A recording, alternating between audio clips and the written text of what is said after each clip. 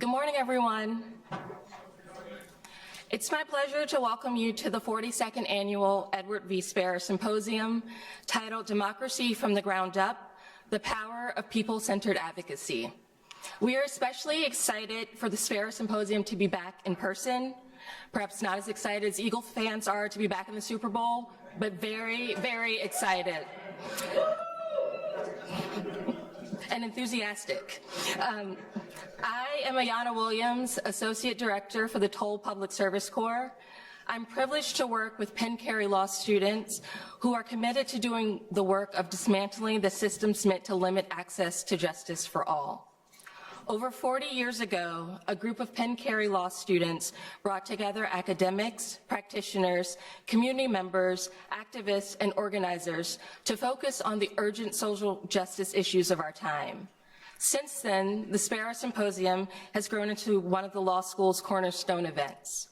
Today, we continue in that spirit as we examine the fragile state of our democracy.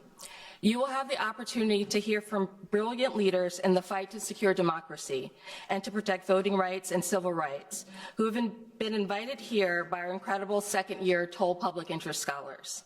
These students have worked skillfully and passionately over the past several months to craft a symposium that not only explores how voter suppression historically and currently affects our political landscape, but also how we, individually and cumulatively, can work towards a future that abides by a true majority vote.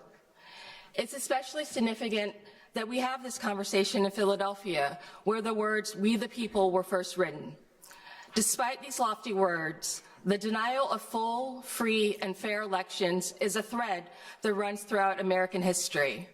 From denying Black Americans full citizenship until the passage of the 13th, 14th, and 15th Amendments, to denying women the right to vote until the 19th Amendment, to poll taxes and literacy tests, and campaigns of terror and violence in the 50s and 60s and today, to recent Supreme Court decisions that weaken the Voting Rights Act, and to the election attacks in 2020.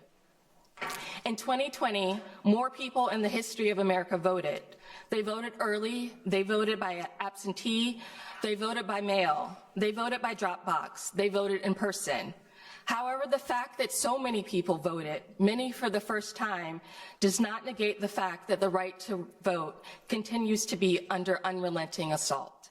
It's not just who gets to vote, but also about who gets to count or recount and recount the vote. It's about moving away from independent election administrators and poll workers to partisan actors and partisan gerrymandering. Yet without the ability to vote freely and fairly, our democracy simply does not work.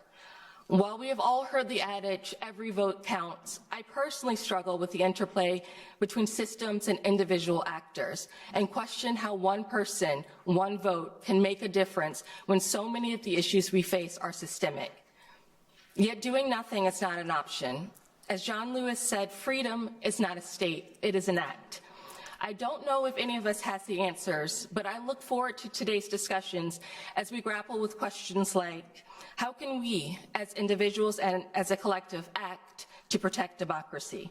How do political leaders and elected officials view the interaction between federal, state, and local elections? What lessons and strategies can we learn from labor organizing and movement lawyering to keep power in the hands of the people? We hope that these conversations, which we began during the symposium and look forward to continuing during our inaugural Sparrow dinner, will aid current and future lawyers and advocates in shaping a more democratic society, where we the people means all people. Thank you. I hope you enjoyed today's symposium, and I will turn it over to Devante Torriente.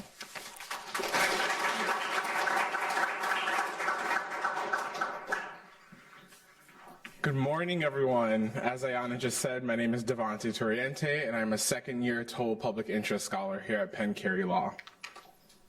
Thank you all so much for attending the 42nd Annual Edward V. Sparrow Symposium. Putting this symposium together was a labor of friendship and love. And before we get started with today's program, I want to take a moment to acknowledge, on behalf of all of the second-year Toll Public Interest Scholars, those who helped bring this symposium to reality. We could not have planned this event without the support and help of many amazing individuals and organizations. First, we would like to thank our incredible panelists for agreeing to be a part of the symposium and for participating in these meaningful and important conversations. We also thank them for their inspiring scholarship and engagement in the communities in which they live and work. We would like to thank Dean Ruger, Dean Lin, and Dimitri Islam for the institutional support they have provided. We are privileged to be able to host this kind of event at Penn Carey Law. We are thankful to Amy Eder, Montero Taub, and the entire facilities team for the assistance in providing the space and necessities for this symposium. We are also thankful to Yoko Takahashi and the entire communications office for transforming our ideas into beautiful publicity and marketing materials, as well as to Penn ITS for the technical assistance throughout the day. We owe gratitude to the talented professors at Penn Carey Law that provided invaluable advice and guidance. And we also thank our fellow students for all their guidance and sage advice throughout the process. Finally, and most importantly, we want to thank the team at the Toll Public Interest Center, also known as TPIC, and especially Ayanna Williams, who worked tirelessly with us to plan the symposium while maintaining a smile and positive attitude. We would also like to thank Emily Sutcliffe and Kanisha Askew for their big picture vision and for always keeping us grounded and focused. Sariana Arthi for her support in bringing the symposium together, and Elizabeth Schreier for her exhaustive logistical support. And once again, thank you all so much for being here today. We hope you enjoyed the amazing program that we have in store. The program will start with the first panel, Neither Abridged Nor Denied, addressing the ongoing threat of voter suppression, which will begin shortly at 9:30 a.m. Again, thank you all so much. Hello, everyone. Hello.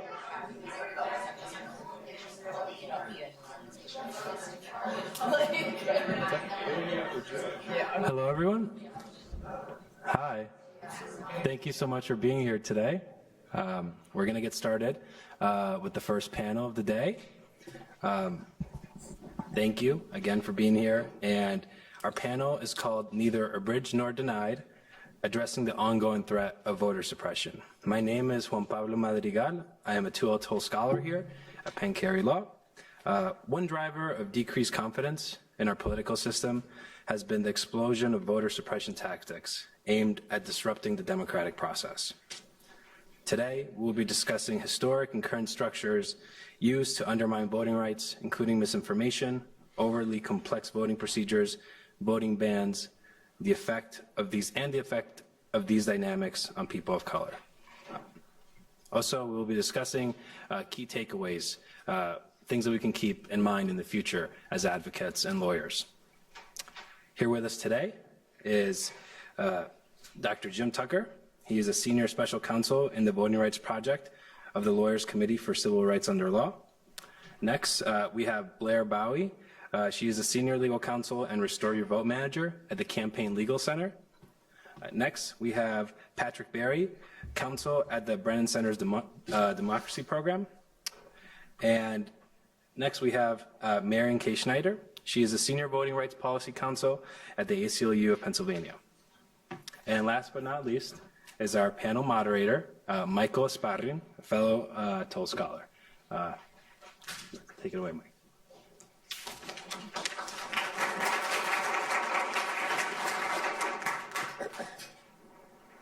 Can everybody hear me? Is the mic's working? Okay. I was going to make a joke about suppression, but it seems like the mic's working. So, thank you for that wonderful introduction, Juan. The title of today's panel begins with the words neither abridged nor denied, which is a reference to the 15th Amendment, which reads, "The right of citizens of the United States to vote shall not be denied or abridged by the United States or by any state on account of race, color, or previous condition of servitude."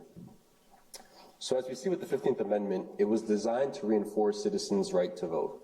However, it should be noted that the 15th Amendment itself was a negative right and not a guarantee to vote. It says that the rights of citizens to vote shall not be abridged or denied, but it doesn't provide a guarantee to vote. And I think that ties in with today's discussion of voter suppression and the various policies and procedures that are used to stifle the vote. With all that being said, why don't we get started with today's panel? So, I know we all just read the bios of our wonderful panelists, but voting rights encompasses so much, and our panelists work on so many different issues, that I'd like to start off today by just asking each of our panelists to talk a little bit about the work that you're doing right now, and what you focus on in your positions at your various organizations to help color these bios. Why don't we start with Marion and then work our way down the line. Thank you, Mike, and welcome everyone. Thanks for coming this morning. Is the microphone not working? No? It sounds like it's working. You can hear it? How about now? Better? All right, technical difficulties, always fun.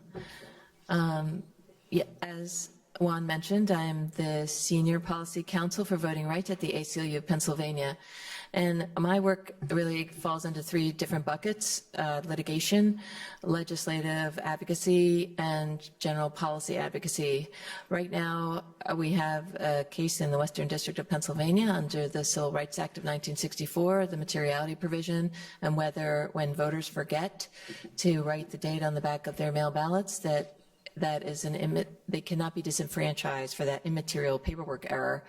We already litigated this once in Migliore v. Cohen in the Eastern District of Pennsylvania and had a unanimous affirmance at the Third Circuit, but the case was vacated under Munsingware last year.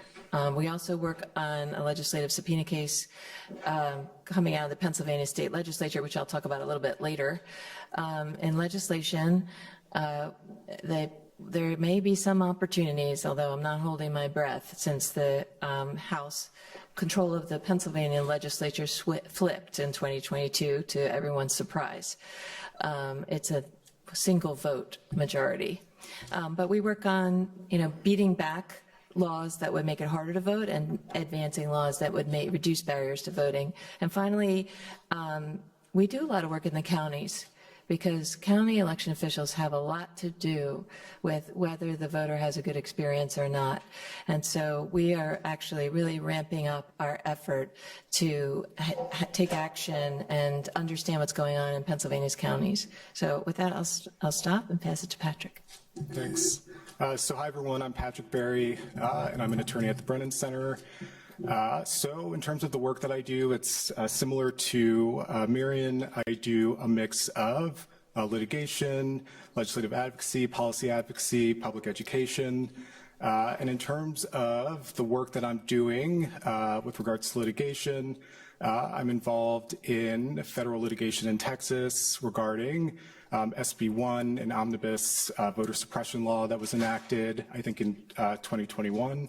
And we are challenging that law on behalf of faith-based and community groups under the federal Constitution, as well as the Voting Rights Act.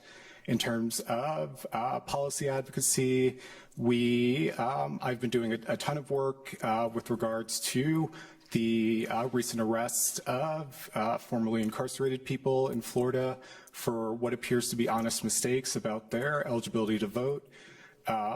Florida's laws are just incredibly confusing, and the voter registration form just says very generally that to be eligible to vote, if you've been convicted of a felony, you need to have had your rights restored.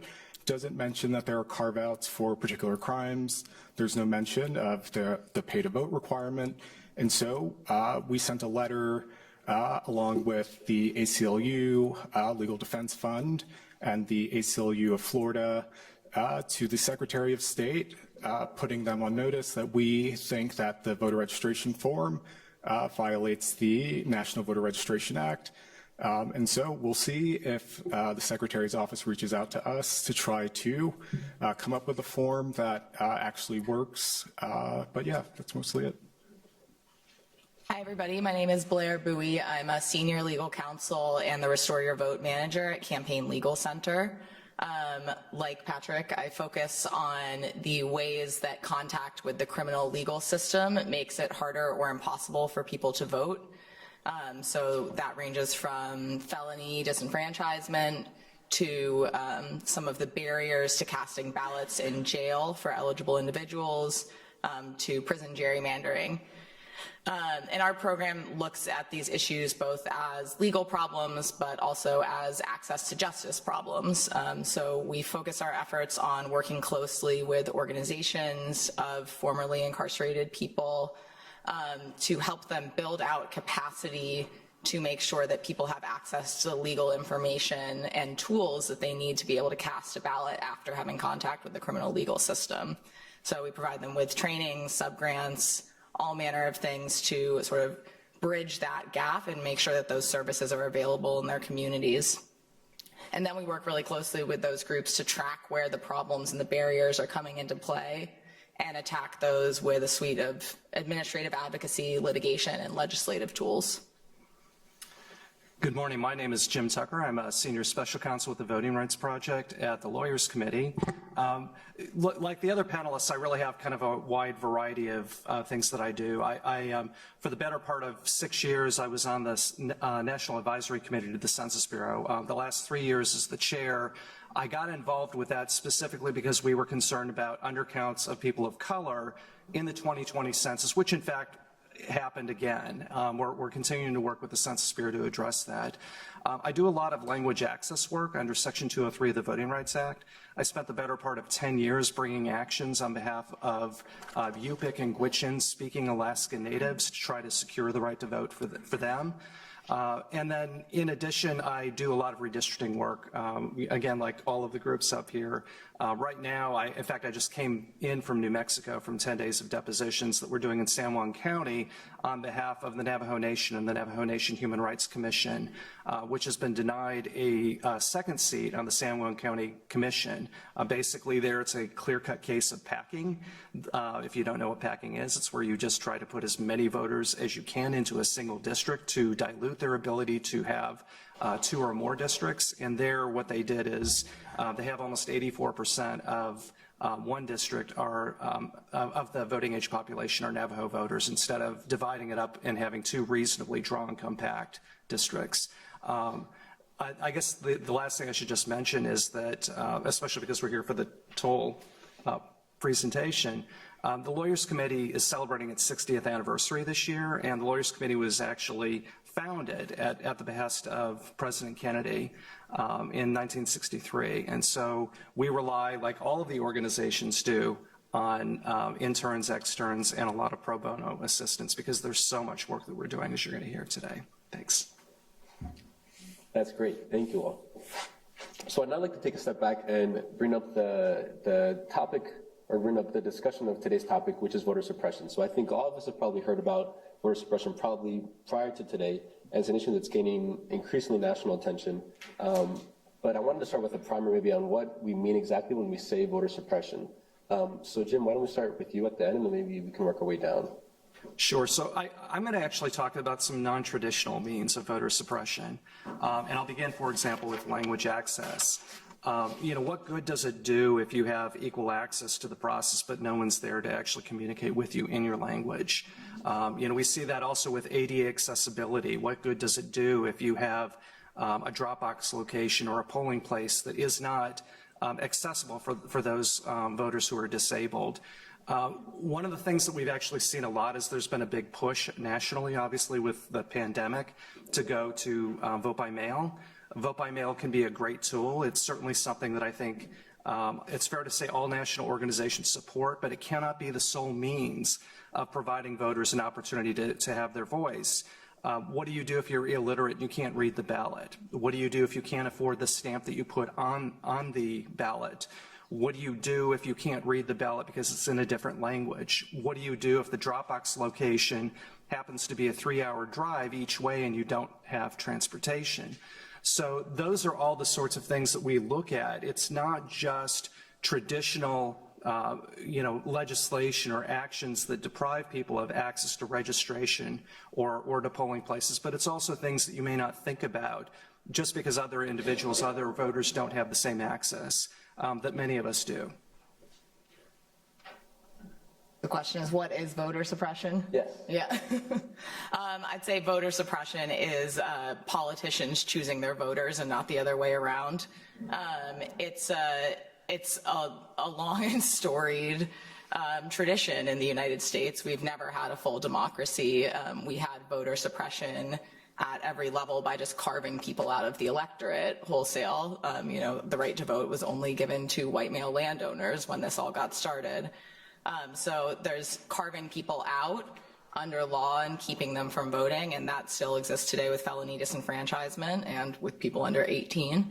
And then there are just ways to make voting harder that are strategically chosen to carve out portions of certain communities. So these are tactics that are chosen by politicians because they intend them to have some sort of partisan or racial or both impact on the electorate. And of course, we have to mention Shelby County versus Holder and the Voting Rights Act.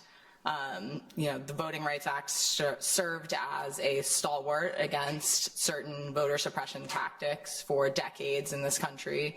And then in 2013, it was basically gutted in an opinion which Justice Ginsburg called throwing away your umbrella in a rainstorm because you're not getting wet. Because it sort of followed this Roberts Court theory that racism is over and we don't need these protections anymore. Since that Shelby County decision, we've seen a lot of voter suppression tactics that are old coming back, a lot of novel voter suppression tactics, and yeah, there's a lot of work to do to get a Voting Rights Act back in place. But hopefully one that actually covers the full gamut of voter suppression, including felony disenfranchisement. So I would add that voter suppression also includes, policies that make it more difficult for people to register. It also, it could be a local election official, after a natural disaster or during a pandemic, refusing to, provide additional early voting options. It can include, prosecuting honest mistakes of voter eligibility, like in Florida, when the laws are incredibly confusing and there's just so much general confusion around voter eligibility after a felony conviction. A lot of people don't know that there's a difference between probation and parole, or, that there's a difference between jail and prison. And so certainly that types of confusion, let's see. And then, also partisan poll watchers intimidating people at the polls so that, people don't feel comfortable voting in person. And I can turn it over to Marion. Thanks. So the other thing I would say is that some laws, like when the Lawyers Committee was founded, there were poll taxes and literacy tests and things that were really obviously meant to exclude voters from the universe. But today things are a little bit more subtle, and rules that are passed in the name of, for example, election integrity or election security actually have nothing to do with either one of those things. And some of those are like strict photo voter ID, which there are new studies out that show they definitely have a disproportionate impact on voters of color. So what we're seeing in Pennsylvania right now is, we have to make sure that there are no fraudulent mail ballots deposited in drop boxes. So we're going to send armed law enforcement to monitor the drop boxes, which actually we wrote a letter to the Lehigh County DA because they had a press conference telling people that's exactly what they were going to do. And in Berks County, the sheriffs patrolled the single drop box. But the other way that voter suppression occurs is in the implementation of rules that seem like they should be okay, but because they're implemented at the county level, there's a lack of uniformity. So some counties may make it really hard to return your ballot, and some counties may make the hours that they are open for voter services to be circumscribed. Some states have cut back things like they have, Pennsylvania Pennsylvania lags behind its the other states in the pro-voter options. I mean, we all need options, just like Jim was saying. We got to have more options for voters. We have very few in Pennsylvania, but a lot of states have cut back on, like if they had in-person early voting, they've curtailed the days and the times and the hours. If they had same-day registration, they've cut it off at a certain point. So all of these things add up, and the goal is to reduce the barriers. And the interesting thing is, cross-partisanly, if that's a word, voters want voting to be easy and accessible, and they want everybody to have the same opportunity to vote. So it's not like these are coming from the electorate. This is a national playbook, and as Blair said, that the elected officials want to choose their voters. That's great. Thank you. So Blair, to your point about how race has always been inextricably intertwined with, access to the right to vote in this country, I wanted to hone in on that issue and ask you all, how do voter suppression laws affect communities of color?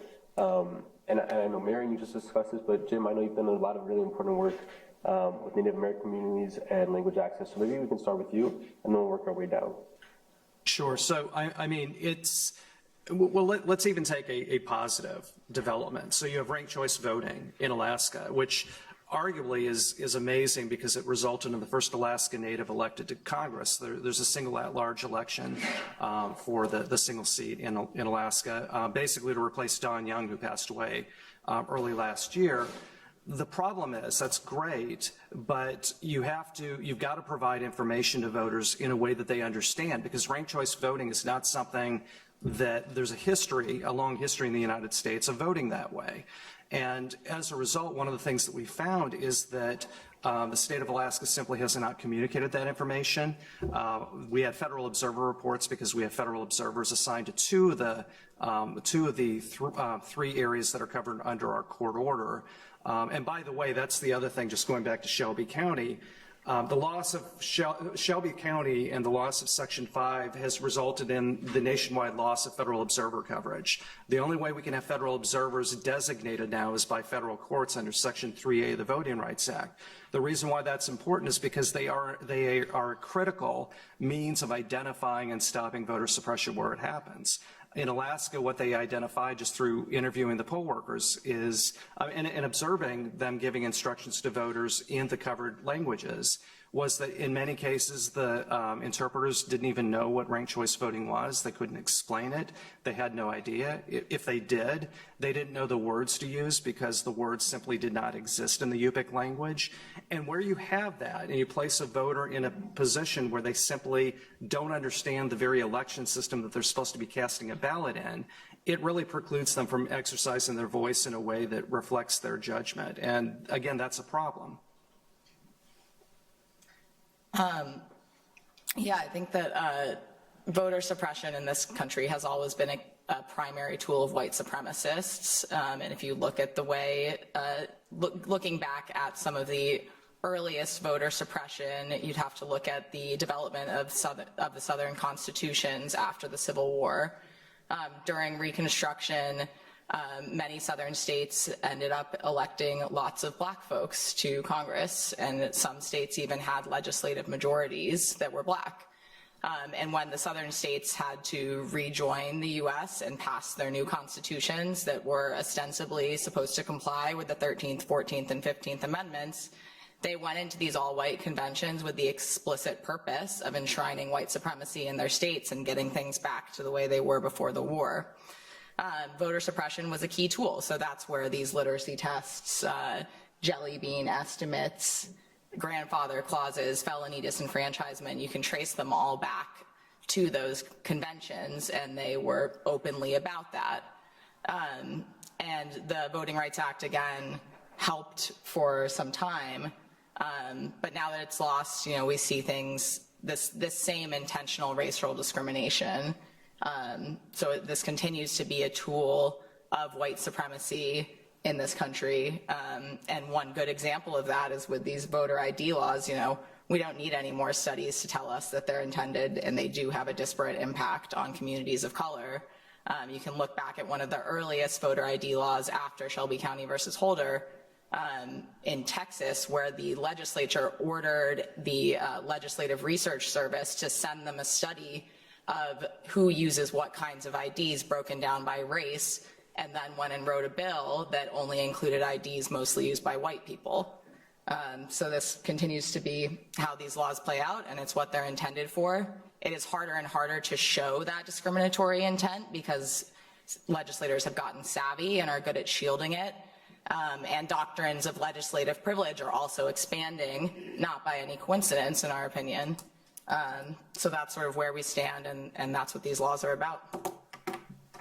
So I would add to that, and my apologies, as Blair mentioned, my focus is on rights restoration, so I'm going to be talking about that a lot today. But that is really a good example of a law that, very clearly has racist intent behind it, and it still continues to function that way. And so, you can look at Florida, where, in 2018, voters overwhelmingly approved Amendment 4 to bring an end to permanent disenfranchisement in the state. But the legislature reacted by passing a law requiring people to pay off their court debt before they can vote. And, people, shouldn't be required to pay to vote. That's a poll tax. We made that argument. We, Blair and I, I think all of our organizations, except maybe the ACLU of Pennsylvania, were involved in that case. They may have filed a brief with the 11th Circuit, but, we made that argument and the 11th Circuit disagreed. And just because of the nature how, racism and class interact with, people who are moving through the criminal legal system, in Florida, black and brown people are more likely to be barred from voting because of a past conviction, and they're also more likely to, not be able to afford to pay what they owe. And I would also just add, what's also made it difficult to challenge these, very clearly racially discriminatory laws are, the federal courts. And also some state courts, though there are, a number of state Supreme Courts that, are pretty great. But Well, I'm going to talk about one time. I just want to mention that the ACLU Pennsylvania has one of its priorities criminal justice reform, and we do a little bit of work on jail voting with our coalition partners, but I'm exclusively voting rights there. So, but I did want to mention that. One thing that we haven't talked about, there's two things I want to, I think that our system, the whole system of voting was not envisioned to make it easier for people of color to vote. And so when you think about, one thing that I'm looking into now is the drop-off in turnout in urban areas in Pennsylvania, which are generally more diverse, and there's a significant drop-off in turnout between the municipalities and the county-wide turnout and statewide turnout. And I think what we need to examine is why is our system of voting causing this? This is not news in Pennsylvania. This has been historically the trend, and so that's one thing.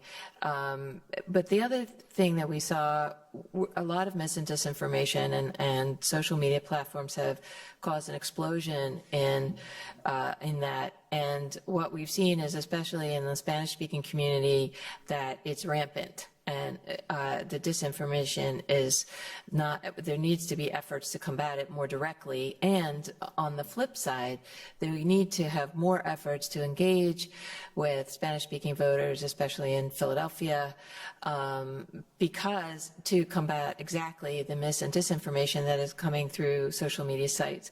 And that requires meeting people where they are. So I think that this goes to what Jim was saying, is that you don't have the information. There's only 3 counties in Pennsylvania that are required to provide voting information in Spanish: Lehigh, Philadelphia, and Berks, even though York, Lancaster, Northampton, Dauphin, and if you draw a diagonal line across the state of Pennsylvania, there's a swath of a population of Latinx voters, and they don't have those benefits. So doing advocacy in those counties to get information to combat disinformation and have voting information in Spanish would be a huge goal. Also, I just want to give the Philadelphia City Commissioners actually took a huge step this year and expanded the number of languages that they are going to provide voting materials in voluntarily. They are not required under the Voting Rights Act to do that. And that was 2 years of work by a Coalition for Language Access in Philadelphia. So these are, I spend a lot of time working on language access, but voter ID is going to raise its ugly head again in Pennsylvania. So get ready. It's already a constitutional amendment that the GOP-controlled Senate would like to push through. So that is, as we've said, that has the most direct impact on Black and brown voters in Pennsylvania. Mary, that's a really interesting point on voter misinformation. I want to circle back to that. Before we get there, I know we started today by talking about the national spotlight on voter suppression and sort of what's happening nationally. I think it's easy to focus on federal elections, but as we all know, a lot of voting policies and procedures that affect voters' ability to access the ballot happens at the state and local level. So could you all maybe talk about how do state legislatures or cities either combat or perpetuate voter suppression? Mary, maybe we can start with you. Okay. So that's really true that, there's a group that we work with called All Voting is Local, and it's very true. But I think that in state legislatures especially, we've talked a lot about the statutes, but I want to talk about the culture of around undermining trust in elections that has grown up in the last 2 years.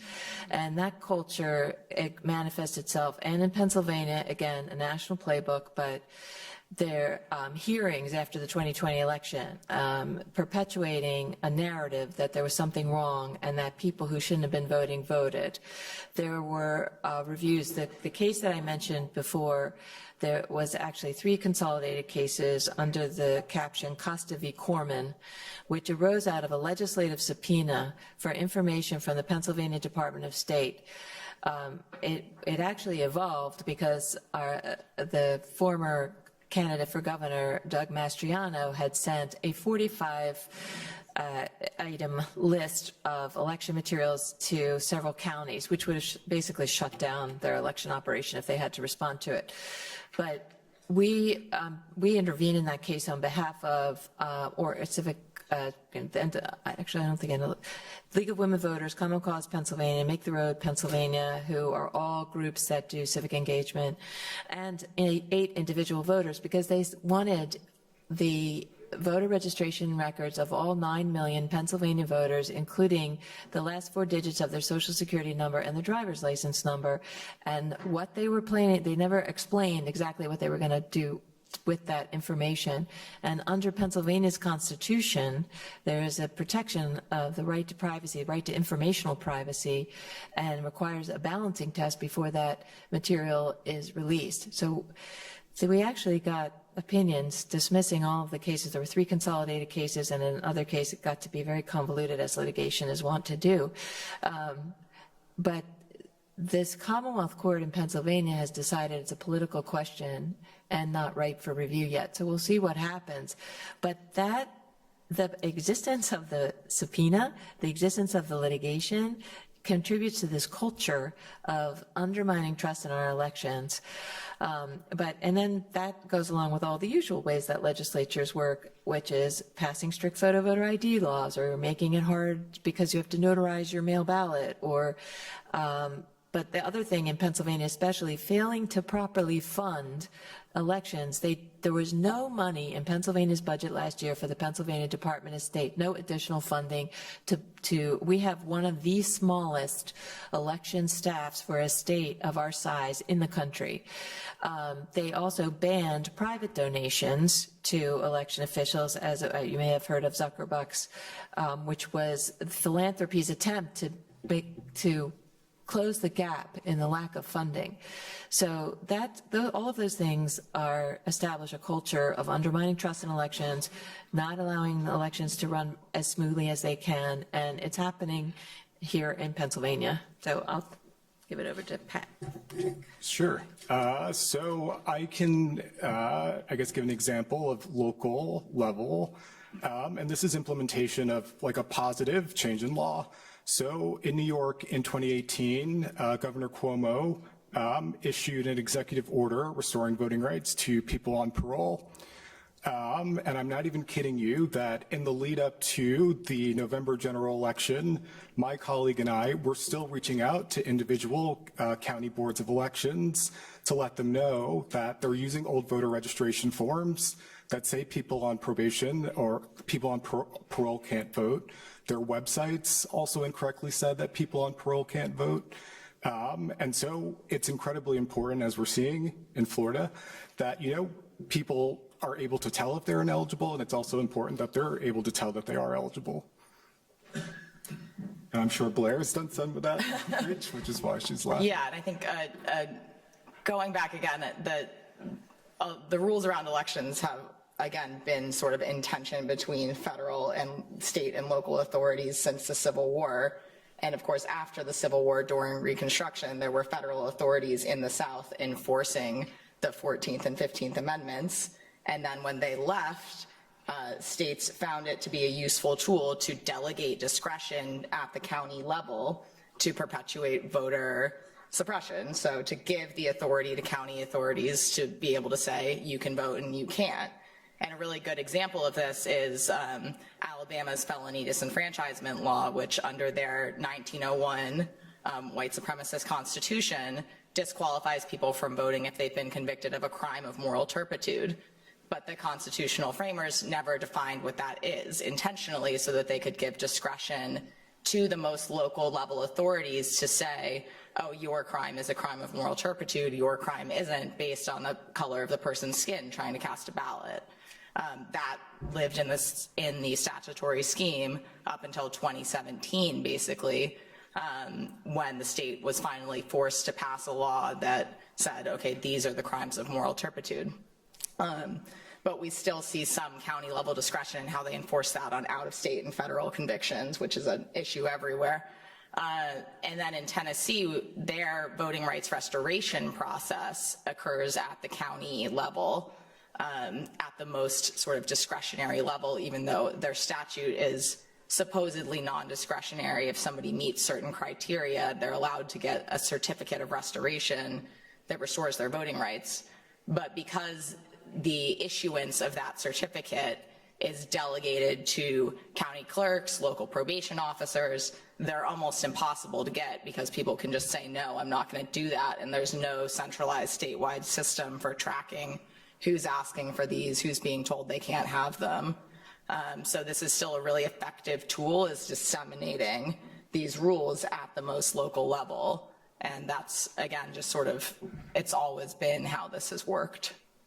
And so I'm going to pick it up by just giving one example at the local level and then another example that's very important at the state level. At the local level, one of the other things that we're seeing used a lot is signature matching. I mean, can you imagine that you have someone who is a partisan individual who's having to make an expert determination on whether or not handwriting matches a signature that was signed 15 years ago? And it's been uniformly held by handwriting experts that your signature actually does change over time. So it's not surprising when you don't have it match up. But again, it's a discretionary measure, and we see it oftentimes being used by local election officials at the polling places, specifically targeting voters that they don't want to be able to cast a ballot. The state example I want to give, and again, this is really important because it feeds into what Blair had kind of kicked us off in talking about Shelby County. In Arizona, there had been an effort, kind of a two-pronged effort to build on the voter ID to really suppress and limit the vote. One was out-of-precinct voting, and the other was bans on what they call ballot harvesting. We call it ballot collection or ballot delivery to the drop box location, but they call it ballot harvesting.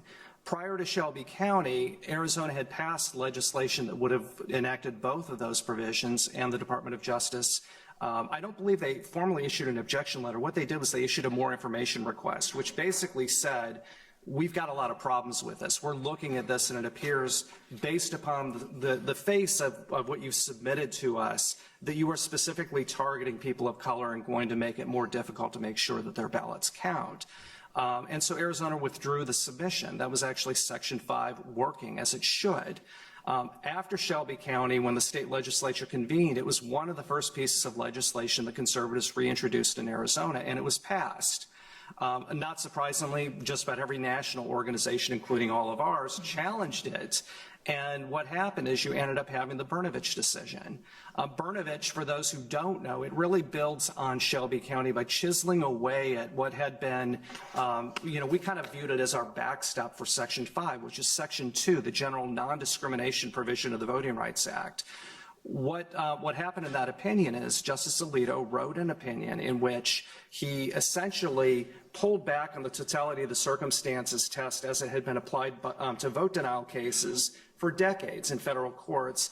And it's at the point now that even now when we're challenging things such as Arizona House Ballot 2492, which is it makes it more difficult because you have to have documented proof of citizenship and documented proof of residency. You're not seeing Section 2 cases being brought. We're bringing Anderson-Burdick claims. We're bringing constitutional claims.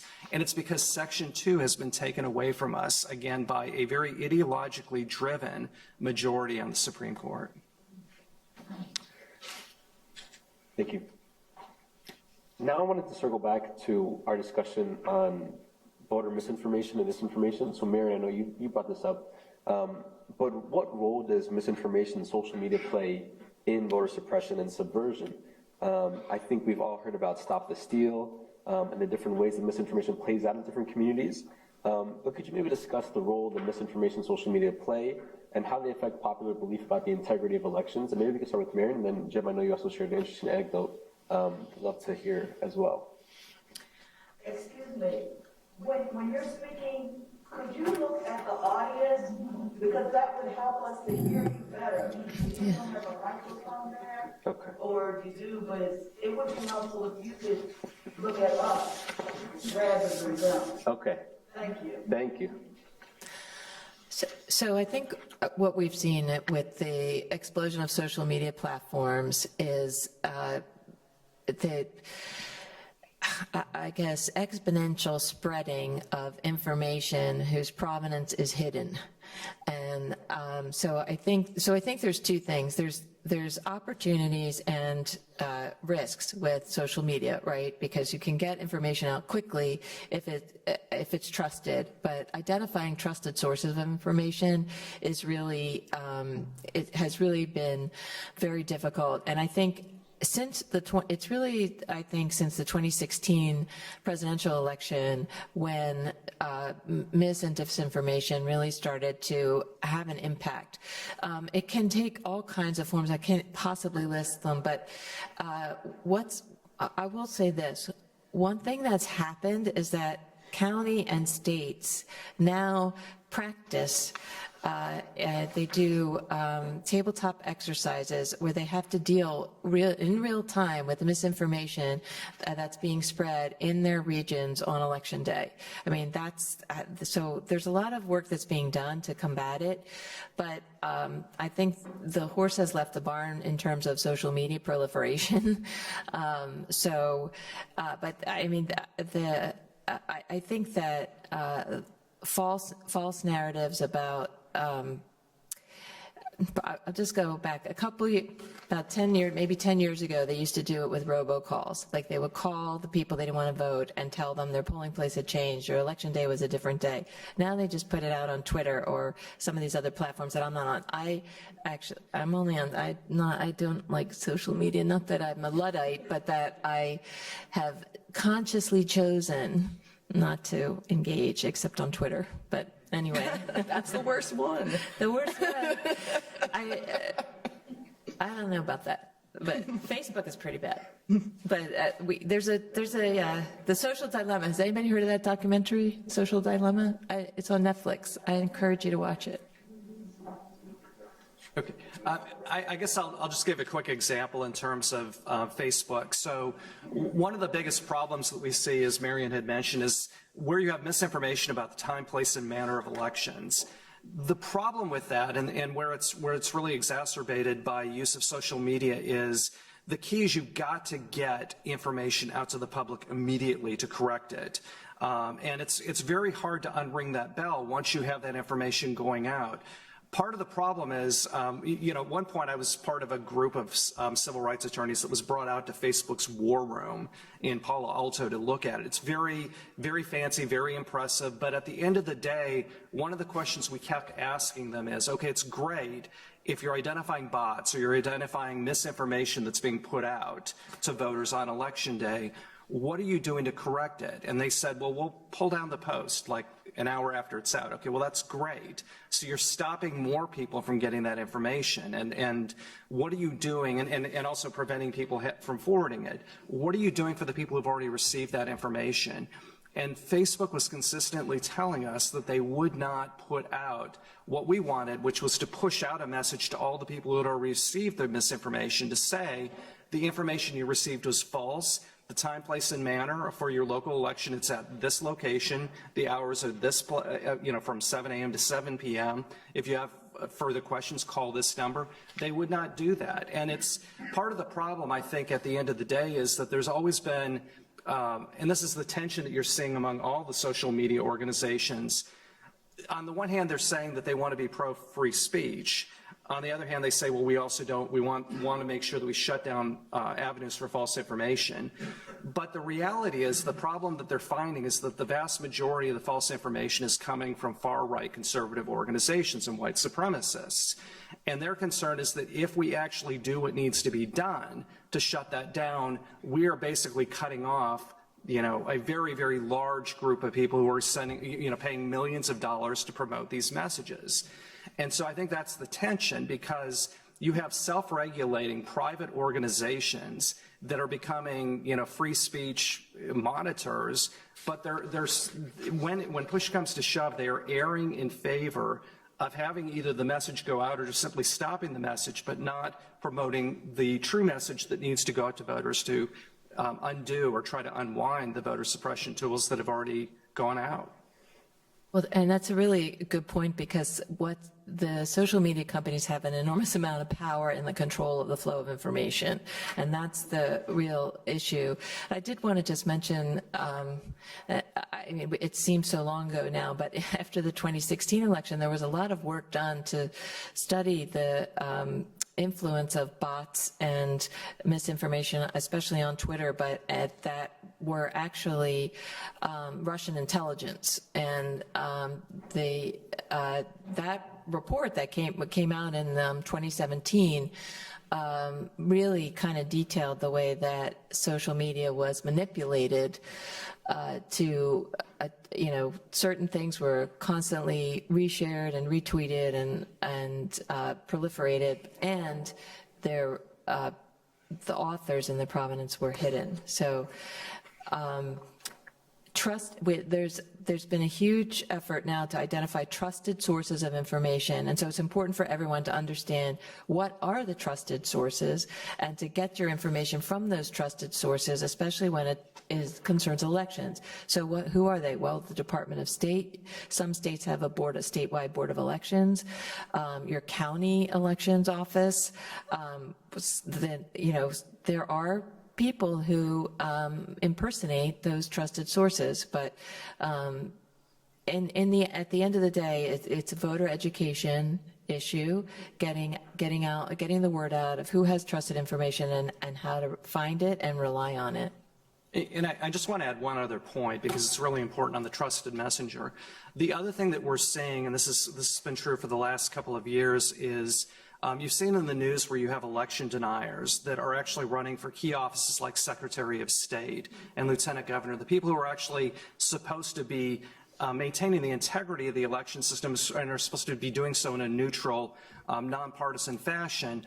All of a sudden, there is an active push to try to get people in those positions that are going to be directly undermining the election system from the auspices of the very office that should be preserving and maintaining the integrity of the elections. And it's a real danger. I think we were fortunate we dodged a bullet, so to speak, in a lot of the elections that happen across the country, but I don't know that we're going to always be so lucky in the future, and it's something we've got to keep an eye out on. What do you do if the people who are supposed to be, it's the fox guarding the hen house. What are you going to do if the very person in charge of the elections is actively trying to undermine the results to make sure the candidates they want to be elected end up winning?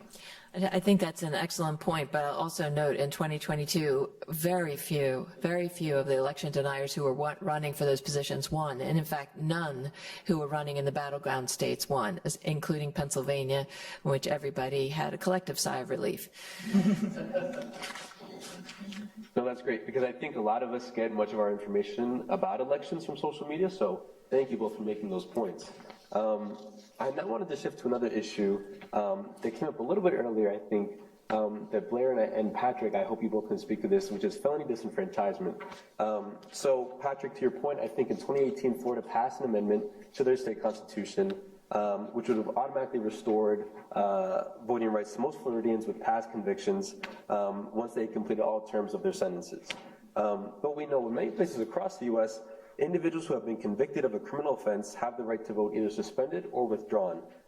So Blair, maybe we can start with you. Could you tell us what exactly is felony disenfranchisement? What do we mean when we talk about this issue? And then I think we'll go back and forth between you and Patrick.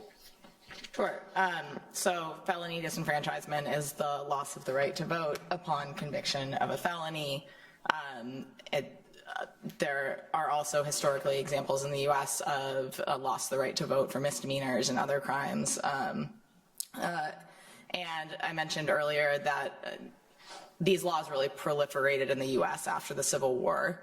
There are some examples of disenfranchisement policies existing before the Civil War, but they were pretty few and far between.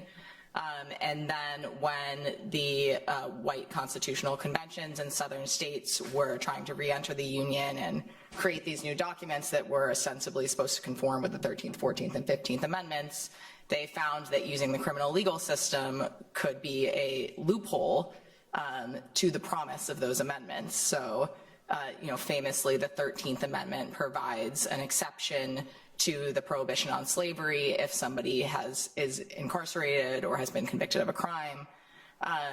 Similarly, they read in an exception in the 14th Amendment that would allow for felony disenfranchisement to be used widespread, which has been upheld by the federal courts.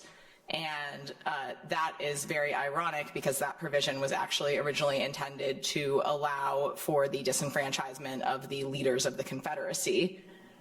But it was flipped on its head and used to disenfranchise black men who had gained the right to vote. So this became a useful tool for white supremacists to enforce felony disenfranchisement in tandem with an expansion and targeted expansion of the criminal legal system, making up a bunch of new crimes like loitering or having a job without your former plantation master's permission, and then saying if you're convicted of certain crimes, which are those crimes, you lose the right to vote.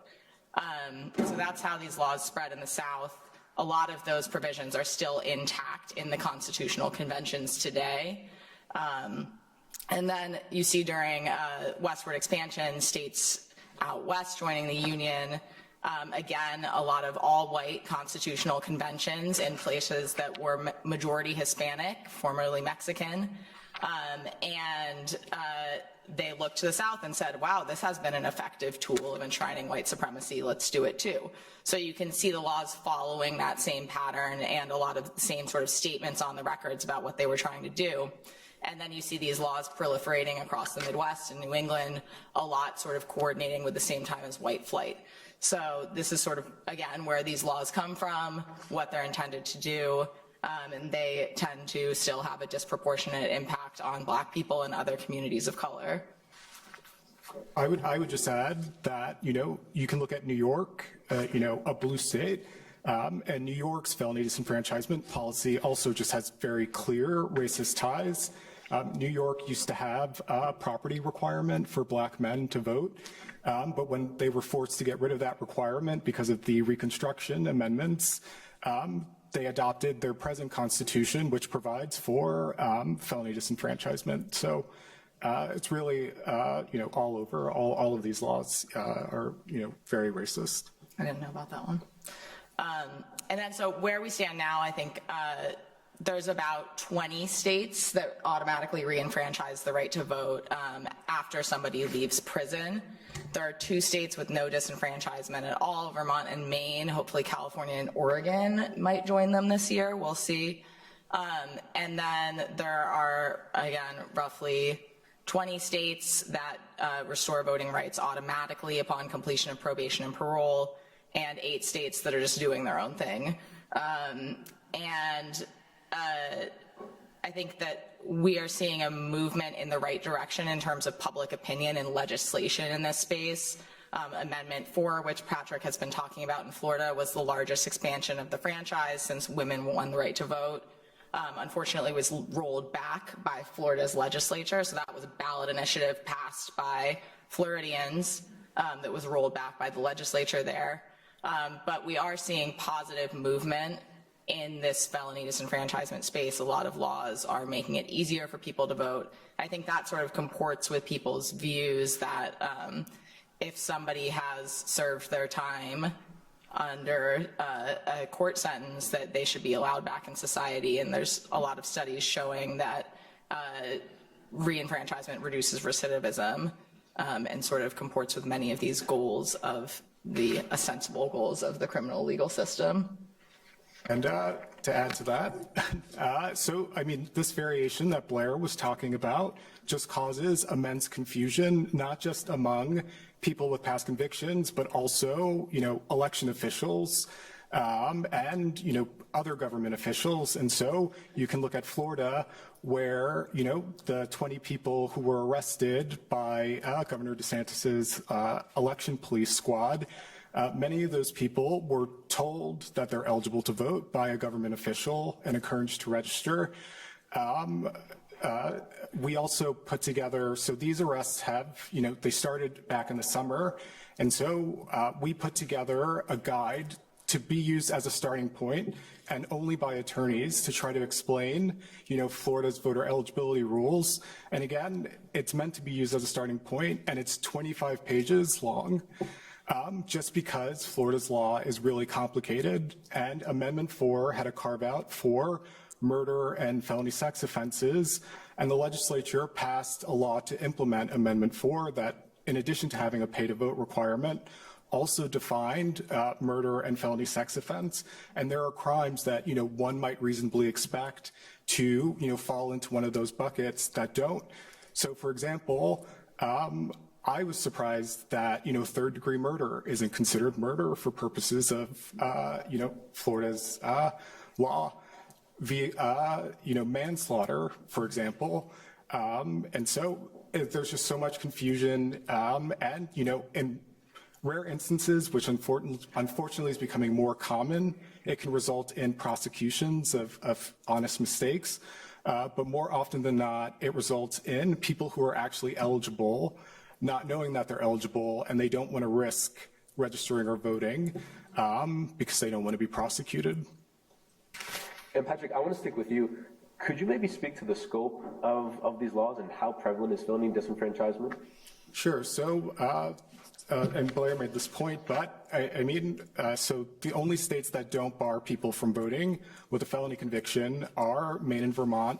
Washington, D.C., I think it was in 2021, joined them, but the remaining 48 states disenfranchise people for some period of time after a conviction, whether that be while they're just in prison or if they're on probation or parole, until they pay off their court debt, like Florida.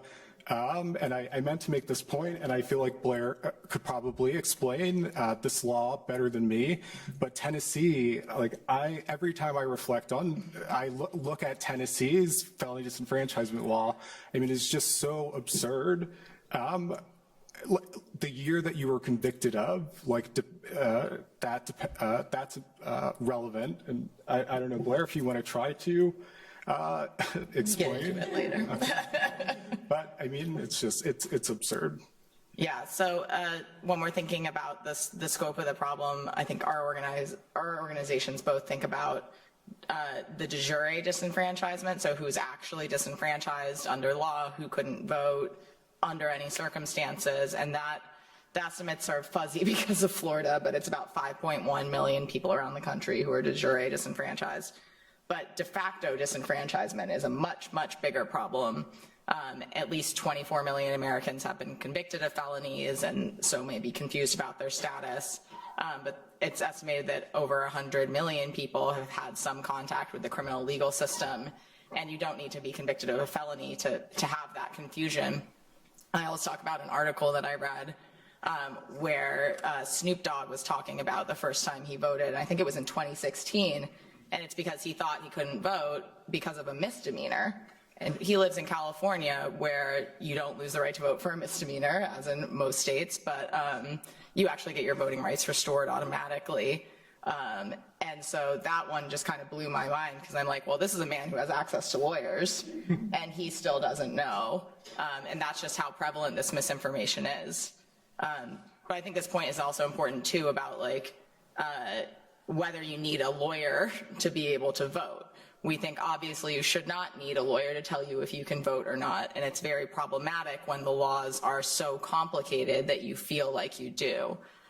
So a lot of the work that we focus on is getting that information out to people so that they can figure out their own eligibility. We have like an online tool that lets people in any state go through and figure out if they're eligible. But more importantly, putting that information into the hands of community organizations and community organizers to be able to help walk people through these processes, even the most complicated ones. Because when you get into a situation where Florida is trying to head, where Ron DeSantis is trying to take Florida, where you're too afraid to vote unless you've gotten a legal opinion telling you that you can, that is a huge access to justice problem, and it means that people who can't afford lawyers are not going to vote. I would just add really quickly that the resource that Blair mentioned that CLC has is super user-friendly. I've used it before, and it's just really helpful. So it's a great resource. Thank you. Their 25-page guide in Florida is also very useful. Well, I do use it a lot, yeah. Feedback that it needs to be adjusted. And that's. But it's not your fault that the law is complicated. And anyway, I could talk about this all day. Yeah. So And I wanted to add on one point, and this is why it's so fascinating, because I've learned so much from you and Patrick, just in terms of felon disenfranchisement. I didn't realize, so I've done a lot of writing on the 15th Amendment. The same two states, Vermont and Maine, at the time of ratification of the 15th Amendment, were the only two states that had always allowed black men to vote. So it's fascinating that there's a clear racial connection between the two. Wow. I just want to make a quick point about Pennsylvania law. So Pennsylvania statute is incorrect. It says that people who have been convicted of a felony have to wait 5 years before they can vote, but that was ruled unconstitutional in the Commonwealth Court and affirmed by the Supreme Court, which creates a lot of confusion in Pennsylvania because the statute was never changed to reflect the court's ruling, which is over 20 years old now. So for Penn law, that's...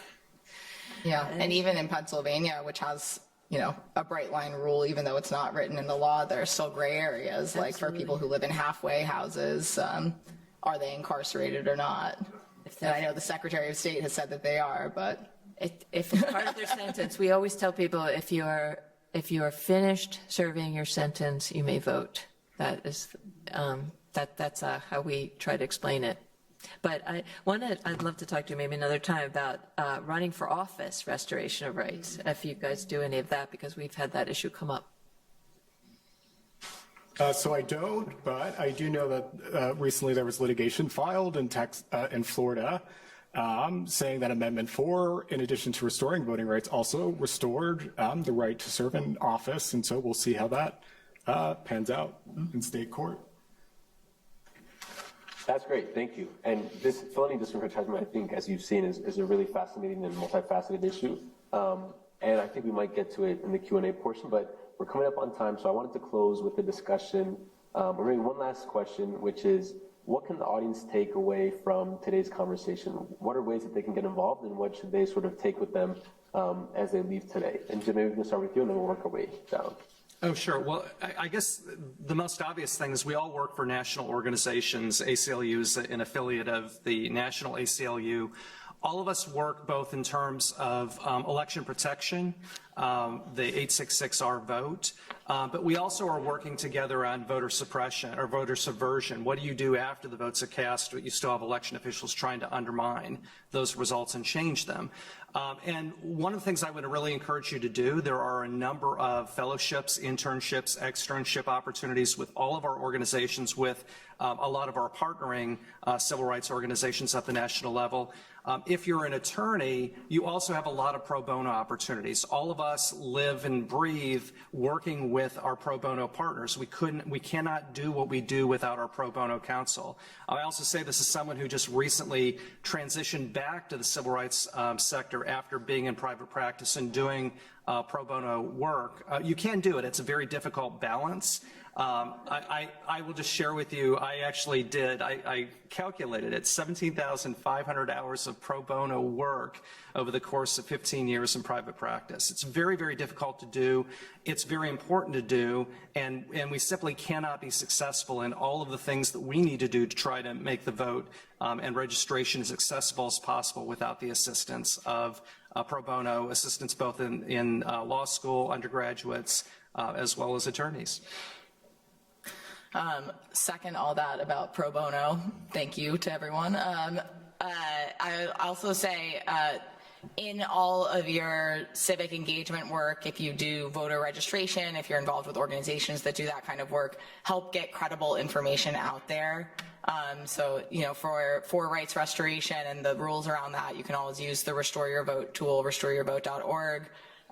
And for, you know, all of the rules around IDs and where to vote and when to vote, make sure that you're helping to disseminate credible information within those groups.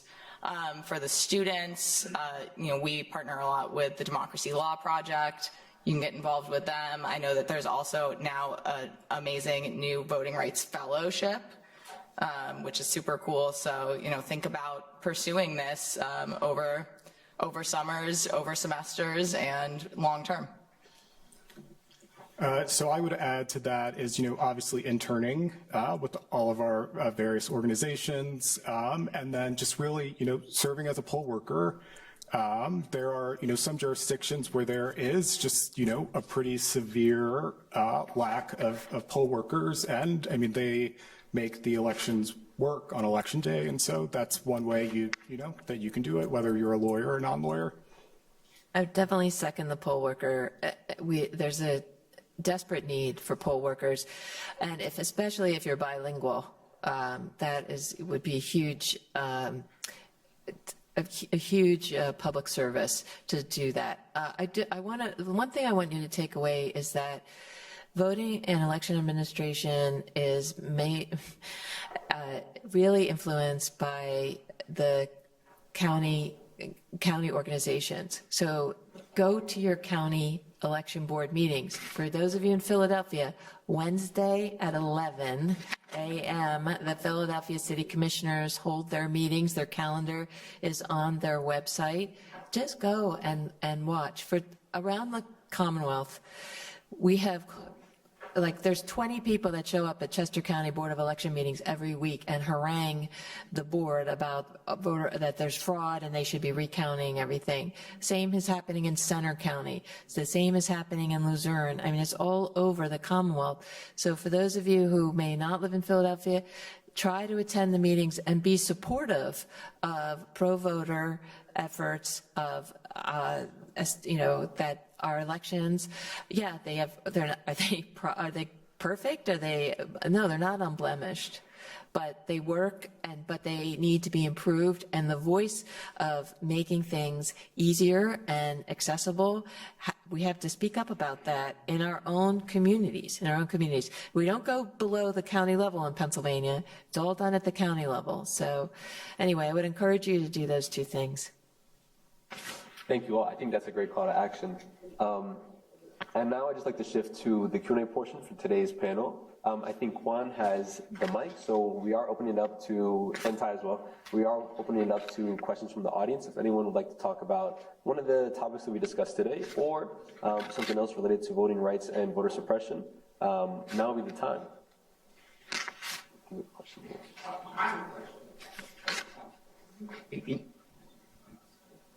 You can probably hear me anyway, but the question I was thinking about, what Marion just said, the convictions that have actually happened for voter fraud tend to be among the other side.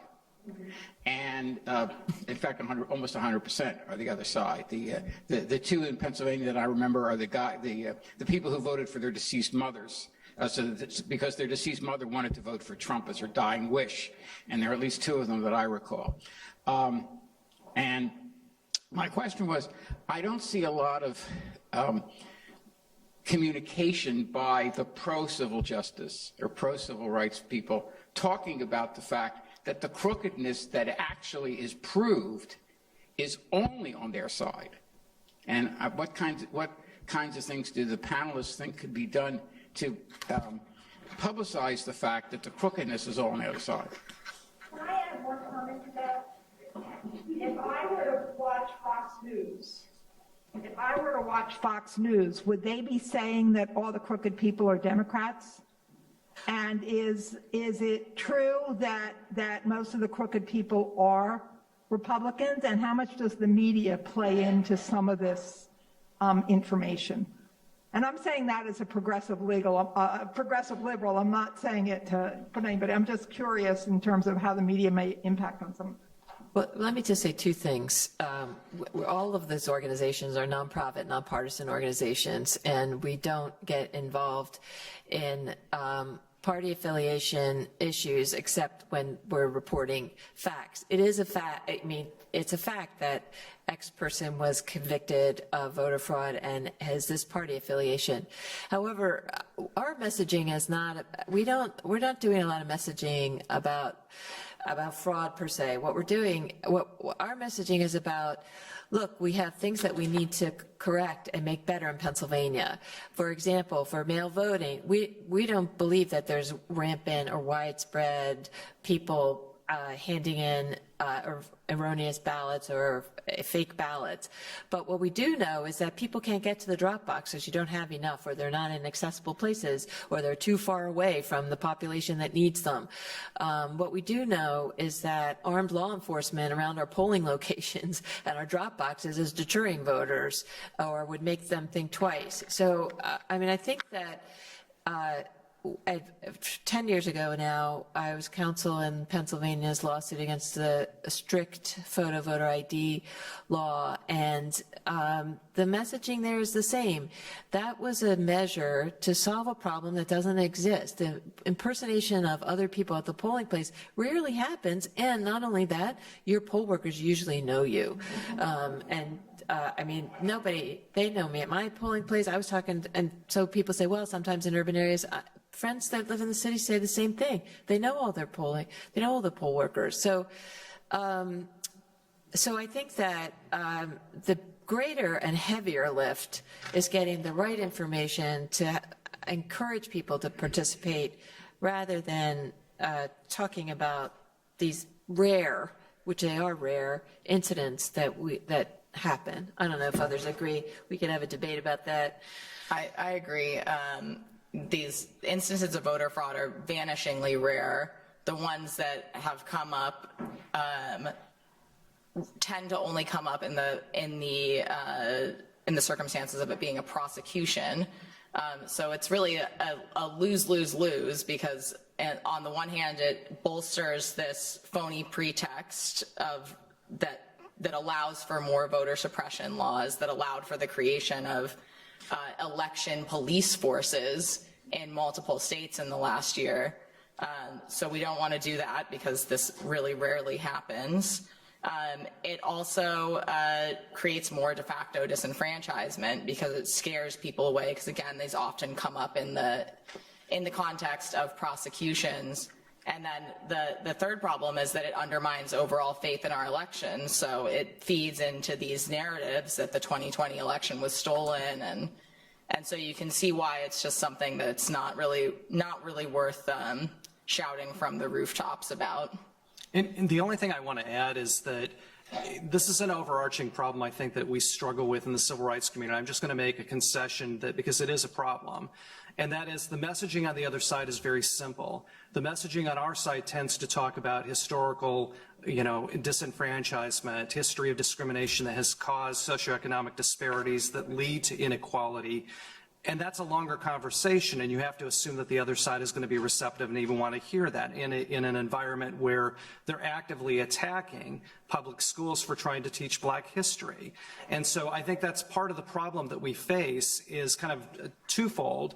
One is that our message necessarily is, it's not going to be more complicated, but it's a longer discussion we have to have because you have to provide context for why things are operating, why inequalities exist.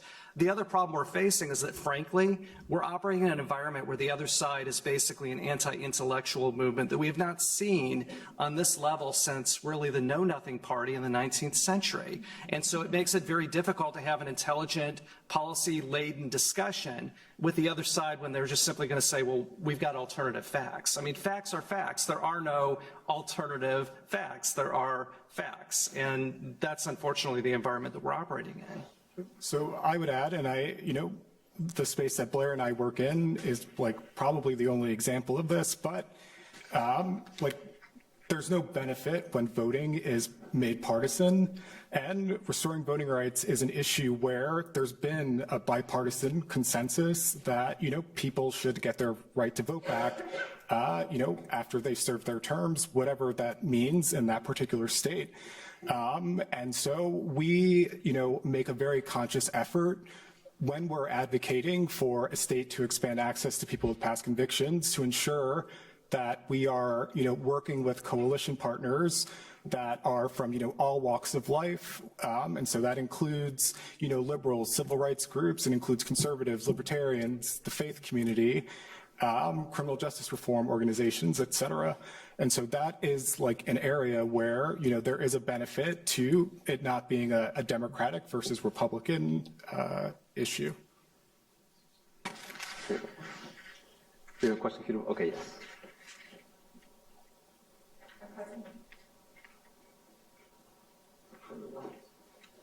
Oh, okay. Sorry, I was holding it down. Okay. My name is Leah Sussman. I'm a law student. Thank you for being here.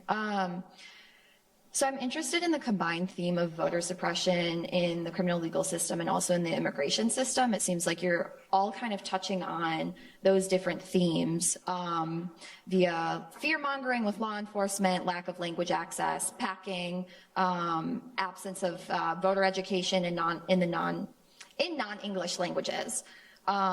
So in cities like New York, LA, San Diego, El Paso, Miami, other port cities where there are ports of entry, and then cities along the border, is there federal legislation that any of your organizations are pushing, or is this kind of like a piecemeal, law by law, state by state, locality by locality type of work that you're all doing?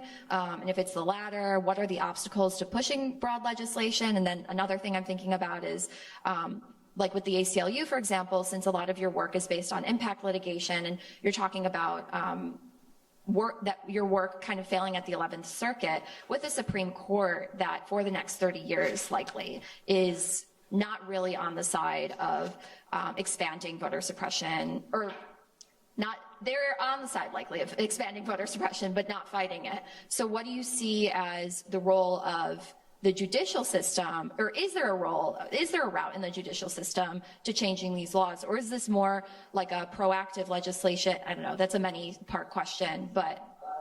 So I'm happy to address the last part of the question. So, the courts right now, especially at the federal level, are incredibly hostile to voting, and that's also true in some states with regard to the state Supreme Court. But there has been a lot of success through the use of ballot initiatives. So Amendment 4 in Florida, in 2020, California voters approved Proposition 17, which allowed people on parole to vote. And then last year, I believe it was in Michigan, maybe another state where voters approved like an omnibus initiative that had a number of pro-voter measures in it. And so, ballot initiatives is a tool that's been used that gets around the legislature and litigation. Yeah, and I agree, Patrick, that the case law for felony disenfranchisement is not hot right now. It was never covered by the Voting Rights Act to begin with, and this carve out in the 14th Amendment has been read to mean that you don't get strict scrutiny on felony disenfranchisement or rights restoration laws. So it's an uphill battle. What we've found to be a useful strategy is using the courts to try to shift the burden of rights restoration back onto states in ways that make the law so annoying to enforce that the secretaries of state and elections officials get on board with legislation. So that's our strategy. That's been our strategy in Alabama and Tennessee. I think it helped be the straw that broke the camel's back in Alabama to get legislation passed that reenfranchised around 200,000 people there. In Tennessee, we're working both in state and federal courts.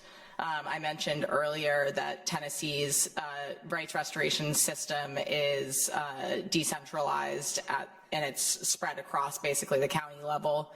We have a case right now in federal court arguing that because of that decentralization, there is a high risk of erroneous deprivation of the right to vote, of the statutory rights restoration mechanism, I should say, and that's a procedural due process violation. So we're going to try to force them to centralize the system. And we also have a state law case dealing with some of the contours of who can vote with out-of-state convictions that would reenfranchise a lot of people and also be really annoying to the Elections Commission to enforce.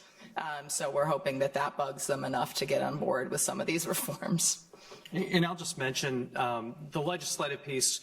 I think it's fair to say all of our organizations are working at every level, federal, state, and local. Federal, we actually had some success. It was very limited, but you take it where you can find it in this Congress. The fact that we had the Electoral Count Act passed, that's really important because we want to narrow the ability of federal courts to misinterpret and misapply congressional intent. So having that, it's a critical first step. We haven't given up on the John Lewis Voting Rights Restoration Act. I don't think that you'll ever hear any of the civil rights organizations ever concede that we're not going to have a response to either the Shelby County or Brnovich decisions. It's really important because it limits, again, the ability, our ability to get relief in federal courts. At the state level, we've got the shining example of the California Voting Rights Act. There are considerable efforts across the country to try to replicate that in other states. And then, of course, at the local level, a lot of what we end up doing, it's not necessarily legislative, but we try to work in an affirmative fashion with local election officials to basically educate them, as you say, let them know about some of the issues we have in access and barriers and work with them to try to resolve those through the administrative process.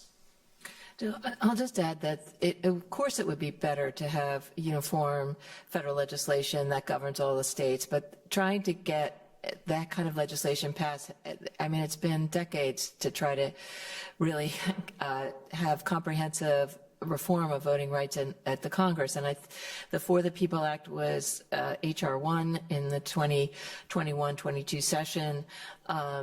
It did not pass. I think it might have passed the House, but it was stalled in the Senate, even though ostensibly there was control of the Senate. And now with the House, nothing is going to advance. So I think that there are victories. We were pretty happy with our unanimous decision in the Migliore case last year, including a Trump appointee, and we hope to replicate that in the NAACP against Chapman case that we have right now, and this is on the Civil Rights Act materiality provision.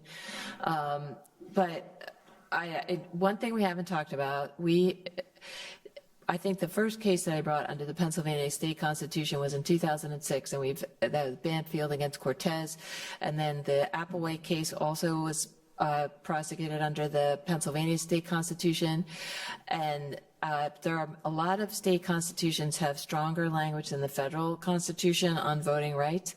Now, the ability of or to assert constitutional protections against terrible statutes is at risk in Moore v. Harper, which is pending in the Supreme Court now, in which we will probably have a decision in June, and that's the independent state legislature theory. So hopefully, every organization sitting here filed an amicus brief in that case. And to the earlier point, we had a conservative group on ours, so we, seeking diverse viewpoints on that. So I guess ideally, yes, we would like uniformity.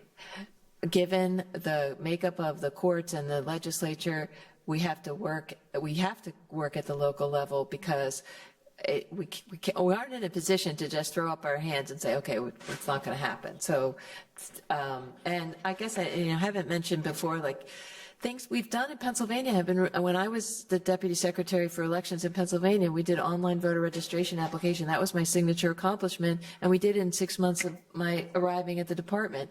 The governor last year had an executive order expanding the agencies that would provide voter registration opportunities. So there are things that can be done statewide that don't involve the legislature. And so I think that we just have to be as creative as possible in pursuit of our goals. That's great. Thank you all so much to our incredible panelists. I'd now like to ask the audience maybe if we could give a big round of applause. I think we're up at time.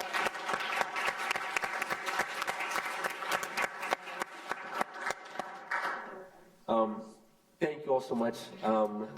So we're going to conclude this morning's panel. I really think this was an important and really fascinating conversation on a timely issue and a great way to start off today's programming. Our second panel is going to start right at 11. So you have a couple minutes to step out and use the restrooms. They're on your left when you walk out of the auditorium. And we'll see you all back here at 11. Thank you all. Thanks. Hey, good morning, everyone, and thank you for joining us today. My name is Abigail Kasdan. I am a 2L here at Penn Law, and I have the pleasure of introducing our second panel, All Change is Local, the Power of State and Local Elections. Recently, Philadelphia and Pennsylvania more generally have been at the center of political and legal challenges confronting the democratic process. Through a discussion with elected officials and political leaders, this panel will explore methods of democratic participation with a focus on the issues that most directly affect Philadelphians and ways to strengthen democracy from the ground up. We are thrilled to be joined by our three panelists: Lisa Deely, the chair of the Philadelphia City Commissioners; Jamie Gaudier, council member of the Philadelphia City Council; and Lisa Swanson, research director for Governor Shapiro's office. And I'm going to turn it over to Andrew Bookbinder, our moderator. Good morning, everybody, and welcome to All Change is Local, the Power of State and Local Elections. My name is Andrew Bookbinder. I'm a 2L toll scholar here at Penn Law, and I'm the co-president of Penn Law's Democracy Law Project. I'm going to be your moderator today.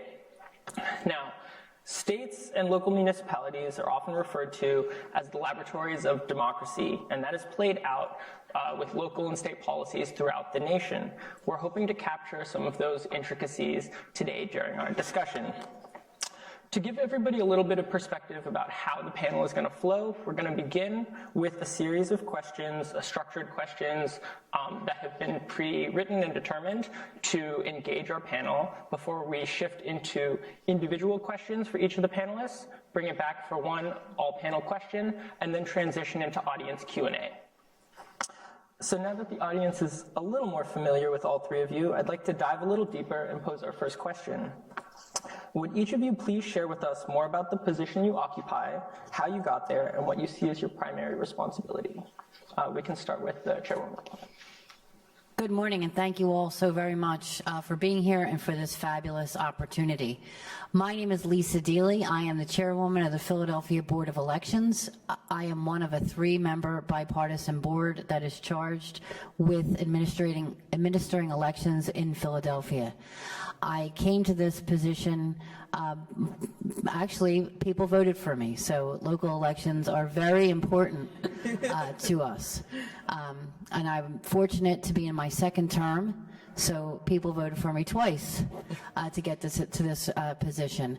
I think that my most important role in this position is to make sure that Philadelphians feel as though they can vote freely, fairly, without any barrier, and have their voice heard and their vote counted. Good morning, everyone. My name is Councilmember Jamie Gaudier. I represent Philadelphia's 3rd District, which is much of West and Southwest Philly and all of University City and City Council. As a council member, my job overall is to help make life better for my constituents. But in terms of specifics, the council is the city's legislative body. We have a role in the budget, so we have to approve the mayor's budget before the mayor is able to spend and to implement the duties of the city. We make laws to try to make our constituents' lives better.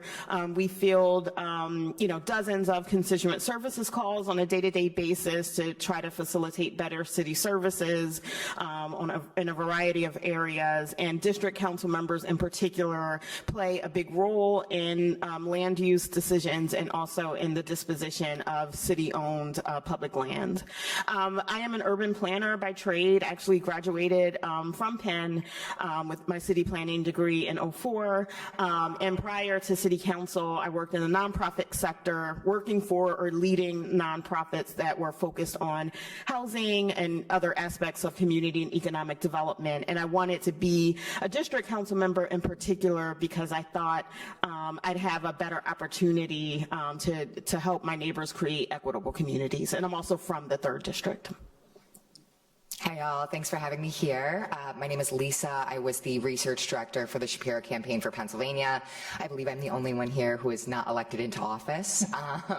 So I am also not a Pennsylvania native, but I came here for the campaign because I realized the importance that a governor's race in a perennial swing state has on every aspect of folks' lives in Pennsylvania. I work in politics and political campaigns kind of as a trade, and really found that statewide elections like governor's races, our local elections for city council, and then all the way down to our very hyper-local elections matter so much that I wanted to come to Pennsylvania and work for Josh Shapiro. On the campaign, my job was kind of under the big bucket of best understanding Josh Shapiro's record, his agenda, and how it would impact Pennsylvanians if elected, and also offering a contrast between his record and the Republican primary opponents and the Republican candidate who came out into the general election to best inform voters, members of the press, and other key stakeholders about the importance about the race and why Josh Shapiro would be the best person to be elected governor. And excitingly so, in November, we were successful in doing so. Thank you, all three of you. That was illuminating and helpful. To go a step further with that, at any given time, there are so many different elections and campaigns ongoing, and I think people are increasingly realizing even in non-federal election years, there's races happening. Could each of you speak a little bit more about the direct impact that either your campaigns or your positions have on people's lives, and why engaging at the local level and state level is so important in people's day-to-day lives outside of the larger federal context? We can start, we'll start here and we'll do a snake. We'll work our way down. So for me, every election is important. Every 6 months, if not, additionally, there's an election in Philadelphia. So for me and the work that we do with regard to administering elections, the election itself really doesn't matter. We are still charged with making sure that 1,703 divisions in Philadelphia are stood up and people have the opportunity to vote in person. We are still responsible for setting a mail ballot and making sure that everybody that applied for that ballot gets that ballot and it's accurate. And we're still responsible for counting at the end of the night and throughout the the days after the election, making sure that that vote is counted fairly and accurately. So for us and the way we administer elections, we look at them, from the same lens, and we have to make sure that everybody in Philadelphia has equal opportunity to vote in every election. Certainly, when we look at the federal elections and the more popular elections, the sexier elections. There's more public discourse. There's more commercials. There's more radio advertisement. There's just more interest and a bigger spotlight on what we're doing. But we do the same thing, irregardless of whether it is a local election for mayor or a governor's election for an open governor's seat or a presidential election. Our purpose and our mission is the same. It is to make sure that Philadelphians have access to voting, and that we're doing everything we can to ensure that they can vote and their voice is heard and their vote is counted. Although I think all levels of government are extremely important in different ways, I think that local government has a huge impact on people's day-to-day experiences where they live, right? In almost every aspect, whether they will have access to affordable housing, whether they will get equitable city services, right? Get their streets, get their trash picked up, get dumping dealt with in their neighborhood, whether they will have working streetlights, whether they will have safe recreational spaces that are invested in. Local government is extremely important to all those things. Also, the laws that are passed at the local level. I've been in office for a little over 3 years. And one of the first things I did was what I ran on, which was implement the first affordable housing requirement in our city's entire zoning code, right? So now there's a law in the 3rd district and in parts of the 7th district that says affordable housing has to be a part of any development that's 10 units or more. That didn't exist before. And so I also think that when people walk outside of their house, right, and they're in their neighborhoods, what they see is representative of government, and whether they'll have faith in government, and whether they'll participate. So I also think because local government is so important, it's up to us to really bring change to where people live, because sometimes the apathy that exists is because folks don't have that great experience on a day-to-day basis. Yeah, so my work on the campaign was to communicate effectively with voters so that they understand kind of not only the stakes of the election, but also the stances of Josh Shapiro and our Republican opponent in the general election. And it was, our imperative to make sure that not only folks understood, and we communicated with them where they were, in their homes, urban, rural, suburban, et cetera, but also making sure that they heard information that was pertinent to their lives. We heard on the campaign trail that folks really cared about the economy. They really cared about having fully funded schools that they could send their kids to, and their kids would be safe there, that they could be safe on their streets. And then also after, June of 2022 and the fall of Roe v. Wade, we heard from a lot of folks about the importance of, their right to choose. And so our role on the campaign was, electing Josh Shapiro to make sure that in office he could respond to citizens' complaints, the issues that they raised and their concerns through the legislative body. But on the campaign, it was kind of our direct role, making sure that folks understood the stakes of the election. Thank you. Sticking with Lisa Swanson on the end, and then we'll work our way back. A question in the context of Pennsylvania as a whole. Counties throughout Pennsylvania have different rules for early voting and mail-in voting procedures, such as voter notification regarding ballot issues. What is the path forward on this discrepancy at the local level, and what is the local government's role in regulating these issues? And how do you navigate something like that during a campaign? Great question. I will leave the path forward about dealing with these discrepancies to the experts here on the panel and others. But in terms of the role of local government, I believe that local government has a duty to communicate effectively and often with its constituents about the process and rules around voting. Every person should have the opportunity to vote, and they should also know when and how to do so. I believe that the state has a responsibility to provide as much clarity on election, rules and laws as possible for all of the counties. I believe that it is the local government's role to work within the bounds of those laws, but also to open up access and to protect access, in particular for Black and brown voters who have traditionally been disenfranchised. What we've been seeing happening in Pennsylvania and across the country, and that was really led by Trump and the people who follow him, is a move to disenfranchise folks, right? And sort of misinformation, a lot of misinformation about election fraud that's not happening, but that was really a movement to stop Black and brown people from voting and to confuse them, because folks who are a part of that political movement know that if Black and brown folks vote, they're going to vote for people who are going to actually open up opportunity for them. And so I'm lucky that the commissioner's office has really taken on just a really big role in clearing up rules for people and opening up access for people. You know, I've worked with the commissioner's office to have satellite voting sites in my district, to have drop boxes that made voting easier for people. And I think, you know, we've been doing a great job at access in light of everything that's against us. So. Well, thank you. This is really a double-edged sword.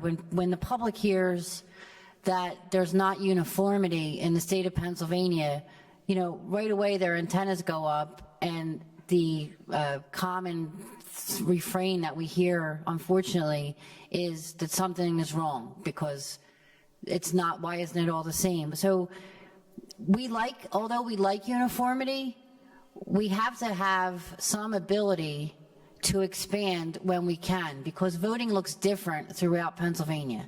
So voting in Greene County might look a little different than voting in Philadelphia. And that's because the voters are different. The density is different. It's, for example, and Councilwoman mentioned this, satellite election offices. They're not mandatory, but so for some counties, they didn't have them. But in Philadelphia, we thought that they were necessary, they are necessary, and they provide a level of access to voters that desperately need that connection with a Board of Elections staffer. They need that extra level of attention, and they should have access. So Philly wanted them, our voters wanted them, so we opened them. But they weren't open, and they aren't open throughout the state, because some counties, they don't feel as though they need them. Maybe they don't have a demand for them. But Philadelphia wanted satellite election offices. We want satellite election offices. And that's a perfect example of where, when we look at uniformity, we have to recognize that we don't want to have uniformity and sacrifice access. Absolutely. Something that I think all three of you touched on during your answers are constraints within your respective positions. What is the most constraining or difficult aspect of your position, or something that maybe people wouldn't necessarily understand based on either the level that you operate at or the purview of your office? We can start with the chair, and then we'll move down. Mm-hmm. So I think that what people basically don't understand about the city commissioner's office is that we are charged with administering elections. It is certainly all of our jobs as elected officials to encourage and to do all that we can to increase voter turnout and voter participation.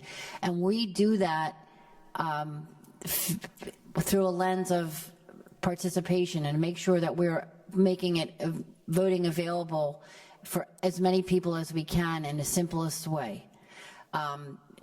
There's a lot of people that think that, you know, we have some ability to, I don't know, drag people out. Like we know like the secret. We don't know the secret. You know, I wish I did.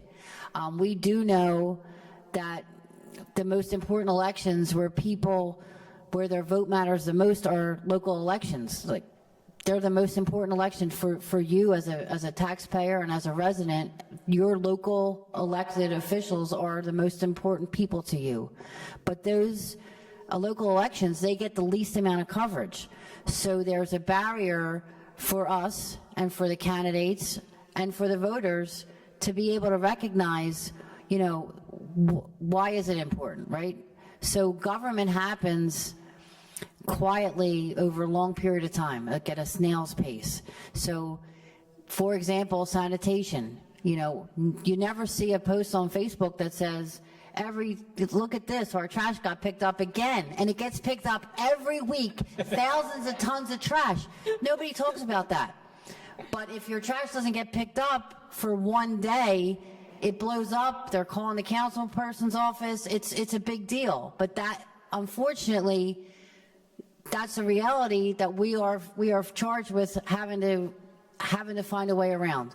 People need to recognize that government happens every day, right under your nose, and you need to recognize that.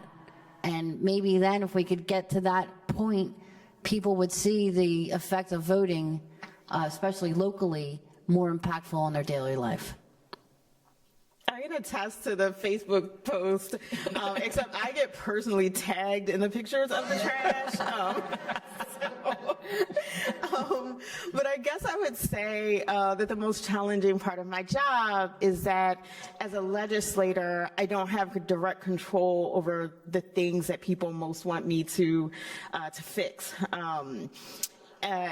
You know, and I embrace that. That's what I signed up for. But it does force you to be creative and crafty about how you come at problems. Most of the things that people call the office about are city operational issues like trash or potholes or, you know, traffic safety infrastructure that we don't have.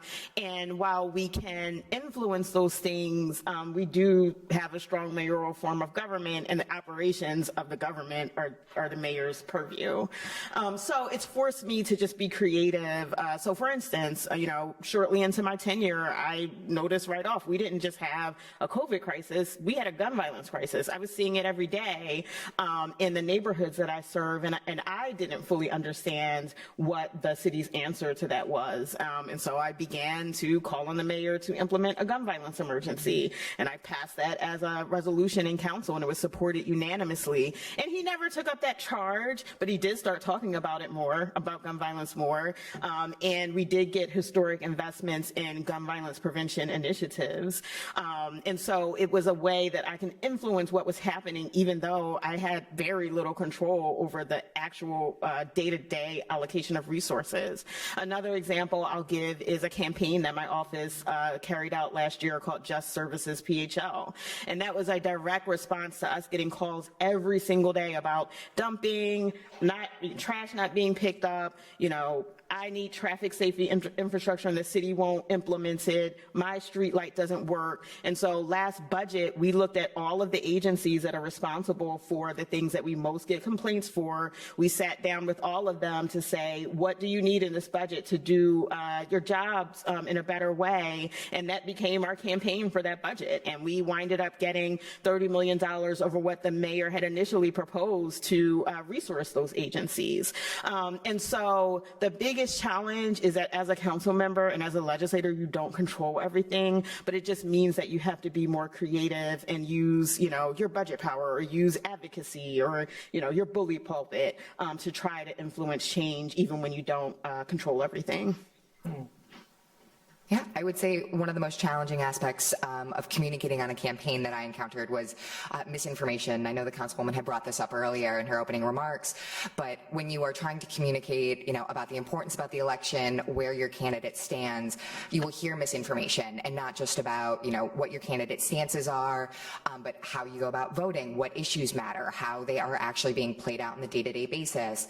And with social media kind of being spread across multiple different platforms and not just Facebook and Twitter, you know, we're seeing it on TikTok, Instagram, we're seeing it on WhatsApp groups in English and other languages, and it's really a challenge to have to not only identify misinformation, but figure out what the best response to it is. On the campaign, we saw misinformation that kind of spread the gamut of Josh Shapiro is 5'3", which if you've never seen Josh in real life, you may go, okay, that sounds about right. Or if you've only seen a photo of him next to Senator John Fetterman, you're like, it's kind of accurate. But does anyone vote based off of how tall your governor is? Probably not. Yeah, maybe. And so there's misinformation like that, which is kind of funny but widespread, and you go, I don't really think it's worth us addressing. But then there's misinformation about where you go to get your ballot, about who is on your ballot, and about people's stances on key issues such as abortion and the economy and education, where when you hear people who are voters telling you, hey, I heard that your stance was this, you're like, that's not it. How do you respond to them? And so the campaign really had to figure out the best ways to communicate effectively to make sure that we weren't giving oxygen to misinformation that nobody was listening to, and also responding to folks who had very real concerns about our positions, but were maybe misinformed by a viral Facebook post. And so we worked really hard with, the organizers who were on the ground, our other advocates out there in the communities, to make sure that when we heard misinformation on the doors and on social media, that we were either addressing them directly or effectively communicating about the issues that were factually accurate. So I really like that line of thought there, and I want to get responses from both of you on this issue, and then Lisa, you can jump back in if you have more to expand on, but what are some of these challenges that you face on the campaign trail when it comes to voter engagement that's unique to the local level, and what have you found to be most effective? Well, I would say one of the biggest challenges on the local level is what I spoke about in my previous answer, which was that it's hard for people to see the result of their vote in local government because government happens slowly. So when you have a campaign where they're spending millions of dollars to promote their message or to promote their candidate, that comes across, it's easier to come across. But when you're trying to impress upon people why their vote is important locally in elections that people really don't vote and they get the least coverage, it's because they need to recognize the issues more. A lot of government in local elections, it takes time for it to happen, and people aren't getting that. So that's a challenge. It's also, the misinformation is a great challenge. It's probably the biggest barrier to what we do as election administrators is the misinformation, the constant beating of the drum on misinformation that it's not going away. So how do we combat that?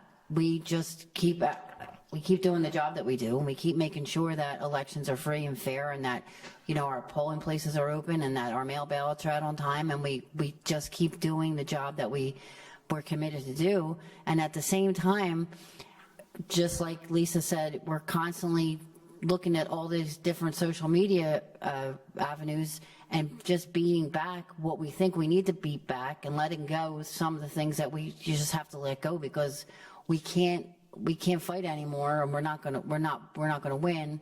And we need to make sure that our energy is spent in the most productive way, engaging voters and getting them to the polls. So it is a balancing act, that we're constantly playing, which is how much time do we have to dedicate to, the big lies, and how much time do we dedicate to making sure that people are educated and informed, and they have the tools in their toolbox to combat the misinformation and know the difference between right and wrong. I would agree with the commissioner that one of the biggest challenges is engaging people who are apathetic because they haven't seen enough change. And I think that people are very smart. I think that people are very logical. They understand that, particularly in Black communities, that their communities have been disinvested for a long time. They understand that in some instances, like with urban renewal or, with redlining, government participated in harming their communities, and people's memories are long and people are smart. And so when people are not engaging with government, it's for real reasons, right? And so that's a barrier, right? Unless we can show folks that bold change that's really going to mean something to their day-to-day lives. I would say that the second biggest challenge is that people don't want to just be engaged every 6 months around an election. And the way that we it should be engaging folks is to constantly have a mechanism to talk to people about what's important to them and how their vote can help get the change that they want. In my district, myself and Representative Rick Krajewski, we have carried out an initiative twice now called West Southwest Votes. We started this during the 2020 election cycle, and it's basically our own GOTV effort. We fundraised for it ourselves, and through the effort we had volunteers, we had paid field, we phone banked voters on a daily basis, we helped people get to the satellite election site, we drove people to the polls, but when we were engaging with them, we weren't just talking to them about why it was important to vote for President Biden, we were asking them if they need food, we were asking them if they need masks, and so we were engaging with people in a less transactional way that I think felt more important to their lives. We carried out the same initiative this past election cycle in the statewide race, and we had more partners. We also had partnership from Vincent Hughes this time and Joanna McClinton. We were supported by the Shapiro campaign, who helped to fund our effort, and it was that same very grassroots approach. Every day we're on the doors, we're talking to people about why this election matters and what they need in their communities, and translating that to why they should participate. And although the voter turnout in Philadelphia was where none of us wanted it to be, but even though we won, which is a great thing, or Democrats won, we were one of the only areas of the city where, we did have an increase. And so I do think that it takes that relentless grassroots engagement, being on the doors, especially in Black and Brown communities, and also talking to people, not just about an election, but what matters to their lives and their families. Yeah, I would echo what the panelists have already stated. It is a challenge in local elections to make sure that folks are aware, one, that there's an election happening in an off year when there's not a presidential that's driving, constant TV ads that are probably pretty annoying for folks to see. But in midterm and off year elections, making sure that folks are aware not just of who is on the ticket, but what their role actually does for folks. And the chairwoman has stated about governing isn't always sexy. It's the day-to-day slow grind of making sure that people receive the services that they need and that they want. And we often see that politics and elections are reactionary. Folks tune in when they are upset that something has happened, but once you get a certain threshold where you are just constantly upset, you tune out. You think that government hasn't worked for you, it's been broken. And so one of the challenges with local government is kind of responding and communicating to folks who are burned out from either constant communication or not being communicated with enough on the issues that matter to them. And so while I think that is a trend, there are options for us to move forward out of this to make sure that folks are engaged. I think there are amazing local and statewide candidates who really do the work. They show up every single day in the communities. They talk to the folks who, not just their core base, but everyone else around it, rural, urban, exurban, the youth vote, everyone, to make sure that in off-year elections and midterm elections that they feel heard. We, on the campaign, went everywhere and talked to kind of every constituency that we could. And one of them that we vested a lot of interest and money in was the youth vote, because they tend to turn out at lower rates even in presidential elections. And then in a midterm election, their turnout rate even drops from there. And we realized that, Josh as a communicator is very effective, but a peer-to-peer communicator with somebody that they went to school with is also very effective. And just reminding voters from their friends, from their community, that there's an election and how it impacts them as students in terms of tuition, student loans, can they get a job in their community after they graduate, can they stay in Pennsylvania as opposed to going to New York City, and just being able to make sure that we're meeting voters where they are. Excellent. That creates a very smooth transition into some of our more individually based questions. I'll ask each question with a particular panelist in mind, but please do feel free to weigh in if you have additional thoughts after the panelist has answered. So Chairwoman Deely, based on provisional information released about voters in Philadelphia during the 2022 elections, there were large discrepancies from ward to ward when it came to turnout. What is the path forward to bringing voting numbers up across the board, and what methods have you found to be most effective in practice to getting out the vote? I think that what we see is people that aren't voting, they have never voted, right? So what we need to do is we really need to get people in the habit of voting early. The youth vote is a perfect example. We know that young people that register to vote at 18 and they become a voter are more likely to continue voting. I vote in every election because when I was a young girl, I went to the polls every election with my mother. It was ingrained in me, so it was something that I learned. It was a learned behavior that I was brought to at a young age.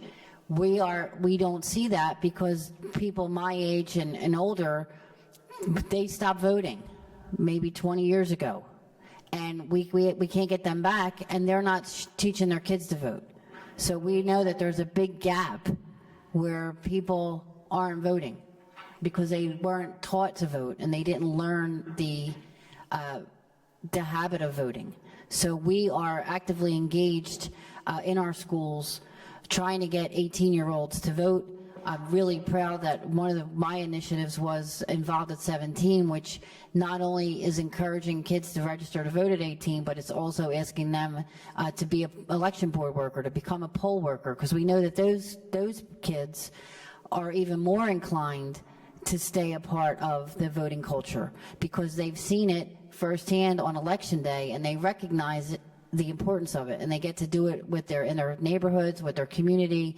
They get a little bit of money, and now they're invested in it. And hopefully, the more that we can engage our young people, the better off that we'll be as the years go by. We won't see that big gap in a group of people that don't vote anymore, because we'll start getting people again at a younger age and making them voters and people that vote all the time in every election.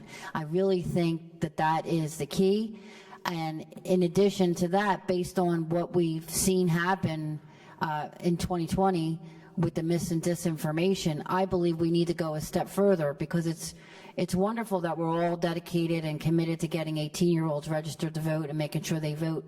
But what we really need to do is we really need to get back to our elementary school kids, and we need to start teaching them again about why we're here, how this nation was formed, why voting is important, so that when they do get handed that voter registration form when they turn 18, they know why they have it, and they know what it's really about, and they have some kind of general understanding between what's true and what's fake, so that they're not turned off by misinformation, and they can tell the difference. They have the tools in their toolbox to be able to know what is right about voting and what is wrong, and most importantly, they should recognize that their participation in that vote makes the vote even that much more secure. The next question is for the council member. The introduction of campaign finance reform and the formation of an independent board of ethics to enforce financial disclosures and other political activity restrictions represented a sweeping change in Philadelphia politics. Based on your experiences, have you seen tangible changes come across from these measures? And if so, how does that manifest itself? Yes, I think these are really important changes that not only allow for transparency for voters, but also allow for voters to more thoroughly vet candidates and to hold their representatives accountable. You know, I think it's important to be able to understand where people's money is coming from, right? Who their donors are, whether those donors are inside the city or inside, you know, the places where they represent, or the majority of those donors are outside, whether those donors represent a certain industry, right? I think it's important to understand the sort of financial connections of officials, if they have another job, what that job is, right? What their business interests are. And so all of these, I think, were important changes that can help people to more thoroughly vet the people that they might be voting for or considering voting for. And I also think, you know, the changes around political activities for city workers have been really important. I think, you know, all of us most of us have to run for office. And we all engage in campaigning, but a city worker should be focused focus on serving constituents, right? Not on politics, not on building political allies, but on the work of the city. And so I think those classifications have been very important as well. All right, Lisa, Governor Shapiro's campaign generated national attention. How does having out-of-state money and attention impact the election when you need to make sure that you're still appealing to Pennsylvania voters when the campaign has raised such a high profile nationally? Yeah, of course. Josh Shapiro had this line on the campaign that he was focused on Washington County and not Washington, D.C. And one, it's a very good one-liner. But two, it is 100% the focus of Josh and of the campaign from day one. You know, we launched our campaign in Johnstown and we ended it on a 6-day bus tour that hit up 21 counties across the Commonwealth. And from our start to our final day, we showed up and we tried to show up in every community and communicate with folks there. And I know that's been a theme of everything I've talked about up here, but Josh and the campaign made sure that when we were in different communities that we were doing meet and greets. We were with local elected officials or other candidates to make sure that we were talking to constituents and also make sure that we were communicating with them on the phones, on the doors, every way possible. And what we were hearing from Pennsylvanians were kind of their 4 key issues. We kept hearing it again and again and again. And it was the economy, education, and public safety. And then again in June, we started hearing from a lot of women of all ages about how angry and upset they were about the fall of Roe v. Wade. And so the campaign responded to kind of what we were hearing on those doors from Pennsylvania voters constantly, and we put forward policy positions that were specific to Pennsylvania and specific to the issues that we were hearing. Now, it's nice for the national attention. I think a lot of people's focus on Pennsylvania who are not Pennsylvanians because they realize how important this state is. Like we saw in 2020 with President Trump coming in and trying to overturn the election results and also trying to stop people from voting in Pennsylvania, that what happens here does, you know, create waves outside of the state. And so that's probably why there was national attention on the race. However, the campaign was not focused on that at all. We were just focused on Pennsylvanians. Absolutely. One final question for the entire panel before we transition into audience Q&A. Moving forward, what is something that you're all hopeful about when it comes to local and state level elections, and how can audience members here today stay engaged and involved so they can continue to improve their communities? We can start at this end. I think that people need to recognize that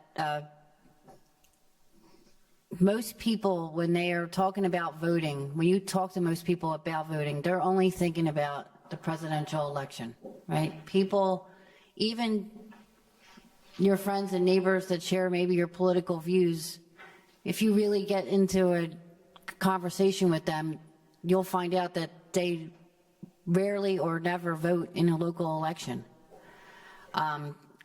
Most constituencies only care about the national election. It's the only election they watch and pay attention to.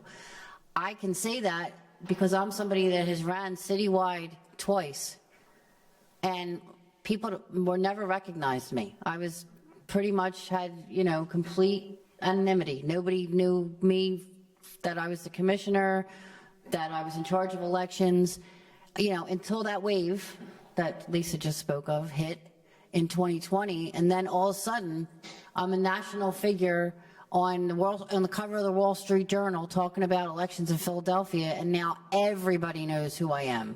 Whether that's good or bad is, you know, for another panel.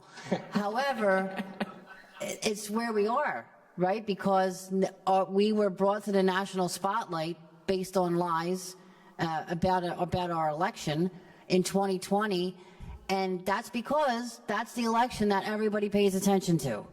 So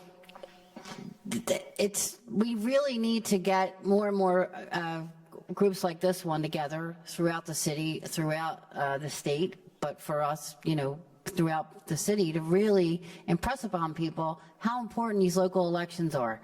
I really was not a household name until 2020. People had no idea who I was until 2020. And that's the reality.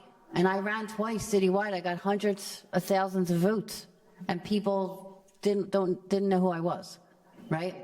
And sure, there are still people that don't know who I am, but I was never going to be on the cover of the Wall Street Journal until 2020. So really what it comes down to is most constituencies only pay attention to these national elections, and we really need to change that. My hopes for voting and elections in the city are, one, that we can make it as easy as possible for people to vote and as accessible as possible, particularly for Black and brown voters who have been traditionally more disenfranchised. I want people to be able to vote all over the city, where they live or downtown or, wherever it may be that's easiest for them. I look forward to working with the commissioner's office on that. I also hope that we do develop a year-long engagement mechanism for people, right? I think we'll have our best chances of getting people out to elections when folks feel like they're very connected to local government, not just about voting, but about a variety of issues. And lastly, I would say, I've seen a lot of passion in Philadelphia politics, especially since Trump, and I'm hoping that we can infuse that passion with our more traditional machine, right? I want us to, infuse that into our turnout mechanism to get more folks out to vote. I want to be able to better support committee people and to connect them to technology that can help with the turnout effort. And I want to be able to better support the people who work our elections, poll workers and otherwise as well. So those would be some of the things I'd hope for. I will say that I think 2022 gave me a lot of hope about what voters cared about, and they very clearly showed us is that they cared about candidates who really want to serve their community, that are not extreme, and that are just decent people. And that kind of feels like the bar, but it's nice to have it reaffirmed, because moving forward that we have really level set that again 2 years after Trump was no longer in office. And I think it is hopeful for us moving forward about seeing that, decency does win out at the end of the day. Voters do care about that, but voters also care about politicians and elected officials who fight for them, folks who show up every single day and do the hard work, and not just, folks who kind of pop up every 2 years, 4 years, they find the closest microphone, but folks who are in the communities and really grinding it out. As to ways in which we can continue engaging voters outside of every 2 and 4 year election cycle, we've kind of seen a dearth in local media. Just, local investment has gone down, larger companies are buying up local media, and just making sure that folks, don't just subscribe to the Wall Street Journal and the Washington Post, or even just the Philadelphia Inquirer, but also your hyper-local, community newspapers, or your newspapers in parts of the state where you don't live, but you do want to know what they are feeling and talking about out there. Absolutely. So with that, we'll transition to the audience Q&A portion of our session. My fellow TOEL scholar, Devante, has a microphone. Members of the audience, please just raise your hands, and Devante will approach you, and you can ask the panel your question.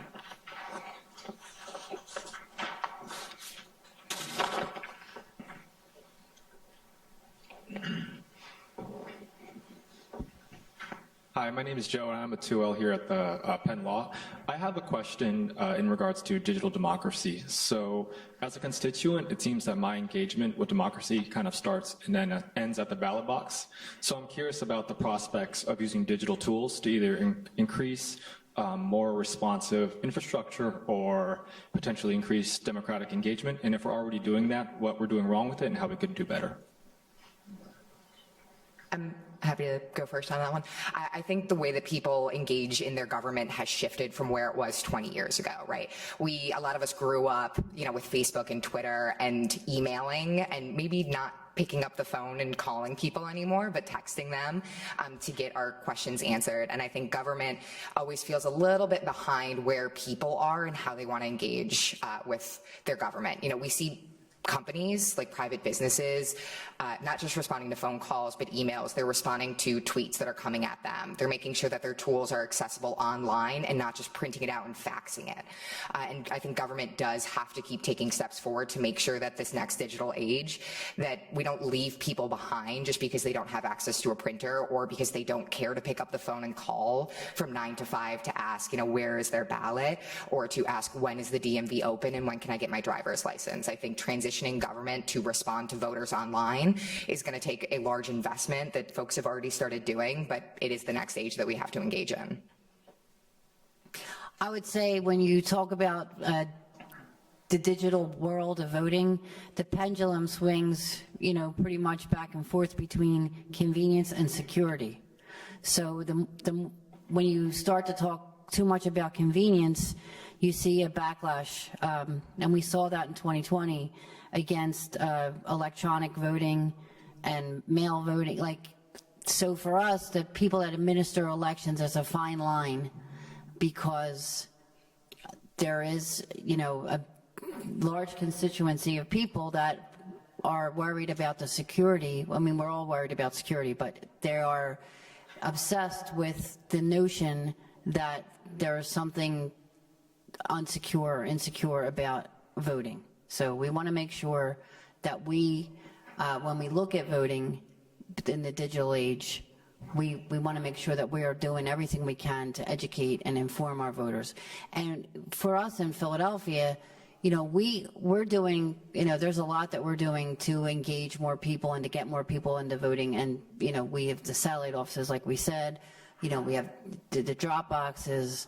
We do a lot of things that if you would have told me, when I first ran in 2015 that we would, be doing all this, I wouldn't even believe it. There's so many things that we've done in this short amount of time based on Act 77, the pandemic, that have changed voting in Philadelphia, and we're going to continue to see changes. Even in this upcoming election, we're going to have, electronic poll books that, are going to really streamline the process of voting. But with every change, there comes question and doubt in people's minds. So we always have to be cognizant of that and how these changes affect people's, how they see voting.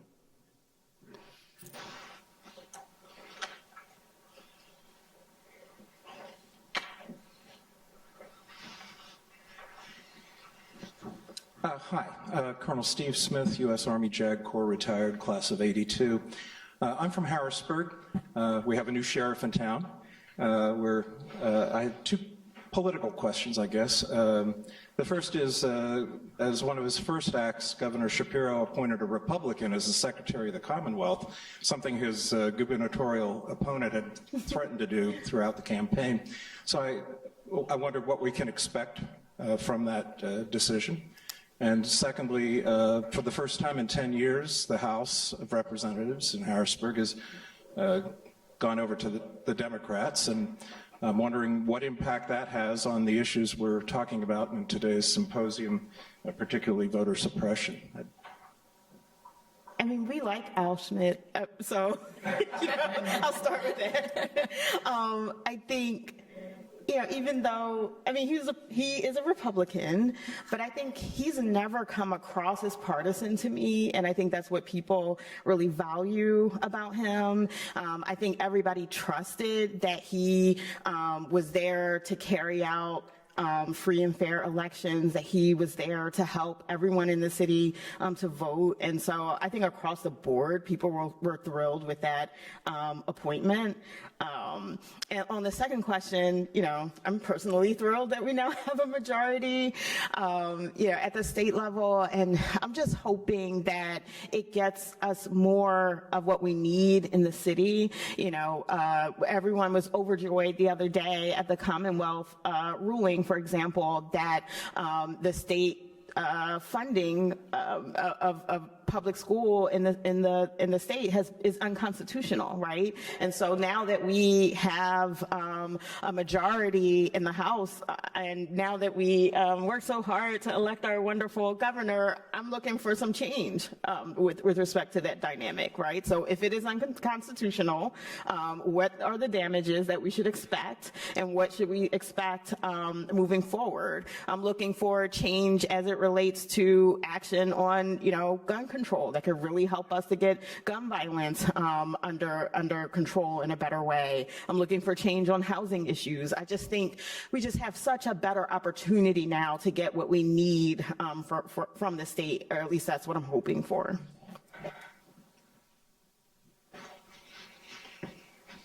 I would like to comment on that question as well.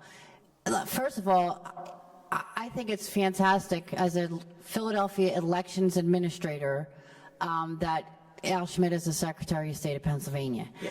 I say that as an administrator of elections and forget that he is one of my dearest friends, and I am so grateful for his partnership in the past.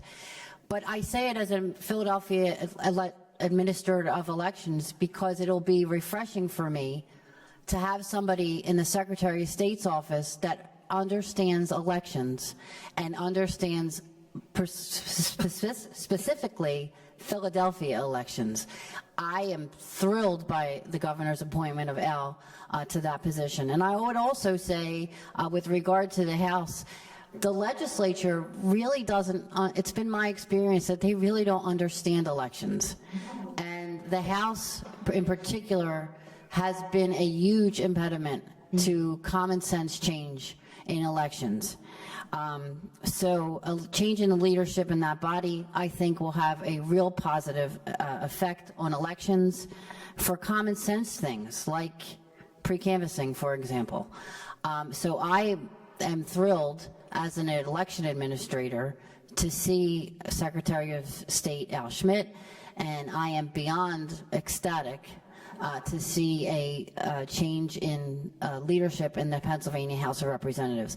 As an elections administrator, I have a whole bunch of my own political views, which, are not part of this conversation, but as an administrator of elections on a 3-member bipartisan board, I am thrilled by both of those things. I think that the legislature was a huge impediment. The previous leadership was a huge impediment to common sense change. I think that the legislature and government in Harrisburg could make real change to elections that would ensure people's faith. It would do a lot to restore confidence, and it wouldn't cost a nickel if they would just sign some common sense legislation, and I'm looking forward to that.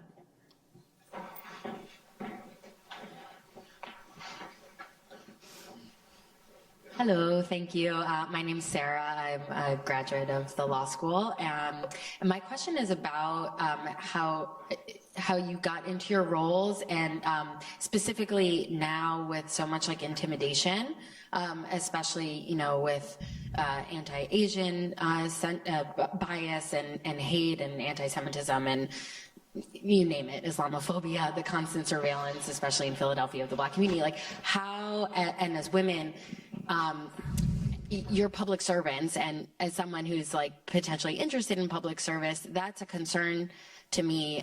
And what do you need in terms of protection, and how do you contend with that and still have your bold stances and still be public servants? I guess that's a really big question, and it's an important one. And I did want to recognize that this panel is just fabulous because there's 3 women on it, and I always love that. So thank you. As I stated in one of my previous answers, this job that I ran for was like nothing, like nobody ever talked about or knew about, right? I was like, had complete anonymity. Commissioner of Elections, what does she do, right? Or what does he do? Did they even know if it was a male or female? They knew nothing, right? And then all of a sudden, you're blown into the national spotlight, and I'm at the convention center with a police protection. Yeah. It's unbelievable. I mean, again, I could speak a whole panel about that. And I cannot believe, and I'm saddened by what has happened to people in my role being somebody that is in charge of elections. And when our president was here not too long ago at Independence Mall, and he spoke about the threat to our democracy and how real it is, it's not hyperbole. It really is. There really is a threat. And that threat is really clear to me as a female and as somebody who's doing this work. But it also energizes me every day to continue to do this work and to be even better at it and to constantly strive to get better and better at it and to provide more and more access and to make sure that more people are voting and that there's better ways to vote and that we're doing all that we can to get that count as fast as we can, and we're doing everything we can to make sure that the count is accurate and that we're protecting my employees and that everybody feels safe, the voter feels safe, our employees feel safe, and the voter feels safe. It is a huge task that we undertake, which is so much more complicated than it ever was before. But I am invigorated by just my sense of responsibility to make sure that when I leave here, when I leave this post, I'm going to leave it better than it was when I found it. And people are going to know that voting in Philadelphia is free, it's fair, it's safe for the voter, it's safe for the worker, and it's safe for the people that administer it. That's just been my passion, and it will continue to be. I think being a local Philadelphia politician is somewhat different in that we're mostly a one-party town, so the dynamics are more intra-party, even though that's changing in some ways, but still mostly true. I ran in 2019 as an insurgent candidate. I challenged someone who had been in office for almost 30 years. Her husband had held the office before her for almost 20 years. And that's not something that's done in Philly, right? And so the very notion that I would step up to challenge someone for a seat that was supposed to be theirs in perpetuity was kind of a very controversial thing. People wouldn't some people wouldn't talk to me. Some people wouldn't be in pictures with me, right? Because of the very real fear of political retribution that comes with that. But, I went out and I worked really hard, right? And as it turns out, even when voters appreciate a politician, they want to be asked for their vote. People do not want to be taken for granted. And so I knocked doors every single day. I had a team that knocked doors every single day. I raised a bunch of money, and we won by 12 points, right? But that wasn't easy. And I'm still dealing somewhat with the repercussions of that, of being an outsider, but now holding a role as an incumbent and trying to build more inside relationships. If I'm being honest, there's intimidation that comes with that as well. I had a situation just yesterday when someone connected to a political enemy was in chambers and they were there to intimidate me. And I had to bring that as a concern to council leadership. And so the dynamics are different, but they still exist even within the party and will until there's more of an embrace in Philadelphia of people being new to politics and that being okay, and that, these seats are not anyone's to hold in perpetuity. They belong to the public. I will say I'm not as external facing as our two lovely panelists here, but being a woman and a woman of color on a campaign, it is a safe space on the campaign, but when you interact with folks online, it is all of a sudden a different ballgame because folks can be anonymous there. And so part of my job was also explaining to voters on, Twitter, on Facebook, on Instagram, about, our Republican opponents' connection with maybe violent militia groups, or, what is the way in which you vote by mail, which is a pretty benign benign subject. And the response that I got online, just as a woman who was speaking about both issues, was pretty disgusting. And this was before, Elon Musk took over Twitter.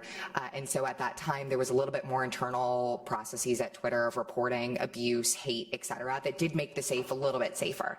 Now, it wasn't as safe as it could be that all of us are fighting for, but it did make more space for folks to come forward and talk about really tough issues or pretty benign issues just with an open audience. And while it is intimidating, I think all of us here realize that our roles and what we are trying to do is more important than the anonymous naysayer or somebody who is, making fun of you or anything else on social media. And just to acknowledge also another part of your question, I do think that there is more disrespect and intimidation that comes at you as a woman of color, and particularly as a woman of color that dares to speak up and challenge power. So. Hi, my name is Melissa. I am a Master of Law student here, and I do health equity research here at Penn. You spoke to this a bit as far as challenging an institutional candidate, but I'm curious how you feel. Sometimes as a voter, I feel that when I go to vote, the decisions are kind of already made for me. It's a lot of uncontested candidates. And so by the time that I go to look into policy, it kind of feels like, well, what's the point? Because everyone's running uncontested and it's like a party ticket. And I feel that can kind of lead to breeding the apathy that you spoke to needing to contest.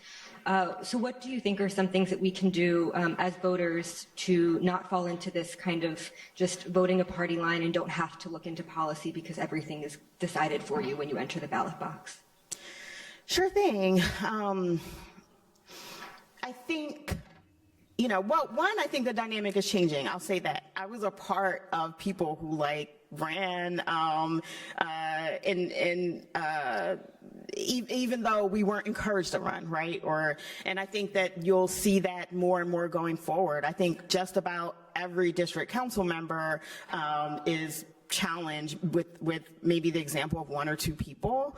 I think that I'm hoping that we can make it easier to give people information about what candidates are doing, what votes they're taking, what initiatives they're undertaking, what their policy efforts have been. I think that will help people to make better decisions, right? And people who are running for office, I do think that you have to have an effective campaign infrastructure. If you want, particularly to challenge an incumbent, which is not an easy thing. You have to raise the money. You have to get your message out there. You have to be on the doors, and you have to talk to people about why you're a better option. But I think more information combined with effective campaigns can help voters to make better decisions and to help candidates to get their messages out there. I would also say on that, one of the best things that I ever did early on in life was become a committee person. I was the judge of elections at age 18, and I ran for committee person at 21. And really, that's like ground level involvement. So if you have the time, and being a committee person is, as much time as you want to, you have to give it, right? But it's a great opportunity to get engaged at the ground level. Your civic association is probably where you will see the most. You'll have an opportunity to see a lot of candidates, so you might want to join your local civic association, because that people that are running for office are trying to reach a large group of people in a short amount of time, so they'll go to those meetings, your civic association meetings. So maybe if you have time, you want to become a member of your local neighborhood civic association, or and you'll get an opportunity then to see some of the candidates earlier than on the ballot on election day. I just think that there are those opportunities, and they also introduce you to a whole bunch of different people that share different ideas and maybe belong to other groups. I know. There's senior citizen groups or civic association groups or town watch groups. People that are running for office before they end up on your ballot are trying to win support.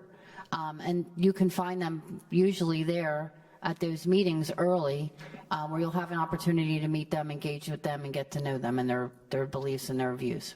I guess I would also add to people personally, get involved and support good candidates. It's really hard to run a campaign. You know, you're literally spending like 5 hours or more calling everyone you know for money. You're doing as many house parties as you can. And sometimes if folks are not used to being involved in the political process, it's really hard to get those contributions. It's hard to get that, that attention from people. But to the extent that we're out here supporting first-time candidates, supporting diverse candidates, that's how they will get more traction, right? So I would give that as another piece of advice too. And we have time for one last question. Good morning. My name is Doris Thomas. I am a veteran, U.S. Army veteran, and I'm very interested in knowing, since it is Black History Month and in honor of Black History Month, what about reparations for those of us who are Black Philadelphians who were born in this city of Philadelphia? If you look at San Francisco and the policy that they're bringing forth, Governor Gavin Newsom, they're trying to promote that, and I think that that's something that on a national level, where the city as well as state and national politicians need to look at the city of Philadelphia, considering we are the first city in the city. I should say before it was Washington, D.C., wasn't it here? I'm just saying. Yeah. I don't know. Congress Hall, National Constitution Center. I mean, if everyone wants to be constitutionally correct. Absolutely. No, thank you. Thanks first for your service, and thank you for that question. I'm all about reparations, right? I think you're absolutely right that people are apathetic because they haven't seen change that really matters to them. But the only way that we make up for not only slavery never having been really reparated for Black communities, but everything that happened. Yeah, the 40 acres, but everything that happened after that, whether we're talking about building over Black communities and displacing people through urban renewal, as what happened right here, right here, where you know, parts of Penn's campus and parts of where the Science Center are, 15,000 Black people were displaced for this to happen, right? And that was never made up for. Whether you're talking about redlining, if you go back to the communities that were redlined in Philadelphia and overlay a map of where gun violence is happening, it's almost the same map. And so I think that we'll need a bold shift in resources directly to Black and brown communities to make up for all of that. I do think reparations has to be something that is taking place at the local, state, and federal level, right? Obviously, the state and the state has more money than the Philadelphia, and the federal government is the only entity that can actually make money. But I'm all for it, and I think it needs to happen. And I also intend to introduce a bill this session to create a reparations task force in Philadelphia. I'm working with council members and activists on that. All right, with that, we'll conclude our panel. Thank you so much for everybody coming.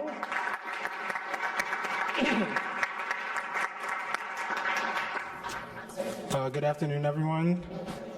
We're going to get started.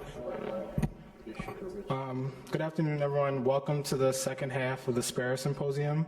My name is Ty Parks, and I'm happy and excited to be introducing the panel today, Laboratories of Democracy, When Unions Teach Us About Change. During the 1963 March on Washington for Jobs and Freedom, labor and civil rights leader A. Philip Randolph reflected on the close relationship between workplace democracy and political democracy. The spirit and techniques that built the labor movement, founded churches, and now guide the civil rights revolution must be a massive crusade, is what he said. Despite decades of legal and political assault, recent years have seen the success of organizing drives at corporate powerhouses such as Starbucks, Apple, and Amazon. This panel will explore the methods and motivations behind these historic union organizing drives, elections, and contracts, as well as share lessons from those who organize workers on building solidarity and harnessing people power to bring about political change.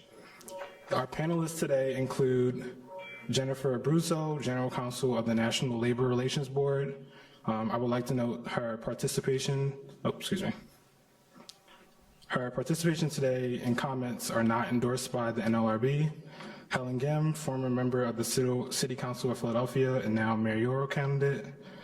Seth Goldstein, partner at Julian, Mirror, and Singla, and counsel for Amazon Labor Union. And our final panelist, Christian Smalls, is on his way. He's the founder and president of Amazon Labor Union. And I'm going to pass it along to our moderator, Julian. Hi, everybody. My name is Julian Lutz, and I'm a second-year law student at Penn Law. And I'm also a Peggy Browning Fellow at the Sheet Metal Workers Local 19. We are so excited that everybody has joined us here, and we are so excited to have the panel that we do. And so without further ado, I'm going to start with a question that deals with a quote we heard earlier today, too, from Justice Louis Brandeis, that states are the laboratories of democracy. When we were coming up with this panel, we wanted to talk about how unions can also be laboratories of democracy. And so just to start off, we would love for everyone to talk about how unions ensure that workers feel engaged and connected to their fellow members to build solidarity, and how the work that unions do and that workers do in forming unions and working together, what that can teach American democracy. My name is Seth Goldstein, and I think what's key here is that unions are democracy, and without unions you get January 6th. And unions play a central role of allowing people to work collectively to accomplish goals together. And unions have bylaws, they have constitutions, and they sometimes disagree, but there's a process. And the key here is also member engagement. A union needs to have all its members engaged. It's not about the lawyers or the reps or the board. It's really about workers working together. We've seen this in independent unions like Amazon Labor Union, and also Trader Joe's, the group that I work with, the Trader Joe's United group, who may have disagreements, but at the end of the day work democratically to achieve their goal, which is to, get recognition and gain a collective bargaining agreement through bargaining. Good afternoon, everybody. I'm Helen Gim. It's a pleasure to be here in front of everybody. And, I wanted to talk a little bit about the importance of organizing in a time of unmitigated income inequality and growing corporate power and largely, oftentimes, corporate greed. One of the things that labor organizing can and has to do is be that incredible counter to it.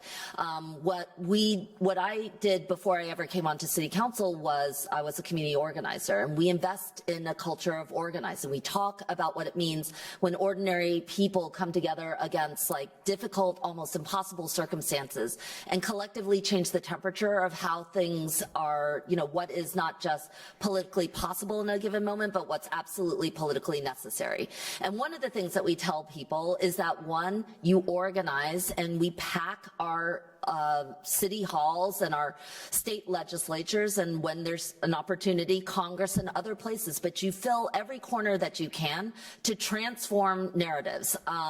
That's what I did from my position within city council when we helped win a Fair Work Week law that gave 130,000 largely unrepresented hourly workers in the restaurant, retail, and hospitality industry the right to an advance notice of schedule, pay for shifts that got canceled at the last minute, and an opportunity to access, additional hours. We didn't do that by leading just with the policy itself. We did that by talking about ordinary people's lives, the impossibility of maybe balancing going to college and maintaining a fast food job that had your position switching every other week, so you couldn't stay in school, or the plight of a single mom who's trying to take care of her children, maintain stable childcare, care for an elderly parent, and yet be in a job whose daily schedule could shift hours on end from place to place with no guarantee that there was any advance notice, and that oftentimes you're at the mercy of the employer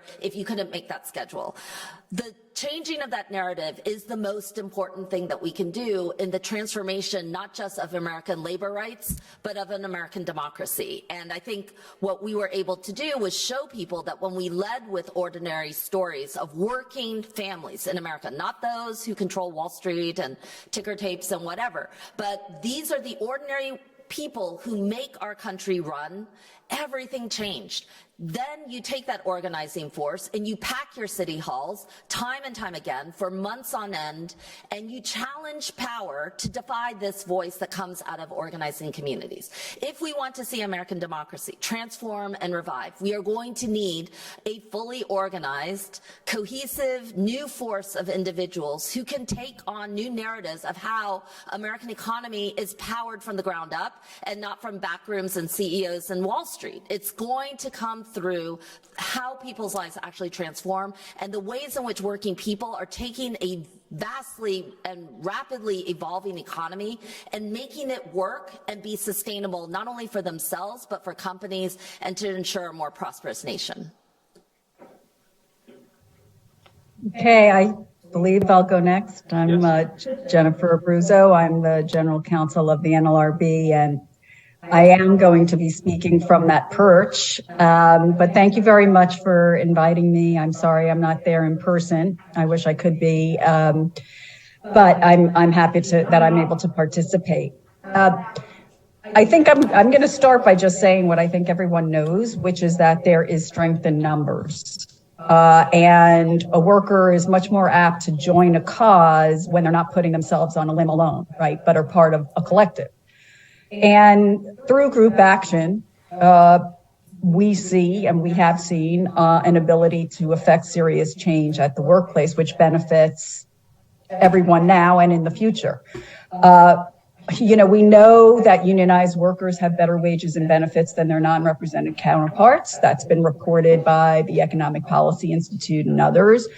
We know that negotiated wages and benefits in represented workplaces help boost entire industries. And from my perspective, and I've said this many times, and I apologize for giving you a little bit of a history lesson, but the National Labor Relations Act was enacted in 1935 during the Great Depression because workers lacked channels of communication with their employers to affect change in their workplaces. And that was creating tremendous labor unrest and industrial instability. And so Congress felt it necessary to level the playing field so workers, through representatives of their own free choosing, could improve their lot in life. And the idea is to, and our mandate, frankly, is to promote the process and procedure of collective bargaining and the free association of employees to act together to improve their wages and working conditions. And in fact, one of the goals at the time was that these workers with higher negotiated wages would become better and more active consumers and contribute to the economy that was failing at the time. And the same holds true today. We've got to ensure that workers around the country have real and equitable opportunities to fully participate in and contribute to our society and to reap the true rewards from that. So I'll stop there. I know we have a series of questions. No, that was an excellent answer, and I would love to just ask if any of our panelists would like to share a personal experience from their work in the past where they've thought about this idea. And former Councilmember Gim, it was great to hear some more stories about that. And does anyone have any stories that come to mind or moments? Well, I think the emergence of the Amazon labor union, working people working as a collective to better their lives is a really good story, because it just shows that you can work together to take on, the $1 trillion company. And the values that those workers showed and the bravery that they showed is a testament to the best of American democracy. When I think of Amazon Labor Union, I think of what was done at the turn of the century, by the Garment Workers Union, by the CIO, by the IWW, that these are movements that have empowered American democracy. And so it was really a treat to be part of a process that everyone thought wouldn't work. But at the end of the day, I get to sit next to Chris and talk about the work that was done and that continues to need to be done. Sorry for being late. Good to see you, sir. Good to see you. I'm sorry I'm late, but as you know, there's a lot of picket lines that been calling my name, so I was late for a good reason, because right across the way, Temple University's on strike, so sorry about that. They needed me. That's all right. Can I ask you our next question first? Absolutely. All right. So Mr. Abruzzo gave us a great history lesson, and we've been talking about sort of the history of labor unions and why the right to bargain collectively existed in the first place. But since the 1970s, at least, there's been a gradual decline of unions until very recently, when that trend has started to reverse and more workers are becoming interested in organizing their workplaces. So Mr. Smalls, I'll ask you first, why do you think this is happening now, and what's driving this change in attitudes toward unions? Oh, I say this all the time. Honestly, it's funny, but it's also the truth. We're making unionizing cool and appealing, and that's what we have to do. I've been, top of the year, I've been to several different classrooms as young as middle school. And these students are obviously way more advanced than we were, exposed to a lot more at a younger age than we were. Technology has, forced our kids to be born with an iPad in their hand. So we had to expose them to the real history of labor at a younger age, and not just invite police officers and firefighters into the classrooms on career day, and bring in some union leaders like myself and others, because we will speak to the students and we resonate with them, because obviously, the younger generation and the fact that the ALU and Starbucks and Trader Joe's and Apple, we look like the younger generation, and making unionizing cool and appealing, it's definitely helped us get to new spaces, but at the same time, still a lot more work that we have to do. Yeah, I would say, and good to see you, Chris. You too. I think that the pandemic certainly woke employees up to the fact that, at the very least, they need to address health and safety issues at the workplace, in addition to scheduling and essential pay. And so for me, in my perch again, with the challenges associated with COVID-19 and all of its variants, it seems to me that encouraging productive labor management relations with regard to, as I said, health and safety, scheduling, compensation, other benefits, that's crucial towards having a really good workplace and having workplace democracy. As Chris said, it does start at the earliest stages, but it's all about people feeling empowered. And we've seen a surge at the NLRB of underserved, underrepresented, marginalized, vulnerable communities of workers, often people of color, and they have been elevating their voices and seeking a seat at the bargaining table, whether through a traditional labor organization or through homegrown ones like Chris's. It doesn't matter, frankly, right? What matters is that workers at Amazon, at Starbucks, at McDonald's, at Home Depot, Whole Foods, REI, Trader Joe's, and everything in between, that they feel empowered to engage with their employers about whatever the issue may be, substandard wages, inequitable treatment and lack of opportunities. And we are, doing our part as best we can, fighting to ensure that workers who have been retaliated against for engaging in racial, economic, social justice advocacy, including, for example, Black Lives Matter protests, are protected.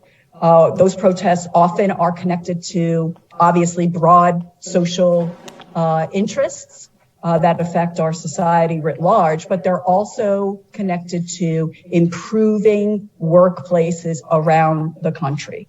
So I think at the NLRB, our efforts to educate as many people as we can about the rights that they have to self-organize, to join, support, or assist a union, to bargain collectively through representatives of their own free choosing, to engage together, even without a union, to improve their workplace concerns. All of that is necessary because if workers don't know their rights, and they don't know that there's an agency out there that protects those rights, and an agency out there where they can file election petitions and where they can file unfair labor practice charges, then shame on us. So I'm doing everything I can, like Chris said, getting out there to whomever, including this audience right now. But what I would ask of all of you is to kind of be our ambassadors and put that information out there to whatever communities writ large, because, information is power. Yeah, and to add to that, first I wanted to just say how amazing it is to have Jennifer Abruzzo be the corporate counsel for the NLRB. I mean, that's a transformative change in how the NLRB can be a great partner in helping level the playing field. Hey, Chris, good to see you, and thanks for all your work as well. We actually met in Phoenix. Where are we now? States, local progress back in the summer, but yeah, everywhere. So, and like continuing on with the fact that not only is organizing and unionizing not just cool, but it's actually reaching a lot of people. I think that is one of the things. When we went out and talked to people about what it meant to have an advanced schedule, a fair and decent advanced schedule for fast food workers, you are reaching thousands and tens of thousands of people right now. When we went out and talked to domestic workers about what it meant to have a domestic worker bill of rights, you're reaching women and others who are in the business of doing the work that allows every other work to be possible, which is taking care of your children and families.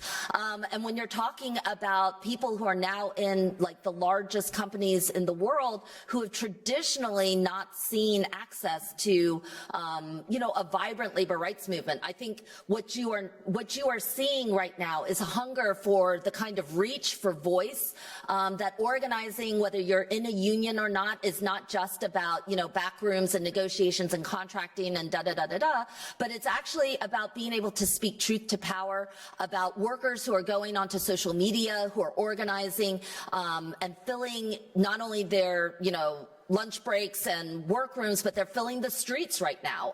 They're filling other places that have traditionally been abandoned by politics and our economy.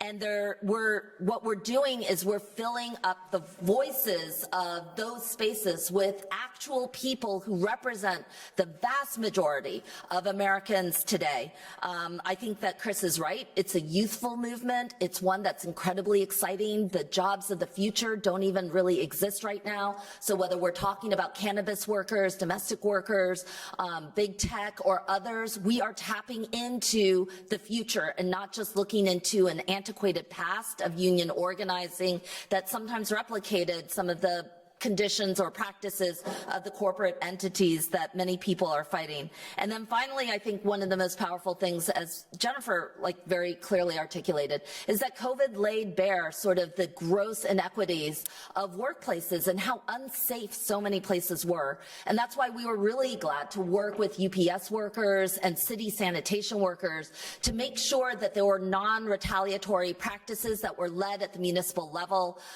to hold large companies accountable for safe workplace conditions. I hope what you'll see from our end is that this work doesn't just have to be at the federal level, that all across the country, there are municipal leaders who are activating and working on the ground with organizing and unions and a new kind of like hunger and wave through people right now to see a more powerful counter to corporate greed and exploitation that has kept so many people down in this city in particular. But this is not just about federal laws or state laws. This is also about what we can do, the power of local movements, local organizing, and municipal politics. So I would like to say that I think there's also a hunger for public service and a hunger for volunteerism. And right now I have 82 law students or more that are working with me voluntarily to bring change, to challenge unlawful practices by employers, and to help General Counsel Bruzio to try to strengthen the act, which we think is really, really important. And I think that this is being fueled by a desire to make real change in America. And to really, what we really need here is a revolution. We need a revolution that will make life better for everybody and not just for the corporate elite. That being said, the movement has really widened. When I started in 2018, I worked with a bunch of tech workers at Kickstarter, and that was a huge campaign to get the first wall-to-wall unit of workers. And then the next step was, of course, at Amazon, where we, Amazon workers are tech workers too. They really are like the Jode family in 2023 from Steinbeck. And that's important as well. But even more so, undergrads are beginning to organize at campuses. And that is another huge thing, because undergrads want to have a voice about student debt because they don't feel that the political process is working for them. So our new labor movement is increasing, and I believe that working with traditional labor unions and other grassroots groups that we can make genuine change in this country.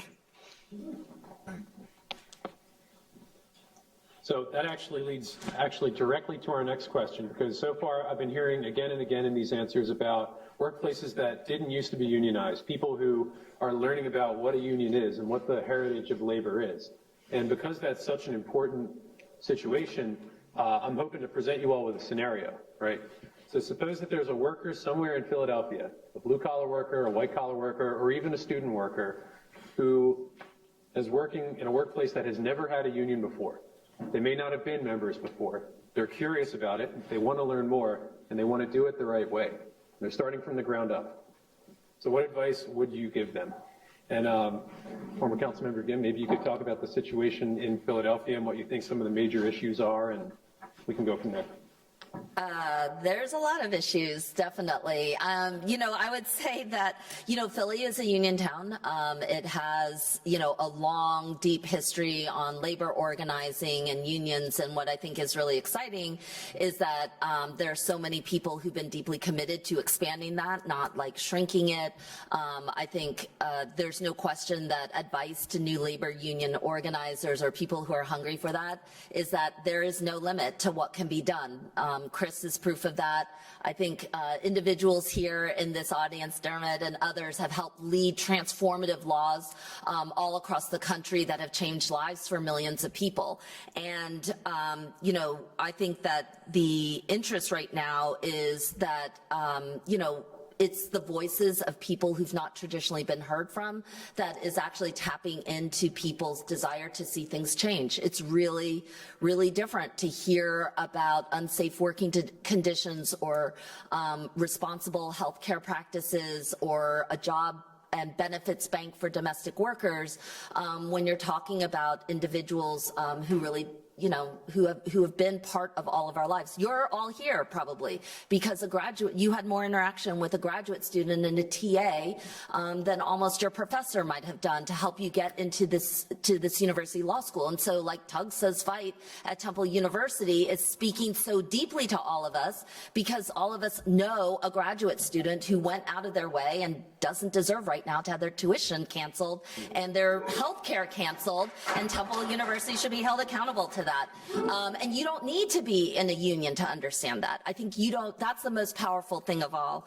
And then, I think the other thing that is really important for people who are in the new labor movement to know is that union contracts aren't just about bargaining over wages and benefits. They're actually an incredible pathway to transforming and balancing corporate power. Like, the museum workers now have a pay equity committee so that we can talk about ensuring that there's equity for gender, race, and status, so that it's not just frozen about one particular thing. Domestic workers are going to talk about anti-retaliation practices so that people don't have to be afraid if they're an immigrant or somebody that their employers could weaponize their status against them.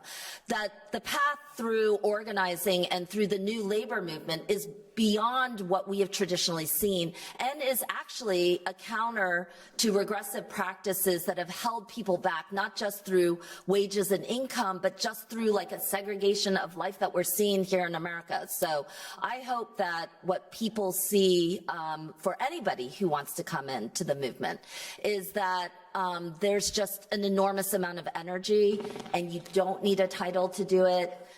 You can do it through social media, and you can have the power of reach that can really transform the ways people see their own economic future as well as their reality. I guess it's my turn. Yes, well, starting a grassroots worker-led union, let me tell y'all,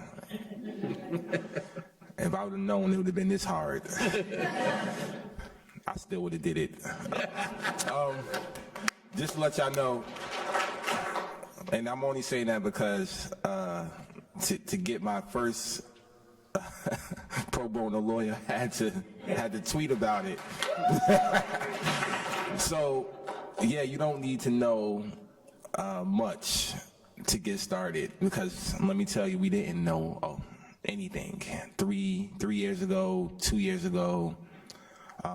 Even today, every day I'm learning something new, and that's what we have to really do at this time in our country, is really walk and chew bubblegum at the same time. And for workers that are organizing or attempting to, they're simply just reaching out and asking questions. They're reaching out to other organizations or other unions that have been in the struggle for long periods of time, and they're educating themselves and they're figuring out their own path, which I think is the most important thing. We get thrown in a Starbucks category all the time, and it's great. Amazon, Starbucks workers, we always get put into the same category, which is kind of, also silencing the fact that this is not just about Amazon and Starbucks workers. It's really about the working class. And that's what we have to amplify as well, is that the working class, we really now notice our value, especially during the pandemic. And now, like Jennifer mentioned earlier, other industries that traditionally you wouldn't hear about organizing are now inquiring about it. And that's what we have to push forward, is the fact that, no matter what industry you're in, whether it's Geico, because I had Geico insurance workers call me one day and I was like, wow. CVS, Dollar General, these are other, businesses that they still make a pretty penny, and they definitely need to be held accountable. But these are other industries that you wouldn't traditionally hear about that are organizing. And even the Home Depot one was a surprise. I worked there as well. That came out of the blue. But we have to understand, these workers want unions, and we have to meet them where they're at. And that's what it takes to organize, is meeting these workers where they're at. And I always say this, the best accountability is availability. I spent over 300 days at a bus stop. You can't have 1 foot in and 1 foot out. You have to be there. The workers will walk past you for 2 to 3 months and won't take a pamphlet, won't ask a question. But that one day that management get on their ass, you better be there. You better be there, because that's when they're gonna want the union, trust me. Trust me. So meeting workers where they at, having these conversations at home, because like Seth said, this is a revolution. Let me tell y'all, this is a revolution. It's a slow one because we ain't in the right country, but it's here. It's here now, and the revolution starts with yourself. Meaning you have to have these conversations at home with your family members, the ones that are ordering from Amazon Prime every day, and the ones that's going to Starbucks every morning. Those family members, start with them, start with your neighbors, start with your friends, because they don't know. We always say, New York is a union town, Philly's a union town, LA, the major cities are union towns. They are. But there's still a lot of people that don't know nothing. And they can't see it. They don't go home and watch Democracy Now! I'm telling you right now. And CNN, so we got to be our own propaganda. And that's what we have to do to move the labor movement forward.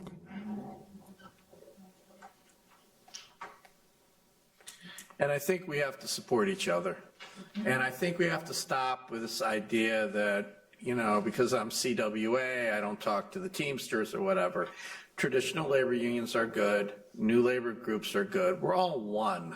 There's no difference. We may wear different color shirts, but at the end of the day, we're all facing the same problems institutionally with, with union busting lawyers and consultants who will do everything they can to destroy our new labor movement, and we can't allow that. And so what I call on everyone here is to give volunteerism, to help unions, to help support. We have all these young lawyers here and older lawyers as well.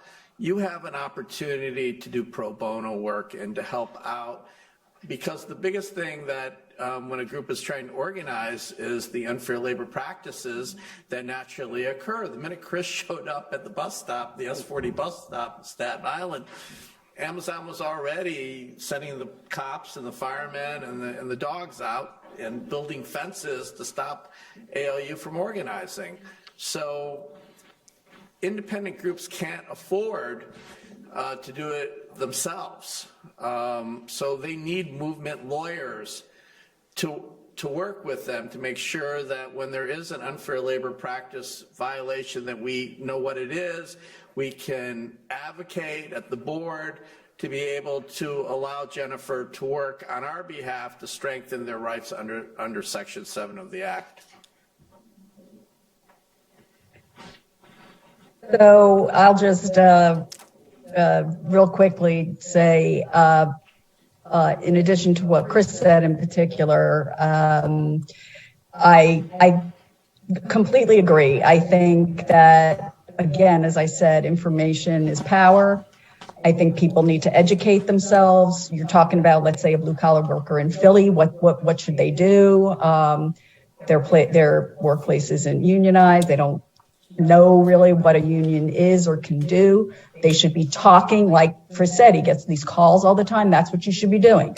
Call people that are represented by unions. Talk to family members or friends, right?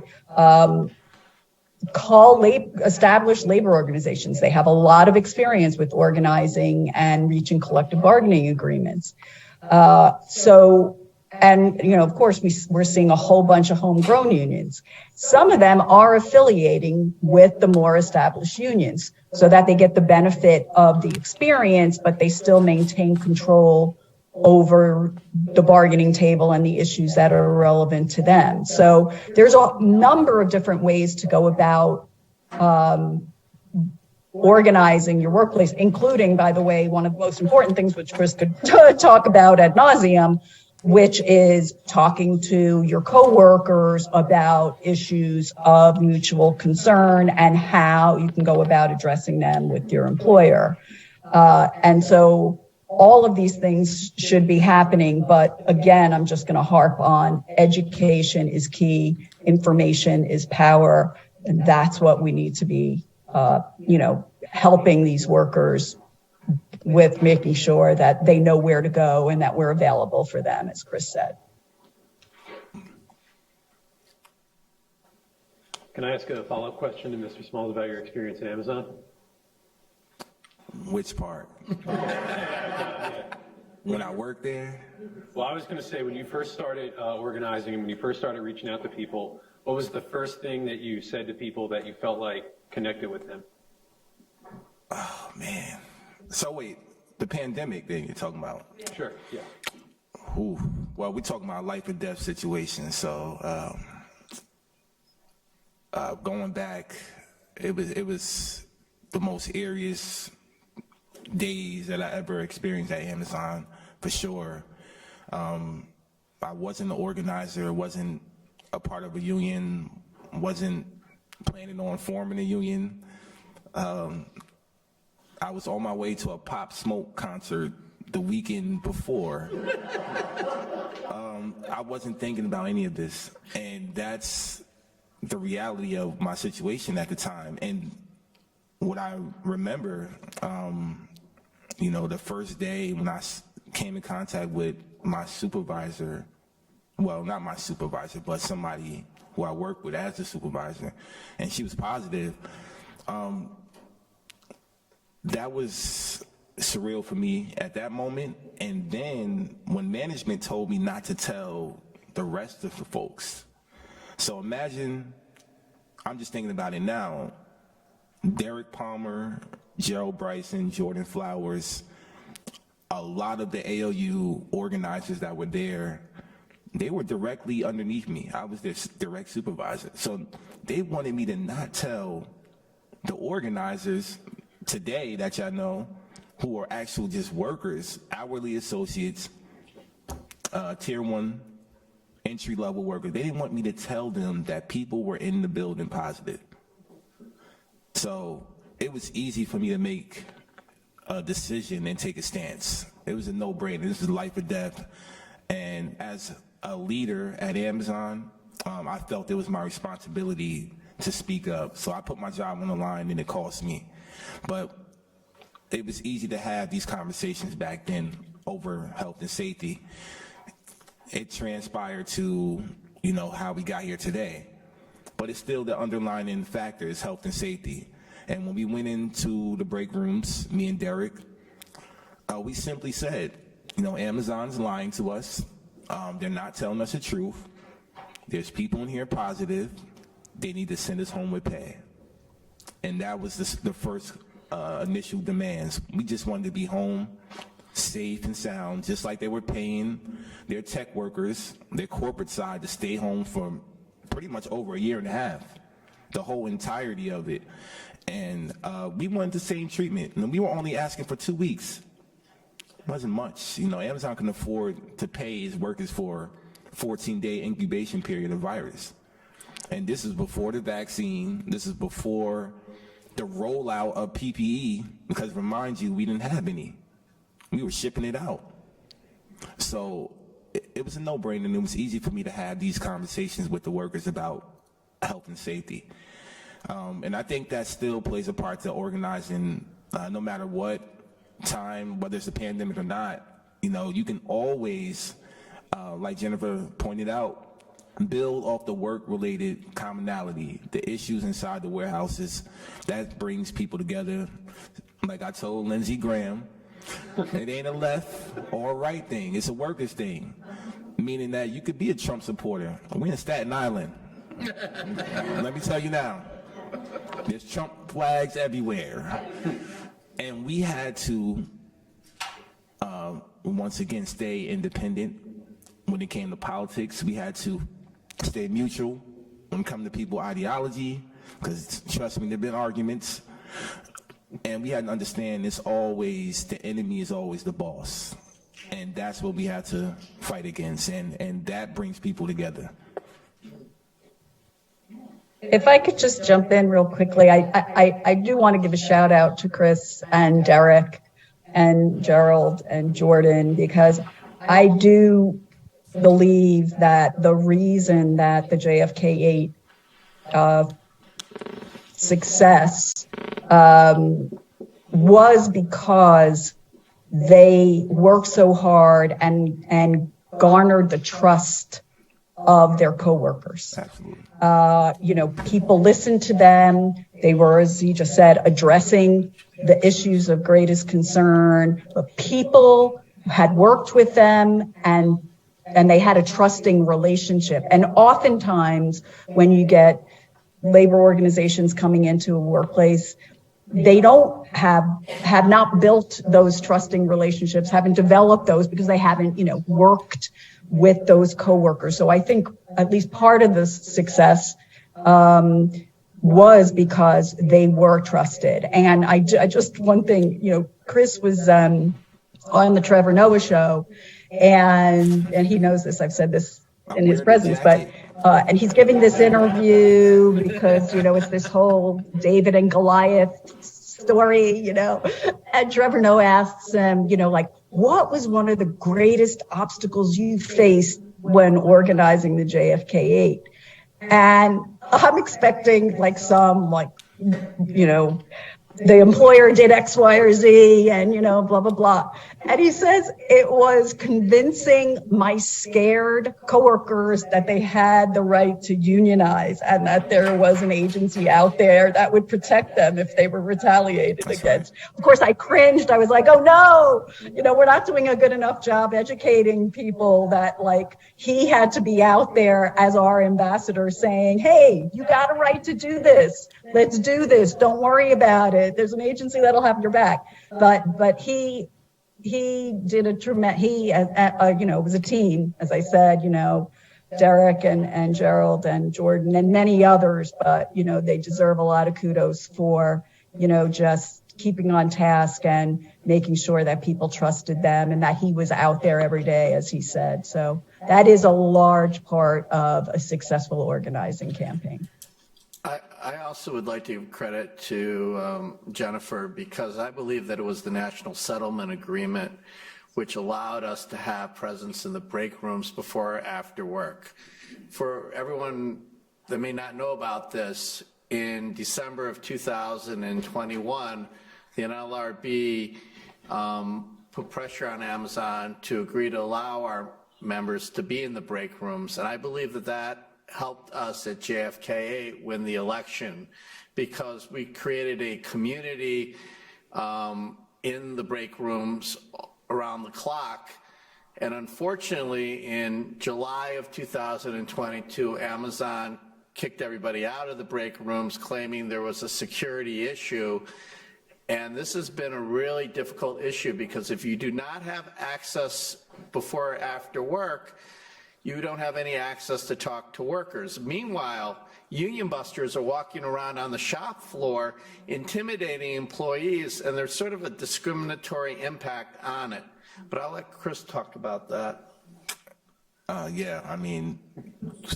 They put them in over 3,300 captive audiences. So imagine being hired at Amazon on your day one, day two, and being ushered into a captive audience to hear about, the union and voting no and anti-union propaganda for 1 hour every single day. You clock in every single day of the week. And that's what they had to endure on the inside. And on the outside, once again, we don't have the opportunities to really connect because we only have 5 minutes to and from work. Workers have to get on the bus.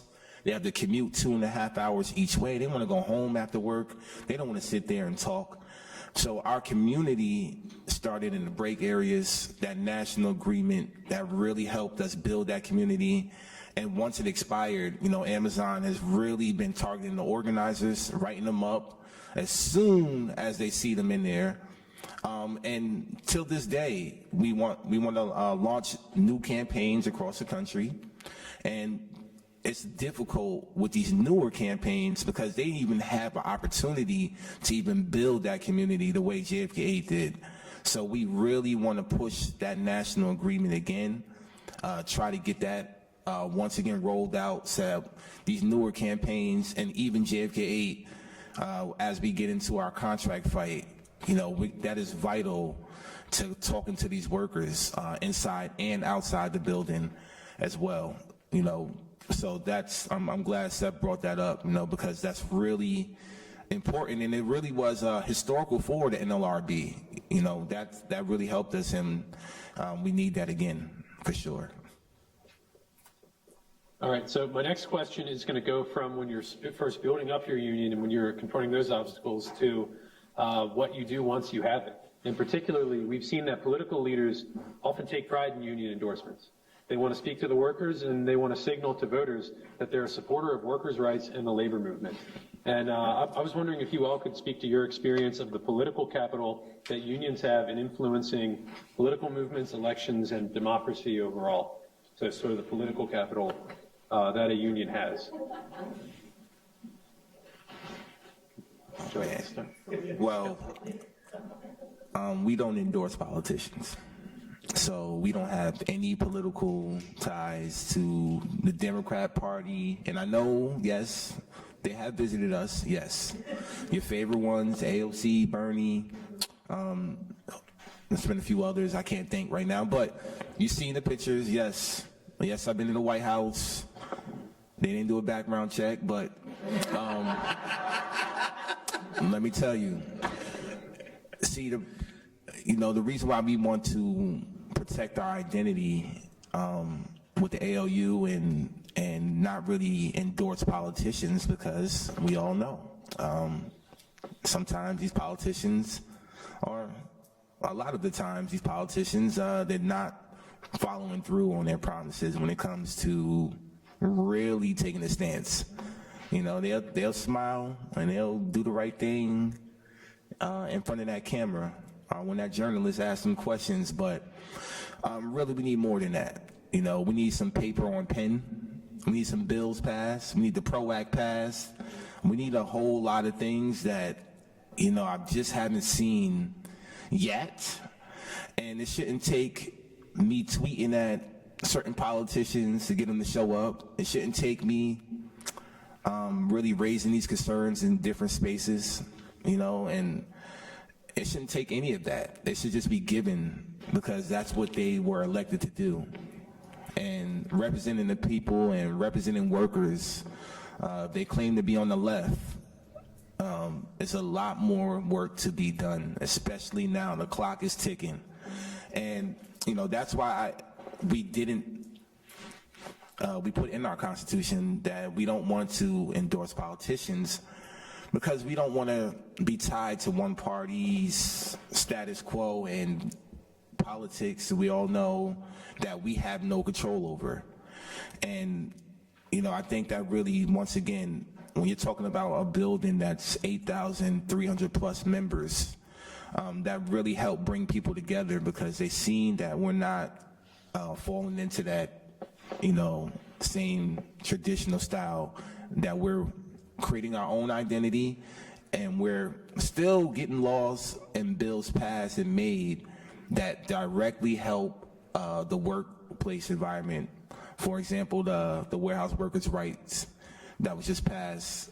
Jessica Ramos and the ALU helped pen that together.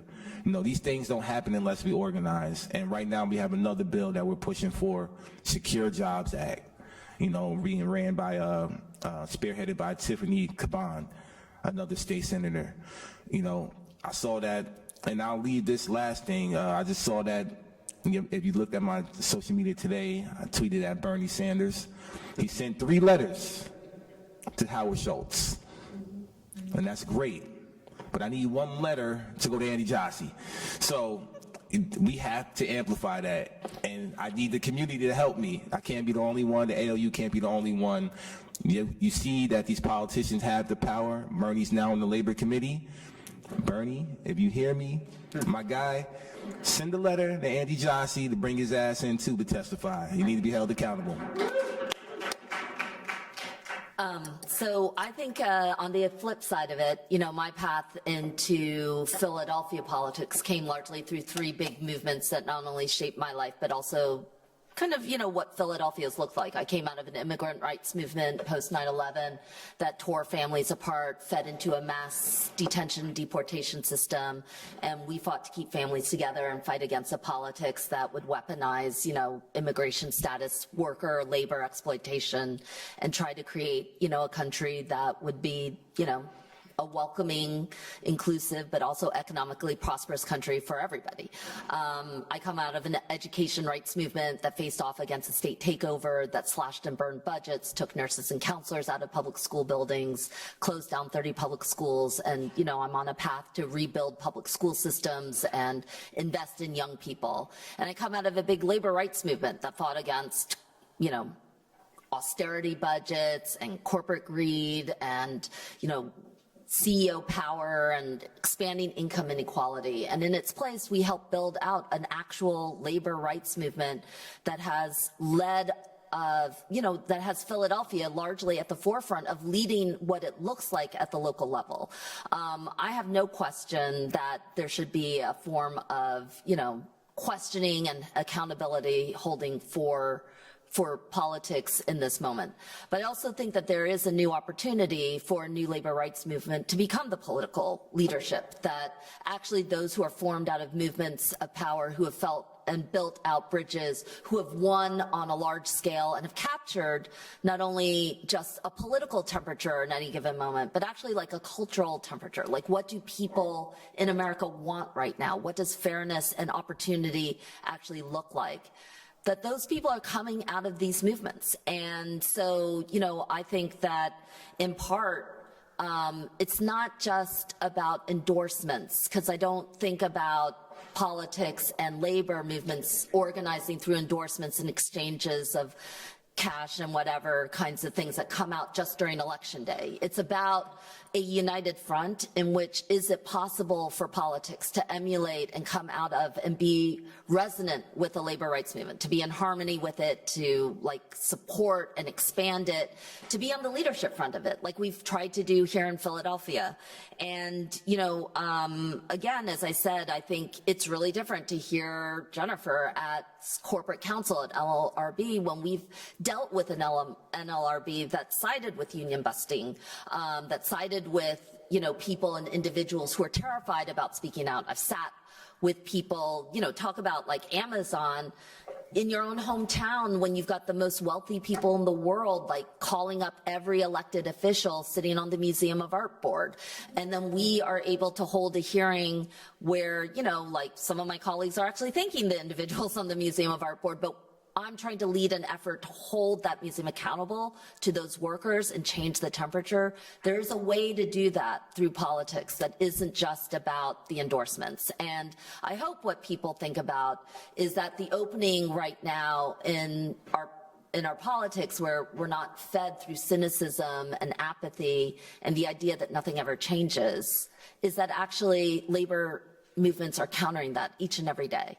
And that, you know, there is an opportunity for a new political structure to arise out of the labor organizing that's transforming things on the ground. I happen to believe in it more at the municipal level rather than at the federal level. I have very little interest in Congress and other types of things. I am fascinated and compelled and impelled on my political trajectory because I feel it on the ground, I can live it, and I can be held accountable to it. If I can also say that I think the biggest issue that I think we're facing is how to get Amazon to the table. And when we talk about getting Amazon to the table, I don't believe it's going to be the NLRB alone. I also think that Amazon needs to be held accountable with their tax abatements and their violations of labor law in general. I mean, right now, let's look at Amazon. They're being investigated by the Southern District of New York for apparently giving false information to lenders. That's pretty serious when the Southern District of New York investigates you. We have a situation where they've had OSHA violations, NLRB violations,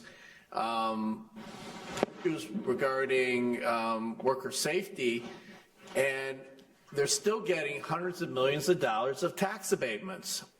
Now, back in April, ALU, in conjunction with the American Federation of Teachers and the New York State Teachers, filed a petition with Tish James at the New York State Attorney General to investigate Amazon and hopefully claw back those monies that are going to them. I don't understand how they get hundreds of millions of dollars and what they provide to the community.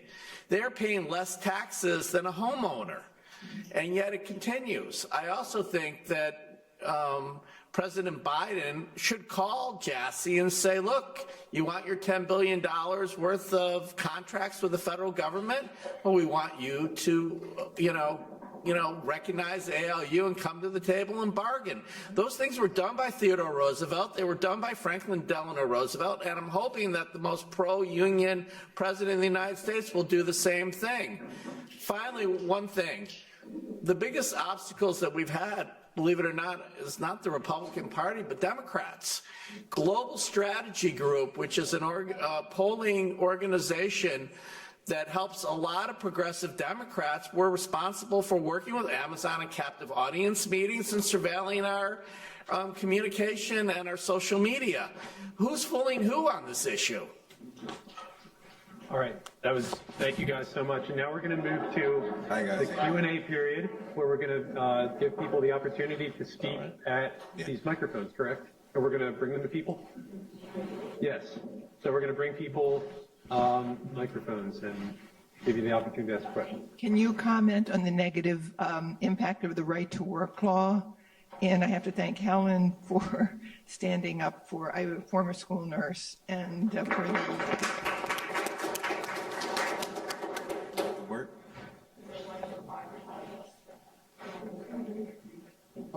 We're all against it. Yeah, I mean, it's sort of like working for less, right? I mean, if you have a right to work, basically says that people can opt out and they don't have to pay union dues or pay a representation fee. And oftentimes it's pushed by right-wing politicians in conjunction with tech companies and others to try to dilute bargaining power of unions. But we see a reversal in that. I think, for instance, it's talked about that Michigan may repeal right to work, which would be a great step. And, hopefully we could stop this in Pennsylvania as well. Is Pennsylvania right to work state? No. No. Yes. Hello. It is such a pleasure to have this panel here at Penn Law. So exciting to see so many brilliant luminary people here. My name is Paul. I use they, them pronouns, and I am a third-year law student here at Penn and a union organizer as well. And it's been so gratifying to hear you each speak about the significance of education and outreach about the rights that we do have as workers.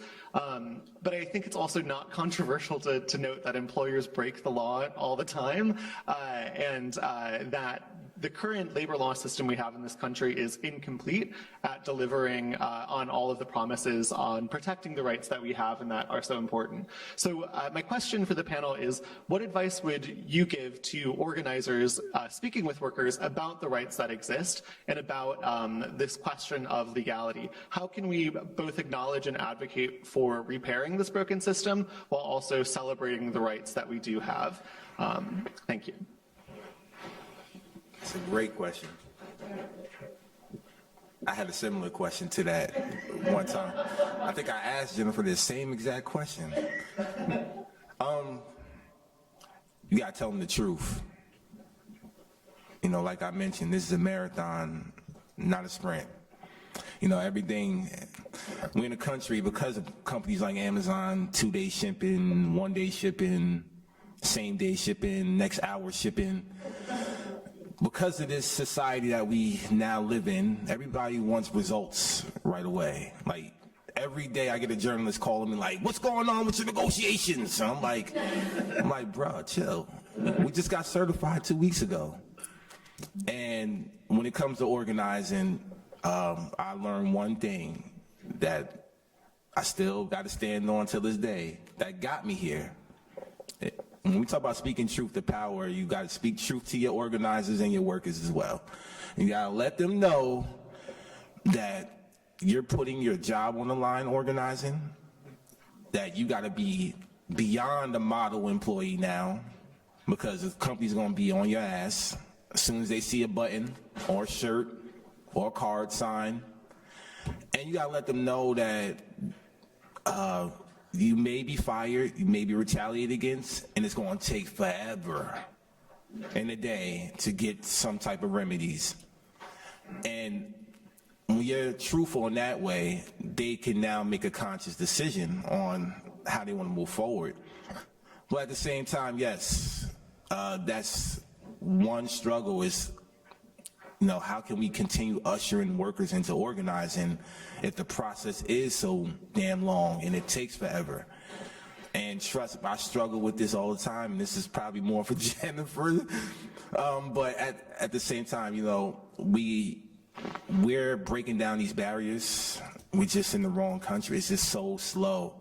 One barrier breaks down, there's another one coming right up. One door closes, another door opens. And that's how organizing is. There's been days when I don't know what's the hell's gonna happen. Every day is something new though. It's never a dull moment, and it's really a game of chess. They make a move, we gotta make a move. They make a move, we gotta make a move. And sometimes we put them in checkmate. Sometimes they put us in checkmate. But I think because of the resurgence of the labor movement, we're pushing politicians to do their job, but there's still some accountability that needs to be held. And that's where we have to target is specific players. And we know who they are. I'm not going to do the name calling today. I don't want to get canceled.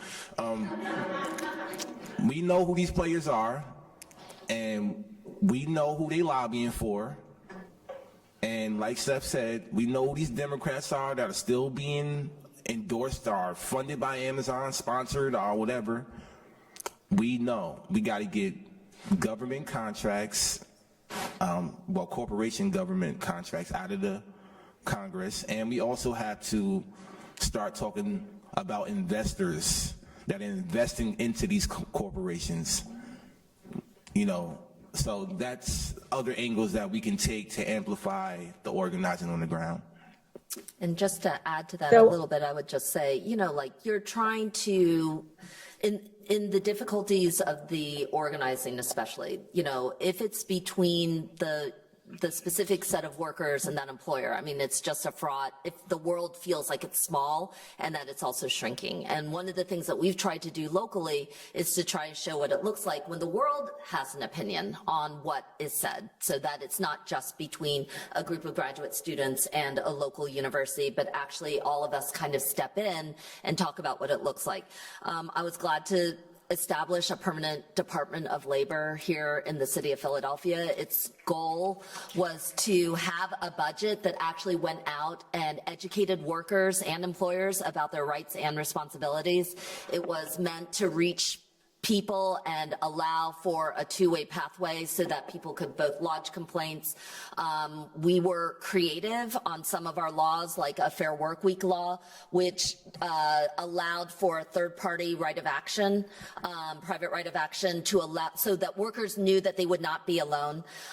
The one thing I would say to this group of individuals, because all of you are in the labor law world or could be in the labor law world, there is a lot of work to be done. We are regressive in American labor laws and practices. We're like 30, 40 years behind what could be done. And so there's a lot of things that could be allowed that would help alleviate some of the individual tensions and allow for there to be a clearer playing field, better outreach and communications, using city budgets to reach workers and help them know what their actual rights are. And then, like I said, you know, different types of things. Can you move in and make sure that, like, you know, when I pass a law, I make sure I don't exclude existing unions. My laws make sure that any new law that gets established allows a new union to renegotiate their contract and be able for those workers to be able to have a chance to advance. All these things are new and uncharted territory, so I'm encouraging everybody here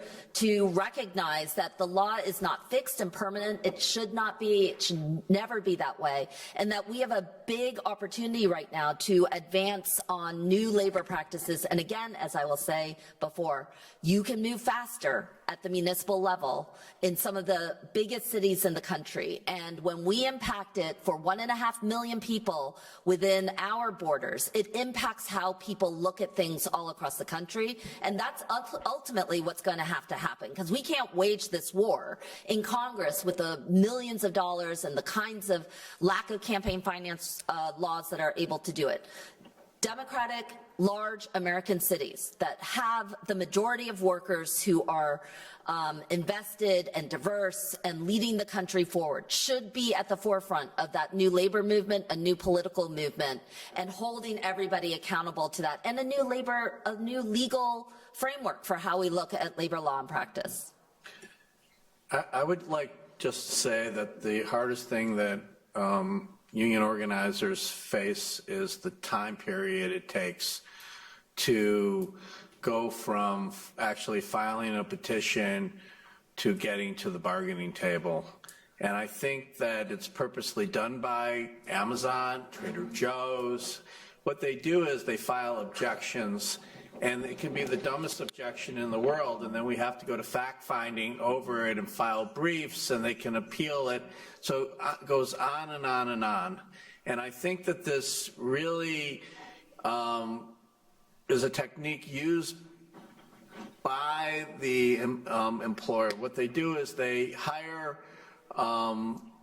former board agents and attorneys from the NLRB who know how to get around and to object. And it seems to me that if there could be some type of administrative reform, perhaps through rulemaking or whatever, this would really help us. This is going on at JFK 8, where we've now gone 9 months and we haven't had a resolution.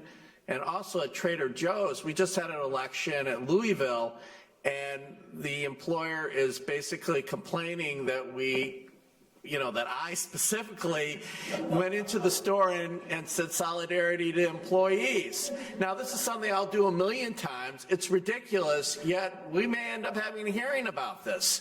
And so what we really need is a focus on trying to push the employer with some type of penalty through 10Js or orders to make sure the employer bargains with us. Go ahead, Jennifer. So what I'll say is a couple of things. One is, I completely agree that the processes can be extremely long, too long.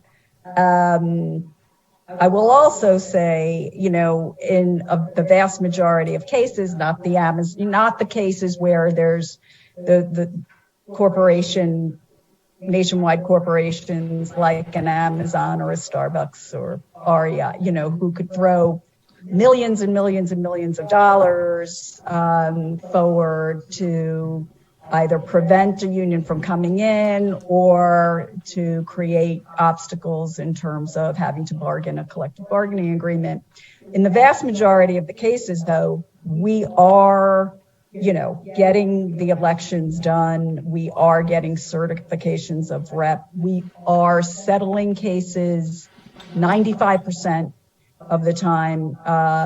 when there's unfair labor practices that occur. So I'm the general counsel, I'm the prosecutor, I'm doing what I can do on the ground with, all of our field agents to try to prevent these obstacles that are put in the way. But as was said, there's, rules that are in effect that perhaps need to be reconsidered. That's outside of my purview. But what I can do and what I have tried to do is to go in to district court and seek 10J relief in cases. What I've tried to do is get nationwide remedies, get judges to agree that there should be nationwide injunctions.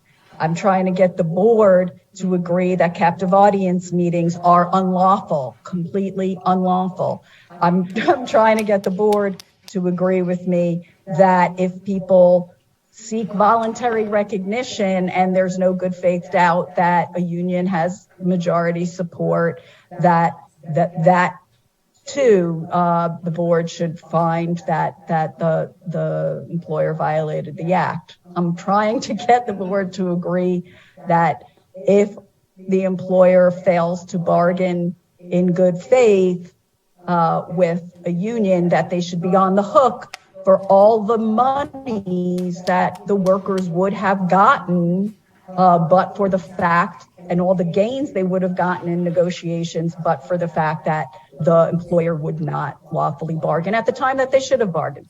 Of course, this is all wending its way through the board. The board hasn't reached any decisions on any of these. But I hear you. We did get a little bump up in our budget. We are going to do some limited hiring, predominantly in the field. Hopefully that will help with some of the delay. But yes, it is, I understand, very frustrating for those that are on the ground, just dealing with, the lack of the lack of getting to the final piece of it. How long did it take for us to finally get the certification for JFK 8 because, the employer employed any number of tools to try to delay that process. I get it. I can't engage in rulemaking. The board can, of course, if the PRO Act was enacted or some other similar legislation, they could take care of that as well. But I am doing what I can. But I'm always happy to listen and see what we, and me in particular, and my shop, I oversee 48 field offices, what we could be doing better. So, keep it coming.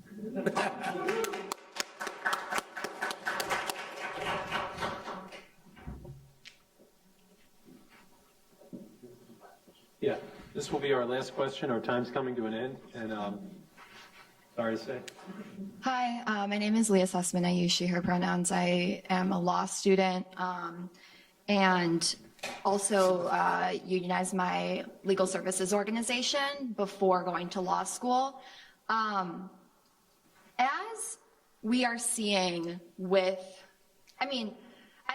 going off of all of these delays that we're talking about right here, especially with the Amazon Labor Union, that was just certified just a few weeks ago at the beginning of January. We know that they've been organizing since April 2020, right, or March 2020, when Chris was retaliated against for being a worker organizer and advocating for his right to safe working conditions that should be, regulated under OSHA, right?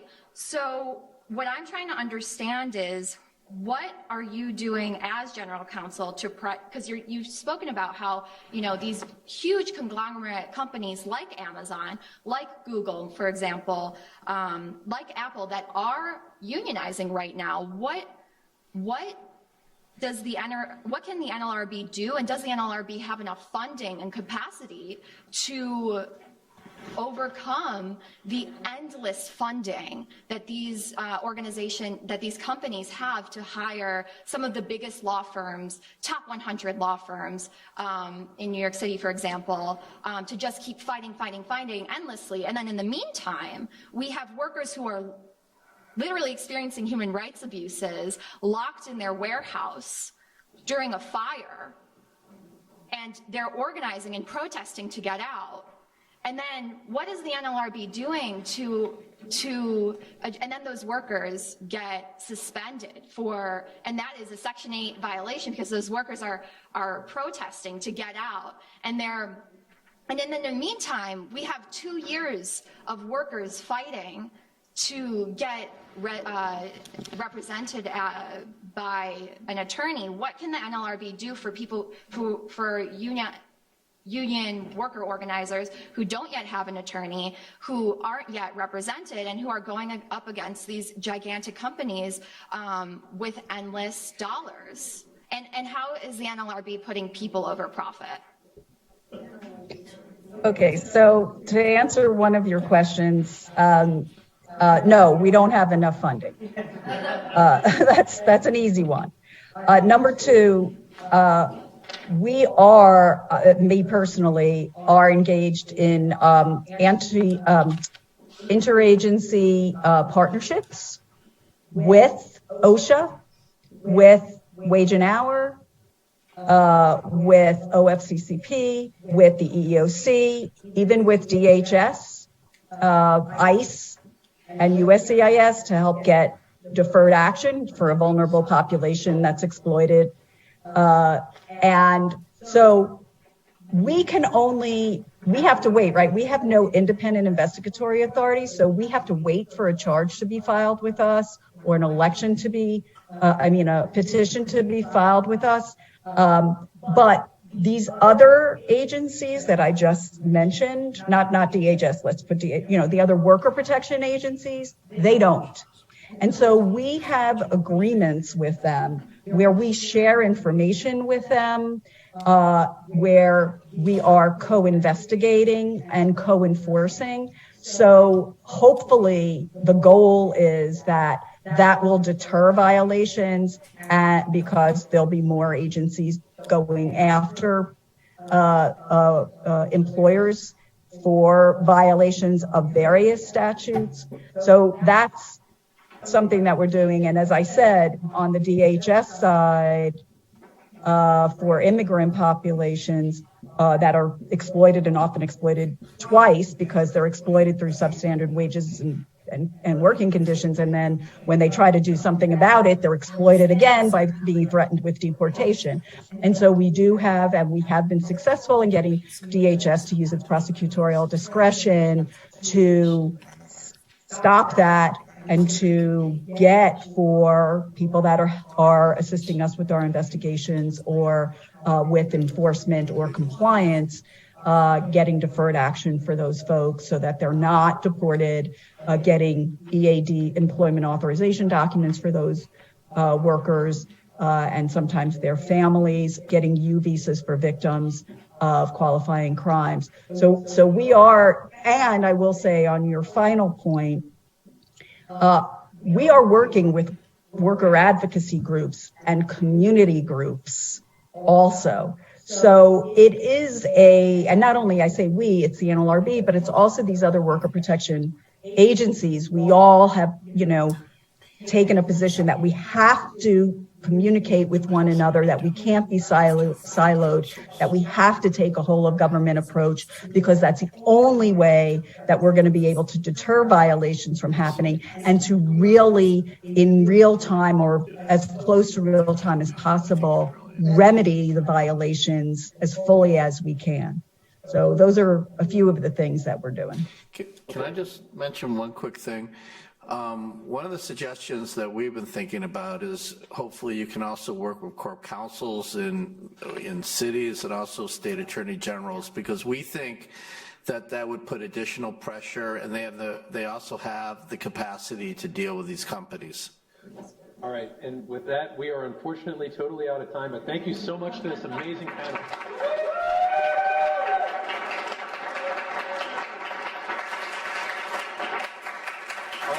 9:37. Hello, everyone. I'm going to get it started. Welcome to our last panel of the day, but after this we'll be having our keynote, so feel free to stick around. My name is Charlie Ferguson. I am a 2L and a Toll Scholar here at Penn Law. I'm introducing our next panel, which is Radical Legal and Community Strategies Toward Democracy. The radical use of law can be a powerful tool in moving us towards a society where the power is in the hands of the people, but it can only be successful if it works alongside the community, uplifting their voices and following their lead. In a post-Dobbs world, our panel aims to explore radical and transformative legal strategies that center community care, elevate the voices of the marginalized, and move us towards a truly democratic society. I'm excited to introduce our panelists. I want to give one brief note that one of our original panelists, Dean Spade, was unfortunately unable to be here due to some family emergencies. So I really want to thank first Blair Bowie for being here with us on a second panel of the day. Blair is a senior legal counsel and Restore Your Vote manager at the Campaign Legal Center. We also have with us Cynthia Alvarado, the writer and educator and advocate for change, and Bruce Riley, the deputy director of Vote, voice of the experience and voters organized to educate. Everyone give him a big round of applause. Hi everyone, my name is Sarah. I'm a 2L and I'm going to be moderating. We really want this panel, inspired by something that Cynthia said earlier in this week, to really focus on action and the ways that all of us as law students and lawyers can be better at following community leaders and being a part of community movements for change. So before we get into the questions, I just want to give each panelist, maybe starting with Bruce, a minute to introduce yourself and talk a little bit about the work that you do and how you got into that work. Sure, thank you, Sarah. My name is Bruce Riley. I'm originally from the New England area where grew up in foster care and homelessness and all the good things that help people end up in prison. And so I spent 12 years there. Was a jailhouse lawyer helping people, fight their cases and such, got out to, be politically engaged, and then ended up going to law school some years later down at Tulane in New Orleans, where I've been working with an amazing group of people locally, but also nationally, that's directly impacted people led organizing for policy change. We have a staff of 30, about 80% of us are formerly incarcerated. One of our former staffers is right next to me. Her name is Sarah, and she's amazing. And so I'm really thankful to be here. We do a lot of things around legislative sessions, city council. We get people elected or unelected, depending on how we have to do it. We're really building a force of power in Louisiana, a place that's the most incarcerated place in the world. And I also get to work with Blair. Hi, everyone. My name is Cynthia Alvarado, and I was born and raised in North Philadelphia, as we know it as the trenches. I'm a product of a school-to-prison pipeline, a product of capitalism, the drug on war, the war on drugs, which affected my family and, led my father to be domestic towards my mom. So I was not only poor, traumatized at home, obviously, school to prison pipeline obviously lands you in prison, right? Where I was thriving academically, I was withering away inside emotionally as a kid. And in doing so, I didn't learn how to have healthy relationships. It makes me a little emotional. And I believe that when I went to court, that was used against me. And I was in a fatal car accident in 2006 where my uncle, he succumbed to the car accident and I survived. So I had a broken pelvis, survivor's guilt, and I was prescribed OxyContin by a doctor. I became addicted. I had to learn how to walk again. In the process, my whole world went upside down. A year after that, I landed myself on a corner in North Philadelphia where I was born and raised to self-medicate, right? From all the childhood trauma and reoccurring traumas. On that day, my life changed forever. I solely went there to buy pills, right? Because I was always hurting inside. Something bad happened, a crime was committed by someone else. I didn't know that a crime was committed. I took off, right? That's what I was ordered, take off, take off, take off. From North Philly, I left. Later that night, I was arrested by homicide detectives, and I couldn't believe it. I was like, homicide, who died? You know, I was really shocked. So I, at that time, you know, believed in our system because as a little girl, I'm a first-generation American, so I was always so proud to pledge the flag. And at that moment when I was arrested and charged with felony murder, and I believed in the system, I decided to go to trial thinking and believing that since I didn't commit this crime, that I would go home. And unfortunately, I succumbed to the LWOP, right? And in me succumbing to that, I became very depressed and sorry. It just reminded me of my life as a little girl and how I felt like I never mattered then because of the broken windows theory, and I didn't matter in the courtroom as well. So imagine how I was feeling.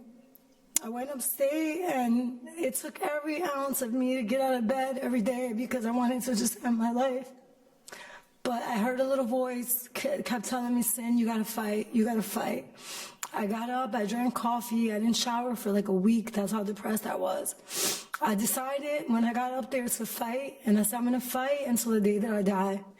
I entered GP, met a lot of amazing lifers, but they didn't have any hope, and I seen it in their eyes. And I said I never wanna become those lifers. So I started to educate myself on philosophies and you know, on the law. And in the process, I started to heal from my childhood traumas. You know, it's like I had to raise myself in prison.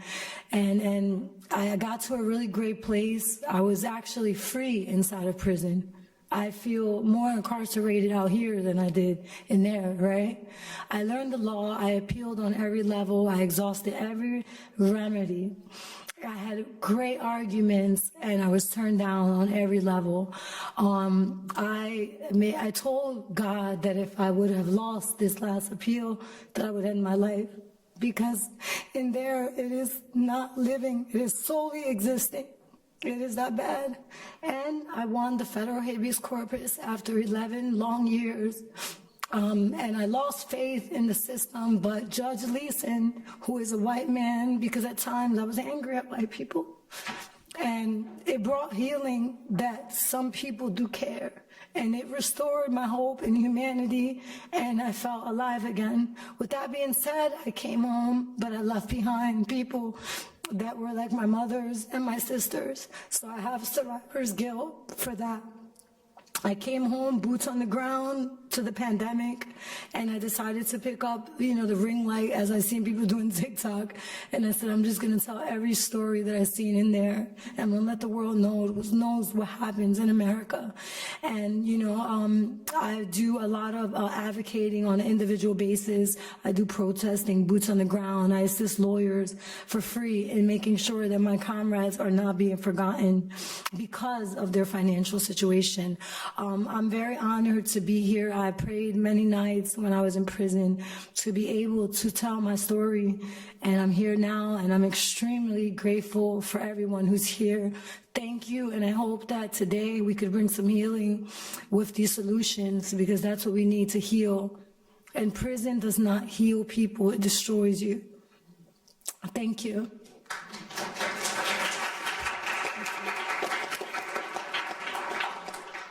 Thank you for sharing that, Sin. Thanks, Bruce. It's an honor to be on this panel with both of you. My name is Blair Bowie. I am a senior legal counsel at Campaign Legal Center, and I run our Restore Your Vote program there. I was a Toll Scholar here, graduated in 2017, and started my job as a Skadden Fellow. And in my work, you know, I partner with community organizations in their fights to end felony disenfranchisement in their state and push back on the other ways that the criminal legal system creates barriers to the right to vote. And I'll say that as someone who works at a national organization, and even though I had a background in community organizing, when I started doing this work, I had a lot to learn. And one of the best first conversations I had was with Bruce, who was very honest with me about some of the problems that can occur when national organizations get in local community group space, in the space of directly impacted communities, and are trying to help, but doing so in a way that doesn't advance the power of those organizations. And so, I hope that the perspective I can bring to this panel is what we try to think about all the time is how are we helping the groups that we're working with build power? How are we shifting resources to directly impacted people? How are we centering their strategies, their work, their stories from one of these national group positions? Thank you. Thank you all so much, and thank you all for your vulnerability and sharing. I'm like really in awe of the power that's up here, and I feel really lucky to get to hear from all of you. And Blair, actually, our next question was really on your point, and I wanted to direct it at you. As somebody who's working on more of the national scale and at a bigger organization, what do you think are some concrete ways that people in the legal field can uplift the work of community groups, jail hustlers, incarcerated and formerly incarcerated folks who are doing a lot of this work at the grassroots level? Well, it's a big question. I think we have to sort of reflect and come from a starting place of thinking about how power structures reinforce themselves. So the nonprofits and organizations that are able to raise a lot of money, raise money from foundations that are generally funded by some of the biggest corporations and wealthiest people. And I think there's a lot of good people directing those funds and directing the organizations, but we have to be cognizant that the money sort of flows towards protecting the status quo naturally, and we have to do everything we can to try to redirect where the agendas are, where the money is going. And I think the best way to do that is just to work from the ground up. So a lot of what we do is, like I said, trying to partner with organizations, focusing on groups that are run by and build power for directly impacted people.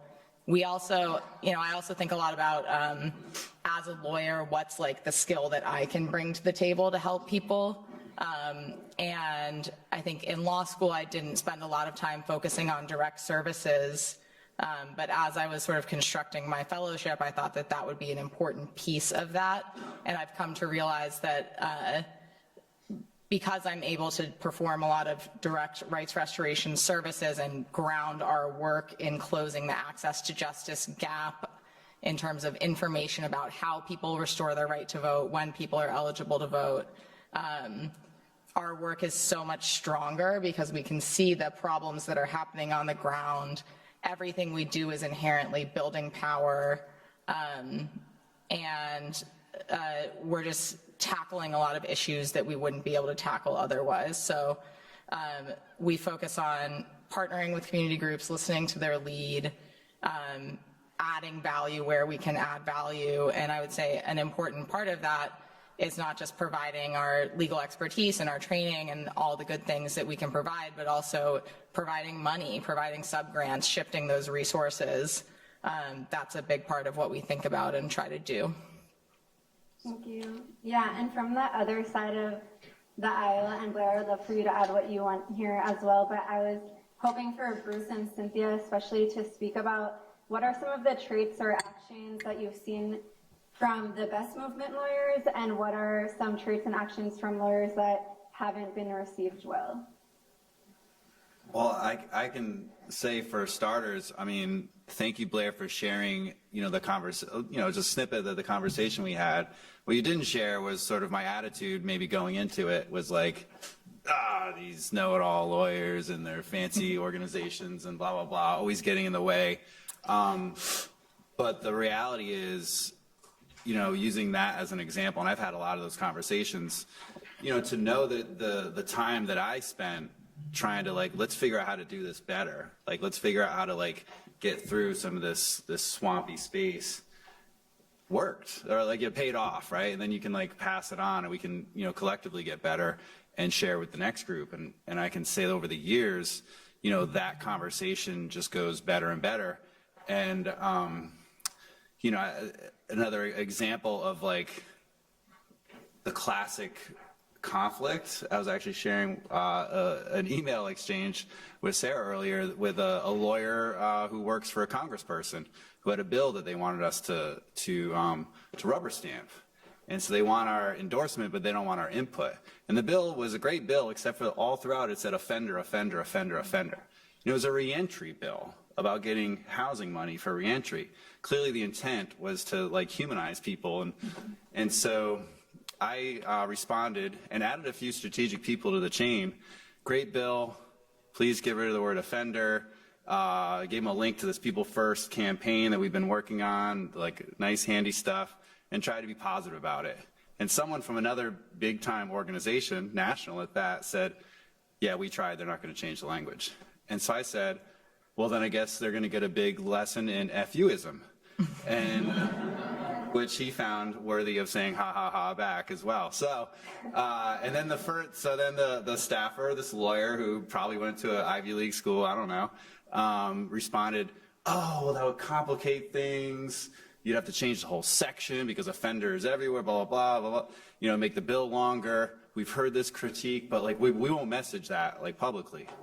So I responded back, it's like, well, if it's, you know, if it complicates things, if it confuses things to refer to me, you know, as a person rather than, you know, but it's clearer to call me an offender, then we got problems, and this is where we part ways. And I was like, you know, looking forward to when your boss kind of learns to work well with the communities that they want to represent.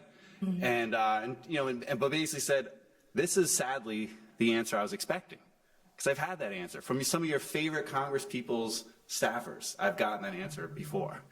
And we've gotten to a place where we're like, F you. You know, you would not say this to a whole bunch of different other types of groups, you know, that you're supposedly representing, the writing bills for. And so we need to change that dynamic.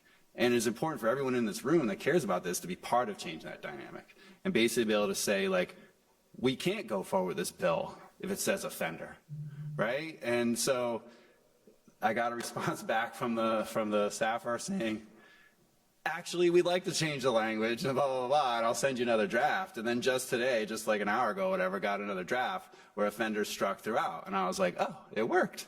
So I sometimes feel like the villain. You know, I want to say just nice things. Oh, great, thanks for writing the bill. Like, we're fully supported, whatever, right?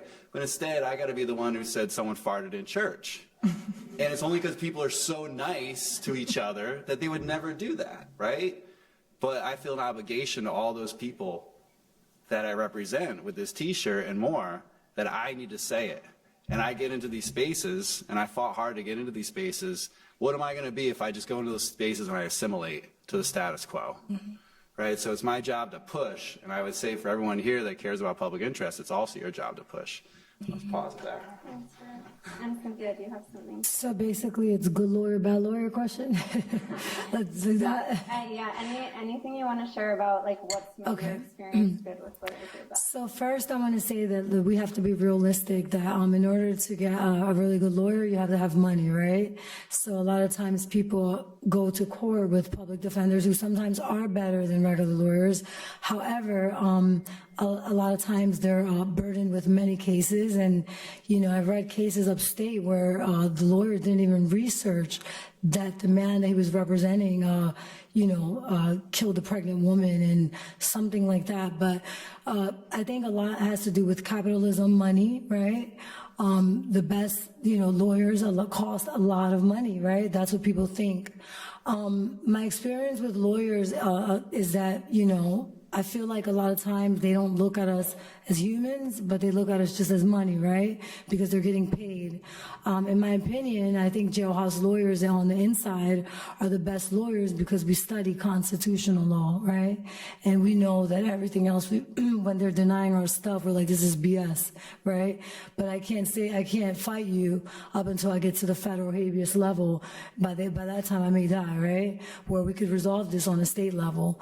I think a lot other lawyers that I work with on cases for a lot of my comrades, they don't respond, not even to University of Penn, who's willing to assist them.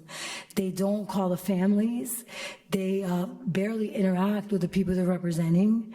And you have to ask yourself, why? Why did you sign up to become a lawyer and, protect a person, right, in a courtroom if you're not doing it all the way around the clock? So I'm very skeptical of lawyers myself. That's why I'm a legal consultant on cases. I'm making sure that the lawyer who's representing a friend, that he's doing his job, because I know my shit, I think that I believe in individualism, that there's, it could be 20 lawyers and they're not all the same, right? So we have to factor that in as well. But with our system, as we see, there's many women in there right now that are poor.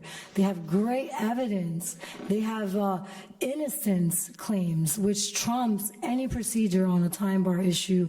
And there's not many lawyers saying, hey, I want to stand up and help these women. They talk, but I see no action, right? And that's what's been happening for decades. I tell you that the women are being forgotten. There's not many women lifers in Pennsylvania, and many of them are there for crimes that were committed by men. And you would think that lawyers would say, damn, let me step up, let's get 30 lawyers and help 30 lifers. But because there's no money, people don't really move out. So I think a lot of it has to do with money. I know my good friend Caroline Turner, who is a lawyer, does help on pro bono cases with a full-time job. So lawyers like that, I respect, because she doesn't have to do it and she's not getting paid, right? So I think that there's if you're going to go to law school, and you're going to take that oath to defend a person, you must look at them like a human being first, not a prisoner, or even the crime that they was accused of committing. Because I've heard lawyers say, well, he was charged with murder. Yeah, you could be charged with murder, but doesn't mean you committed the murder, because you're innocent before you're guilty. But here in America, obviously, with the system of bail, we know that you're guilty before you even go to trial. So with that being said, I think that there's lawyers have to look at themselves in the mirror every morning and say, damn, what can I do more, right? If they don't have the money, can I just do it for a little less? Or can we do something to connect 5 lawyers to work on a case? I think that lawyers really need to stand up and help those people in prison that are dying. Many of them are innocent.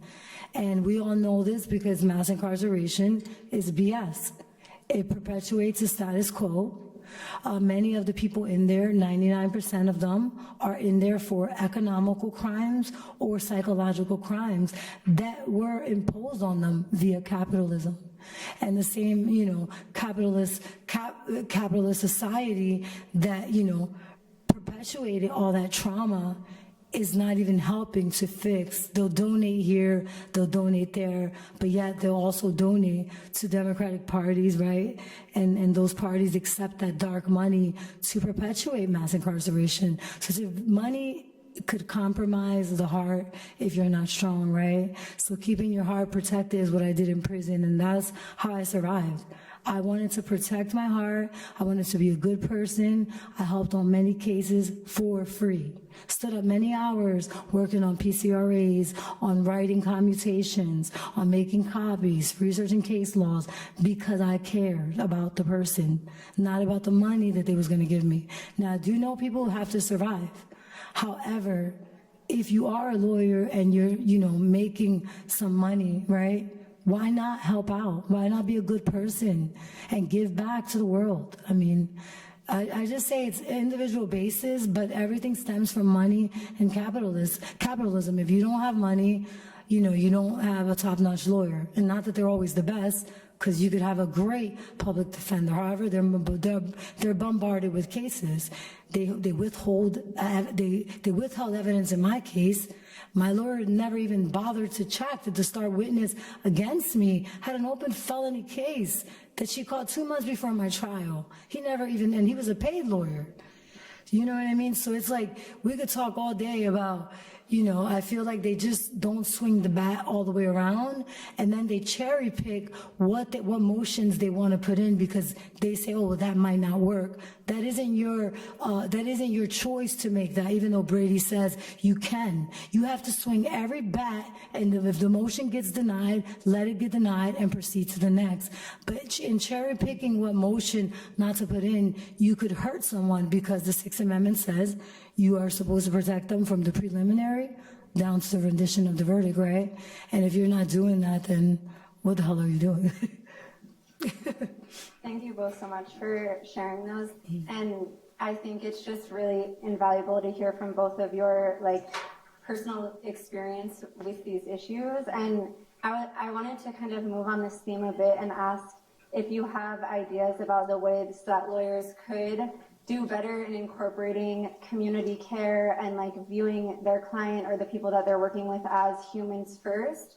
If you have any concrete advice, and Blair, I'd love your input on this too, from your experience working in this field.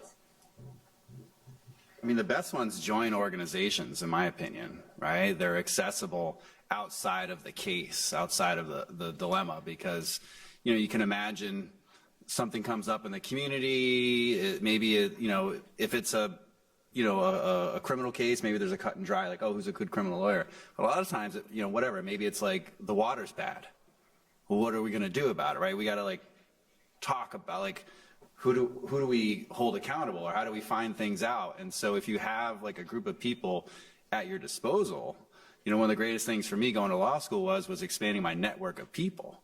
I tell people who are thinking about going to law school sometimes, no, it's well, if you already have that network, that's one thing you don't need to check the box for. But so us at Vote in New Orleans, we've got a community of law professors and lawyers and jailhouse lawyers and, public health professors and people running community clinics. And that's our sort of regular kind of text thread. Did you hear about this kind of, and working with the journalists, the media to learn, understand.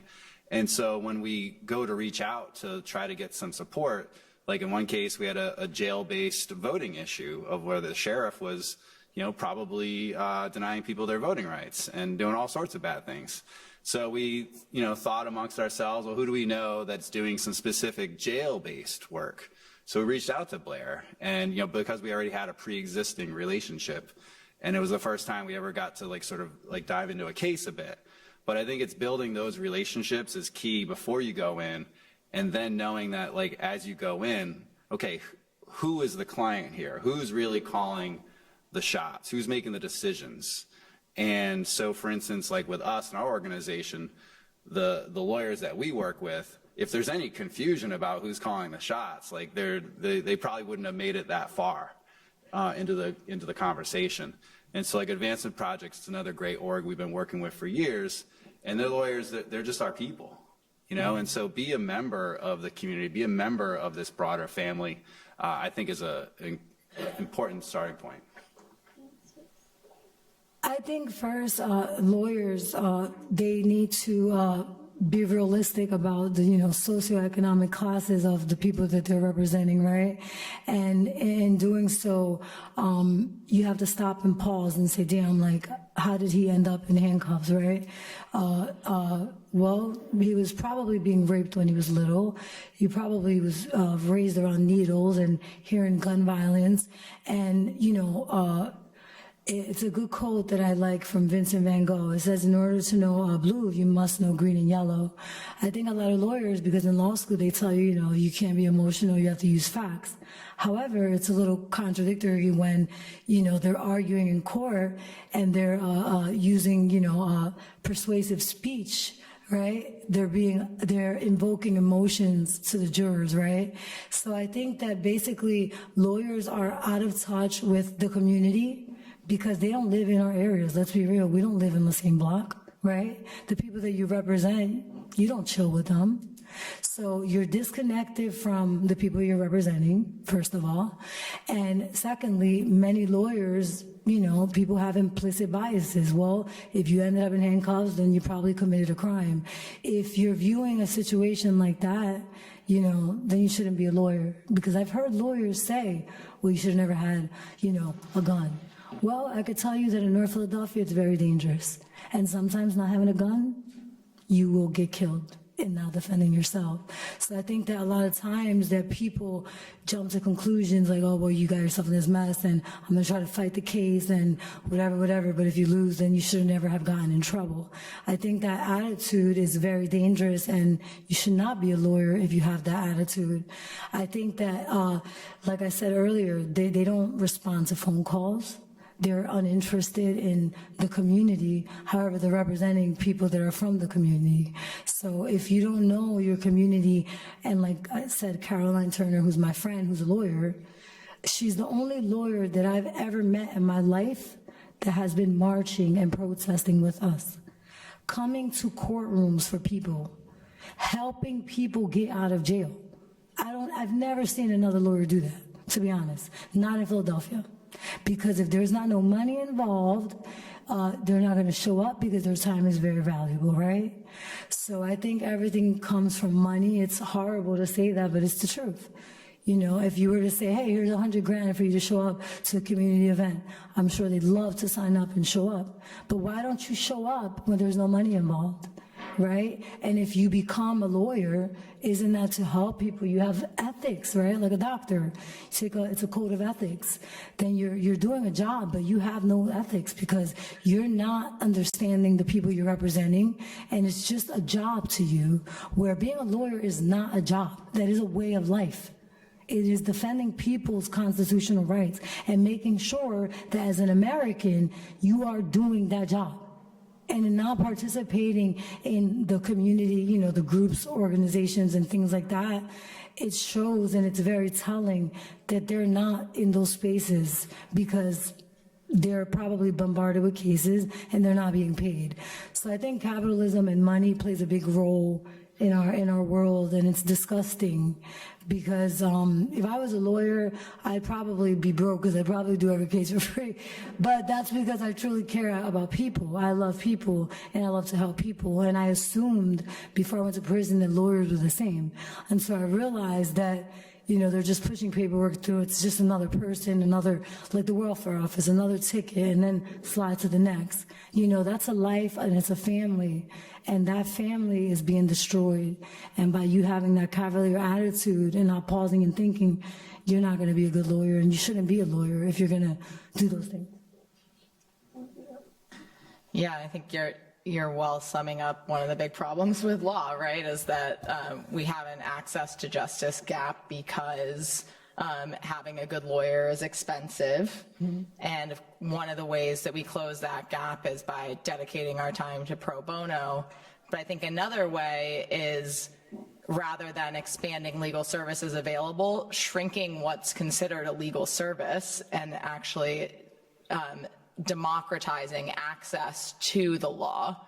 So what I mean by that is I'm thinking about ways that we can take things that are considered lawyering out of the hands of lawyers and put them into the hands of the communities and the people who need to know that law. So that's one of my points, is just don't gatekeep the law. And I think an example of where we've tried to do this in our organization is, you know, we focus on fighting felony disenfranchisement, and we think about that problem as not just including the people who are disenfranchised under law, the 5.1 million people who can't vote under law, but thinking about everyone who's had a felony conviction or more broadly had contact with the criminal legal system who might think that they can't vote. How do we reach those people? I think traditionally, folks who have had that contact with the criminal legal system have needed a lawyer to tell them if they can vote. And maybe in some states like Tennessee and Alabama needed a lawyer to help them get their voting rights restored. So that doesn't seem right to me. I don't think you should need a lawyer to tell you if you can vote. That's a fundamental right. So how do we take that legal information out of the hands of lawyers and put it into the hands of the community? One of the things that we've done is, and I think this is spreading across the law, is just using technology to bridge that access to justice gap. So we built a tool, restoreyourvote.org, where people can go on and just figure out, can I vote? What do I do to restore my voting rights? Here's all the tools right there. That's something that I think we've seen budding in a lot of areas of the law is basically we can make legal services less expensive if we use artificial intelligence, if we use automated tools. And let's be honest, a lot of what lawyers do is automated anyway.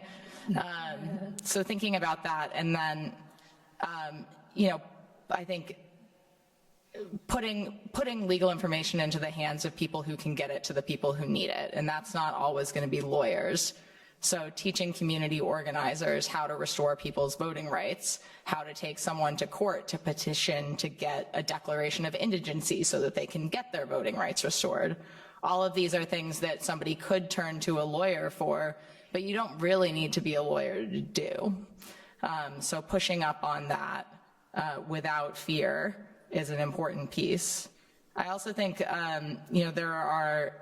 there are sometimes rules of professional responsibility that get in the way of that, and sometimes the rules of professional responsibility are designed for gatekeeping and to keep money in the legal field. So trying to think about creative ways to deal with that when you come up against one of those rules that is designed for gatekeeping. One example we have of this is our community partner in Tennessee is called Free Hearts. It's an organization of formerly incarcerated women and girls. And we've been working side by side with them in the community for nearly 4 or 5 years now. And a couple years back, we decided we wanted to bring a lawsuit to deal with the problems that we see in the voting rights restoration process. And naturally, we wanted Free Hearts to be our client. But what we ran up against is that we've been giving Free Hearts subgrants for years so that they can hire organizers to do voting rights restoration, and there's a rule of professional responsibility in Tennessee that says you can't give money to your clients. So how do we deal with that? Well, we made them our co-counsel. So there's ways to get around it, and I think it's just important to not be hung up on some of the things that are trying to gatekeep law and some of those institutions that are set up to do so. You killed it. Yeah, thank you. That is such an amazing point. And I think it ties really well to what Bruce was talking about earlier about the gatekeeping process in general. It's so much easier to continue on with the way that the system has been because that's what we're all taught. And I feel like what you all are bringing to us today is like, we need to break out of that system, and these are ways that we can. So I really loved everything that you shared. And I wanted to kind of shift a bit in the conversation because we've been talking a lot today about democracy and specifically voting rights. But I know that all of you have had experience with other ways that people can be involved in our system of governance, if maybe they're barred from voting or if they're incarcerated or whatever it may be. So I would love for each of you, maybe again, starting with Bruce, and we can go down to share some of the ways that you see people can be involved in democracy, even if they don't have the access to vote. Mm-hmm. Mm-hmm. Yeah, I mean, I was writing a lawsuit for my voting rights while I was in maximum security, anticipating getting out. And then I got out and I walked into a constitutional ballot campaign in Rhode Island where I was on parole. I didn't have voting rights. That won and whatever, and then I like lost them like when I went to Louisiana, right? So, and we won them again there, but not about that. But the point is like whether or not I had voting rights, and I've been out for since 2005, and I'd say I didn't have voting rights for probably about half that time, and my number one thing I think that I do is I go to the meeting that has the campaign stop or whatever the case may be, and I ask the question. And I got to the point where people would ask me like, Bruce, we're doing this forum for these candidates or whatever, like can you ask like the criminal justice question or whatever? And so I'll always like, back somebody or all of them into a corner, sort of tie it up with a bow, ask the question where they have nowhere to go except say, well, of course I support second chances or whatever the case may be, right? And then have to at times do the follow-up and engage because like none of those candidates are going to know more about the criminal legal system than I do from the ground up, right? And so that is a space where everyone gets to be present, the cameras are rolling, and they're on record. And we can like get to the bottom of things in a way.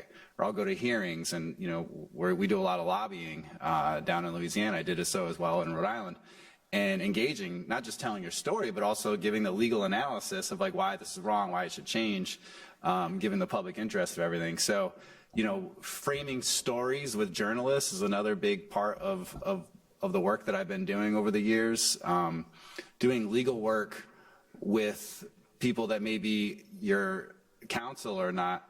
And I really appreciate you guys making them co-counsel, because one of the things that a lot of us jailhouse lawyers do and organizations that maybe don't have counsel is we do the legal work, you know, maybe like 85% of it, and then the lawyer puts their name on the bottom of it and says, I filed this amicus to the U.S. Supreme Court or whatever. You're like, yeah, you filed it, but you just didn't write it, you know? Like, you didn't think about it. Yeah, so I think, you know, legitimizing the people in the community and those bearers of the real politics you're trying to push, I think is a really big thing that lawyers can be mindful of, because they love getting their name on the bottom of the thing. And we actually just did an amicus to the Fifth Circuit around housing, and the lawyer that like did a whole lot around the Fair Housing Act, which was great material, but didn't know anything about criminal records discrimination. So myself and then our new general counsel put in a whole lot of work to make this a good, solid amicus. And fortunately, my GC was very adamant that her name be on the block. And I kind of, in a way, was giving her like her sort of like props of like, you go, like she got a law degree and she wants her name on the block too, but it was more about our name on the block. And it was the first time Vote's name has ever been on the block. And I was like, huh. We opened a new chapter. So I think there's a million ways for people to engage with or without voting rights. And honestly, as someone who's fought so hard on voting rights and is known as a voting rights guy, voting rights is just like it's like an arrow in the quiver. You know, it's like one thing. And like, vote for what? Voting rights to do what? There's plenty of people that got voting rights that don't use them, right? Like, what? It's a means to an end. It's not an end to itself. So I never fought for voting rights just to like walk away. I fought for voting rights to win elections, and that's what we've been doing. Well, my response will be a little bit different than Bruce's, because I was sentenced to life without parole, right? And when you have a law LWOP, it's completely different than we both did 12 years. However, I was sentenced to die in there, right? So my concern at that time wasn't voting. My concern was not being time barred and losing my appeal rights and dying in there. So I think that, you know, depending on your sentence, you prioritize things differently. I had to learn the law so that I wouldn't be time barred, right?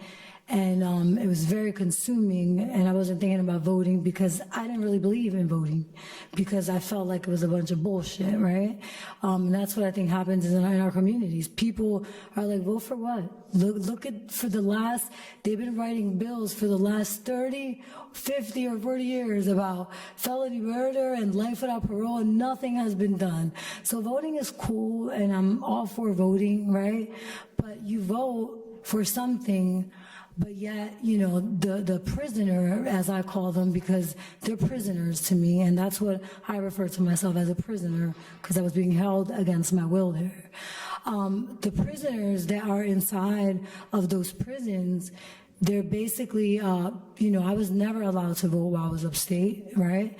I was a plaintiff on a lawsuit suing the Republican Party, Kerry Benninghoff, and on that amicus brief, Cynthia Alvarado's name was on it, and we won. So this little ghetto girl from North Philadelphia came out of jail and fought back.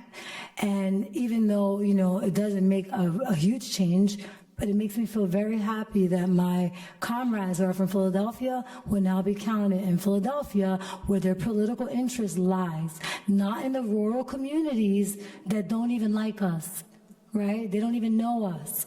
They're afraid of us, and they benefit from our incarceration. So why should we be counted in those rural areas, right? So I think that was a good win, right? That was great. So that did kind of change the way that I viewed voting, because, you know, I'm from the ghetto, and a lot of people in the ghetto, they don't vote because they're so oppressed and nothing ever changes. They're like, vote for what? Vote a politician in who's going to steal the money? Because that's what happens in Philadelphia. Let's keep it 100. You have these council members get in, and they're so amazing when they're running, and then, you know, they have a federal case because they stole the money, right? Money that could have went to women lifers for lawyers.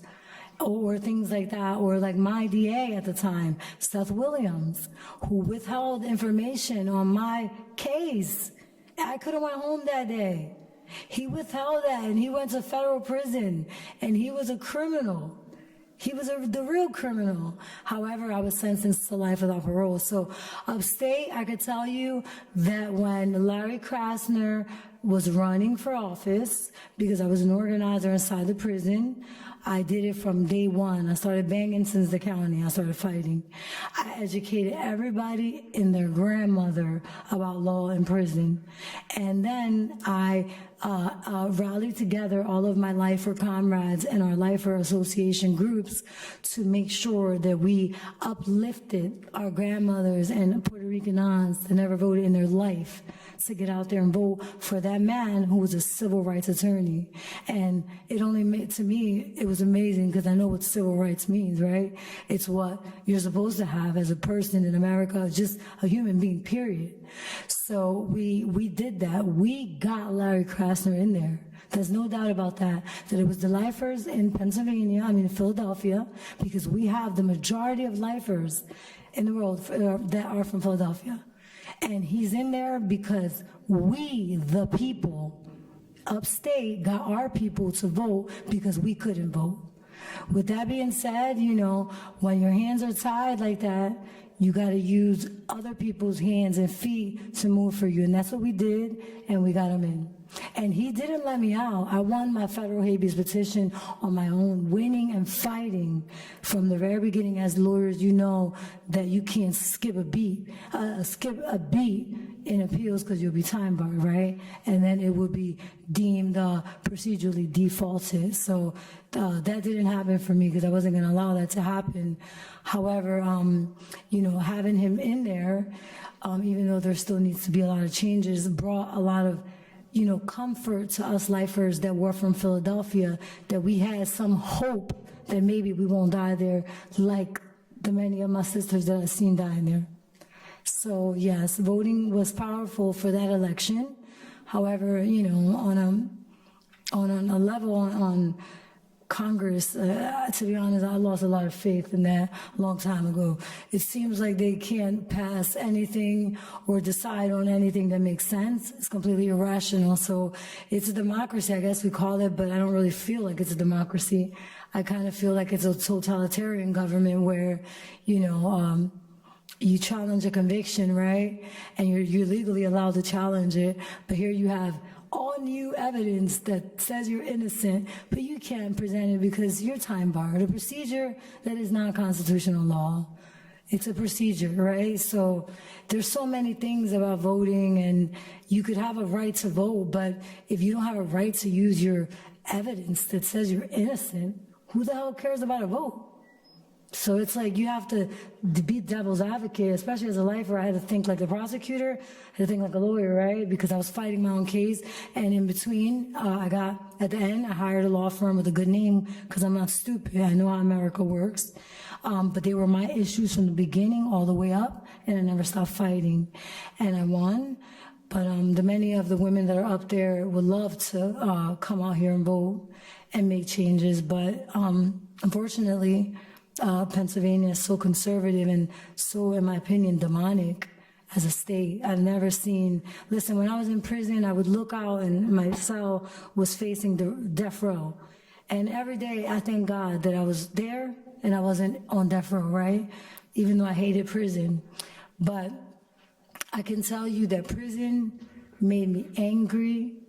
It makes you angry. It makes you bitter. It makes you want to perpetuate hate because of the wrath that you felt from the system, knowing that you're innocent, or knowing that the DA has the power to lower the charges, but they don't. However, they reach so high because all they care about is the numbers, the stats, and not a person's life is very, to me, un-American and contradictory to what the Constitution is supposed to stand for. But I mean, we played the game of state, we fought our cases, and we lost on every level, even when we knew we were right. you know. But that being said, voting is amazing. We did it in prison. We got Krasner in there, but we need a lot more than just freaking voting, bro. Shit is getting too real. I think a common thread there is sort of reflected in what I've seen, which is that people who have lost the right to vote can be some of the most powerful and creative and effective community organizers out there. And I think a lot of the organizations that we work with are run by or have fellows or have organizers who still don't have the right to vote and are fighting for it. But those groups are able to build power by using rights restoration and information around rights restoration as that entry point to get more people into their organization and into their power base. So again, talking about Free Hearts in Tennessee, they've been able to hire organizers who are focused on providing rights restoration in their communities across Tennessee. So now they have 10 fellows across Tennessee, many of whom have not been able to get their rights restored because Tennessee makes it almost impossible to get your voting rights restored, but who are out there in their communities running events, running clinics, running workshops, and finding people who need to find out about their voting rights, might need to get services. And 90% of the time, those people are not going to get their voting rights restored, but they've met Free Hearts. And now they know, oh, Free Hearts is an organization that's advocating for my interests. I want to get involved with that. When's your next meeting? So these groups are building their power. You know, the legislature in Florida was able to disenfranchise hundreds of thousands of people, but they spurred, you know, FRRC is out there organizing and talking to people about this and building their power, and now they're banning the box. Now they're getting all of these other things done because they built all this power around voting rights restoration. So even though it's horrendous that people are not able to vote and have to get help to find out if they can vote or what they should do to get their voting rights restored, it has actually created an opportunity for other folks who have felony convictions who maybe don't even have their rights restored to help each other and to build that power. And that's, I know, a model that Votes used and built so much power off of that. So there's so much that people can do whether they have that right to vote or not to build power for the broader movement. And one person I'll highlight who really fought the power and won over the last year is P. Moses out in Memphis, who was being prosecuted for illegal voting after her probation officer filled out her certificate of restoration incorrectly and wrongly certified that she had finished her sentence, which is questionable. I think that she had, but regardless, she submitted that form and was prosecuted and sentenced to 6 years and 1 day in prison for illegal voting. She fought those charges the whole way, and she was able to get her story out into the media, get her story in the New York Times, get her story national, and it turned out that the prosecution had withheld evidence. So she got her conviction overturned on a Brady violation, and because of all of the terrible press around this, because she had been so relentless in telling her story, the prosecutor did not bring charges, and then the prosecutor lost her election. A terrible, terrible prosecutor in Memphis lost her election to a progressive prosecutor. And a lot of that was just her power, and she did not have the right to vote, but she was using her voice and telling her story, and just fighting relentlessly, and that made a huge difference. Yeah, I think one of the big things is, you know, I talk about campaigns a lot with people strategically, and sometimes I use this phrase, the fullback campaign. They're like, what's a fullback? It was like, well, in football, you know, the fullback blocks, opens up the hole so the running back with the ball can get through and get the touchdown. Go Eagles. But so the, you know, sometimes you got to have a campaign to beget other campaigns, and things like voting rights campaigns, you know, where to win them, you're basically, you know, telling a body that we are your neighbors, we're humans, we're citizens, we care about the community, we're leaders, we're givers, we want to volunteer, we want to do our civic duty, all these things, and eventually that person hearing that, for them to change their position politically, has to go from, you're just BSing me, I don't believe you, you're just talking a good game, to, you know what? I'm here for people like Sin, people who really care about other people back behind. And that's what happened with us. 5 years in Louisiana putting forth a campaign, but we did a legislative and litigation, and it was really a community-based campaign. It was, in my mind, it was never about the voting. It was about something much deeper and bigger than the voting. And we've passed like 20 laws since then that have changed the criminal legal system. We've got we've reduced the prison population by about 20,000 people in the last decade. And, you know, when I was in Rhode Island and it was a ballot amendment and we had to go door to door to door to door trying to get people to vote on voting rights, it was like, would you rather encourage people to do the right thing or to shove them into the corners where things like addiction and desperation take root?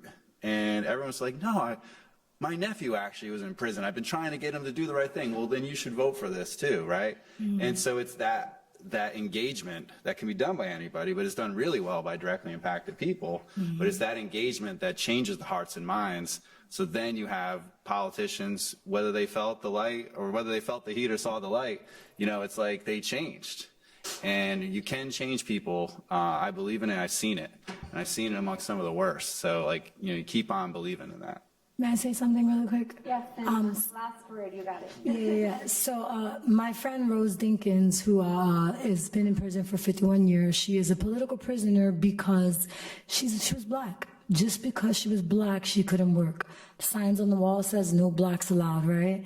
And she, you know, is very intelligent, and she couldn't work. Her husband got locked up, and she went to go rob a convenience store to feed her kids. Changed her mind last minute. A white unidentified male in Pittsburgh follows her for a block, and she turned around to a barrel of a gun, right? About a week before, a white officer killed a little black boy. So she shot first and she had to drop on him. But this officer exacerbated his own murder by following her and not identifying he was the police. She didn't know who he was. Long story short, she has exhausted all of her appeals, obviously. They label her as a cop killer. Via Instagram, I changed a lot of minds about Rose Dinkins. Rose Dinkins is not a cop killer. Rose Dinkins is a product of the policies that we had in those times that were ridiculous, to say that a person can't work because they're black, when we all bleed the same color and we all feel the same pain. So my point where I'm getting to with voting and people and, you know, politicians, Sharif Street, who is okay, right? We wrote him many letters in prison about, you know, life ending, life without parole in Pennsylvania. The problem with Sharif Street's bill was that he excluded my friend. He specifically wrote on that bill that this bill would pass except for those that committed crimes against the police, right? However, Rose Dinkins did not commit a crime against the police officer. Rose Dinkins was a very dark-skinned black woman who could not work. And as her friend for a long time, I know that she's very OCD and she would have loved to work anywhere. So she did a bad choice in desperation, right? And if you're not in that situation, you cannot relate and you'll never understand. So I view Rose Dinkins as a political prisoner. I view her as somebody that they threw away, shunning her from employment, riddling her body with bullets. You know, in that bill, she cried to me. She called me. She says, Bella, she was like, I'm never getting out of here. And I said, Mama, don't say that. You're going to get out. So I happened to bump into Sharif Street, and I was like, I want to talk to you. I want to look at you face to face, because I used to be a lifer, and I wrote you many letters. I was like, I salute you for the bills. I was like, however, in your bill, I said, you hurt one of my friends who's like a mom. I was like, because she, at that moment, was so saddened to know that she would be excluded. Simply because she was trying to feed her kids, the police decided to chase her down. in that time in the 70s, you know, it was very rare. It still raises now, but it was really prevalent back then. So I looked him in the eye and, you know, tried to interrupt me. I said, let me finish. I said, Rose Dinkins, I told him the story. I said, she was black and she couldn't work, right? She's a political prisoner.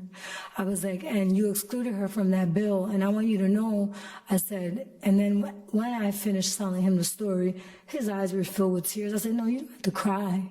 I said, but when you're talking to your buddies and you're excluding people that commit crimes against a police officer, a life is a life. Sorry to say, at the end of the day, a life is a life, because in New York City, cop killers are released. So geographically, because of a couple miles away or a couple hours away, we have different policies.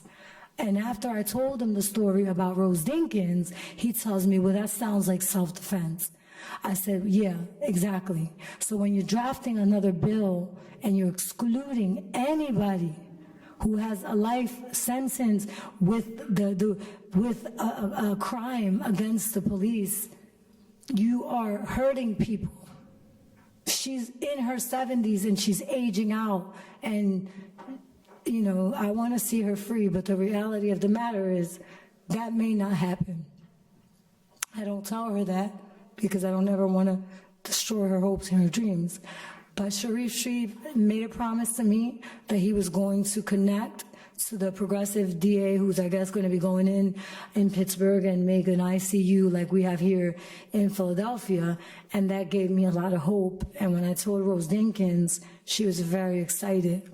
So I just wanted him to know the pain and trauma that he caused her when she read that bill, because she was so excited to get it. She was like, damn, a shot finally. But no, not you. Without looking at her crime and how she ended up in that store. Nobody cares here in America, they just care about the crime. But they don't want to identify the reality of the bullshit of slavery, from never fixing it, to blocking them from working, from separating them from water fountains, from all the nasty stuff that this country has done to people. It is destroying people, and it's time to stop it, because I can tell you right now, Kensington is filled with nothing but white people. I live in those trenches, I know. And if you don't believe in anything, believe in freaking karma, because that's not no coincidence that that's all filled with white people. But I can tell you one thing, for all the prisoners and all the bodies that are upstate dying, innocent, those women, it's probably one of those people down there, their mother could have been a judge or a politician, and it's starting to come home and it's closer, running down up their steps. And that's when they'll be able to have the empathy, when they feel it. They don't feel it because they're not going through it.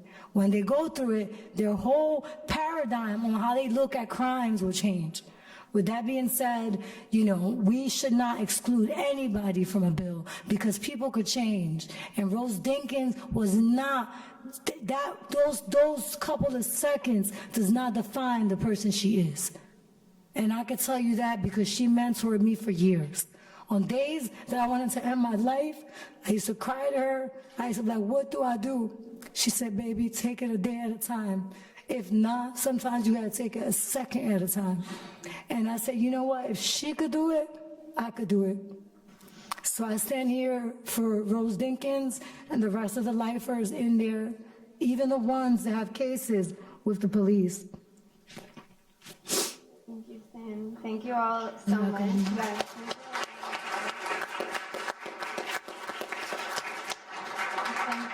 Yeah, thank you so much for all of your stories and everything that you've shared. And I think we're a little bit behind on time, but we maybe have time for like 1 or 2 questions. So if anybody has a question, you can raise your hand and someone will come with the mic.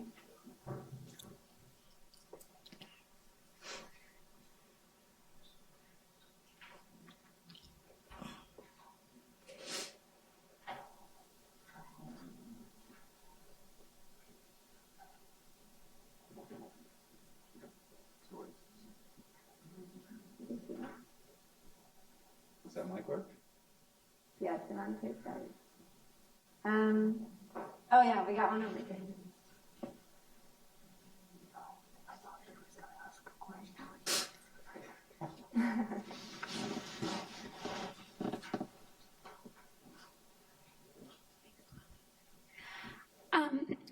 First, just thank you for sharing so much and being so open with all of us. One thing I was wondering is, I think that this conversation has definitely been really empowering in thinking about how we can be more involved and more part of the communities in which we're working with. With all of the heaviness of the things that you've shared today, how do you manage, what's your process of making sure that you're sustained and able to, be your full self for the people that you're working with in your community while also, fighting against these horrible systems that unfortunately are entrenched in society? And I think it can feel there's a lot of despair, feeling like you're fighting against something that isn't going to change or isn't going to change quickly. And how do you sort of maintain energy in such a long fight? Is that for me? Anyone, Okay. for all of you. So I could tell you that since I've been home, in prison, we don't really trust psychologists, right? Because they write everything down. So we learn to just shut the fuck up and just keep rolling. So I deal with my trauma by, talking to my friends and venting out my feelings, just like I did in prison, right on the prison floor, a conversation, speaking to my friend Caroline. What I do for myself is what makes me happy is helping other people, because, if I don't help these people, I'm just as complicit as the people who put them there, who dropped the ball from the very beginning, like with Rose Dinkins. They just threw her away because she was black, and, fortunately, she has been in there for 51 years. But what I do for myself is what I did in prison. I stay positive every day. No matter what is going on around me, I don't care. I always believe there's always a way out. I always believe there's always a loophole. I don't accept the word no.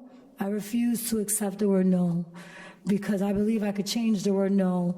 And I love to help people and bring them and build them up. And sometimes that's very dangerous, right? Because you get so involved that, you could it starts affecting your body. And I've learned now to pull back when it starts to affect me, because I am such a humanitarian that I would literally try to help everybody if I could. So it's very exhausting, because it's nonstop, right? It's not just like a lawyer, they go home, they read their briefs. I have to help my comrades. I have to do the communicating for them, the thinking for them, the talking for them, the shaming the politicians, protesting of the judges. So it takes a lot on me as well. However, if I survived prison, girl, I can survive anything. I just say stay positive through everything in life, and take it, like Rose said, 1 second at a time. If you're having a bad day, talk to somebody, vent that shit out. It sometimes make you feel better,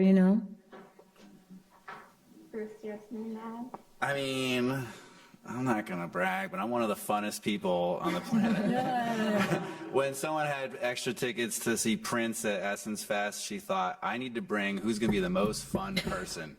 And she called me. So that's on my resume now. I'm always on the Jumbotron at the Pelicans games. I'm a season ticket holder at NBA. I went when they were $9 in the cheap seats, and I could get a beer and a slice of pizza and call it a night, and now I'm living it up, right in the middle of things. So I live in New Orleans. I live in the French Quarter. There's live music. Right now we're in carnival season. I love costuming. I love face makeup and stuff. We have a festival for anything.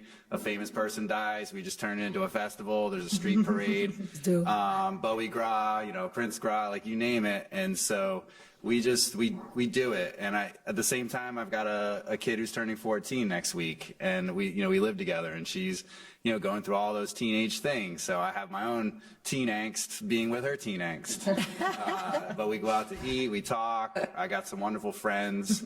I find that the people in the social justice sphere are some of the warmest and funnest people ever. And sometimes it takes maybe, for some people, it's a night at the bar to really kind of see somebody's other side and really get to know them.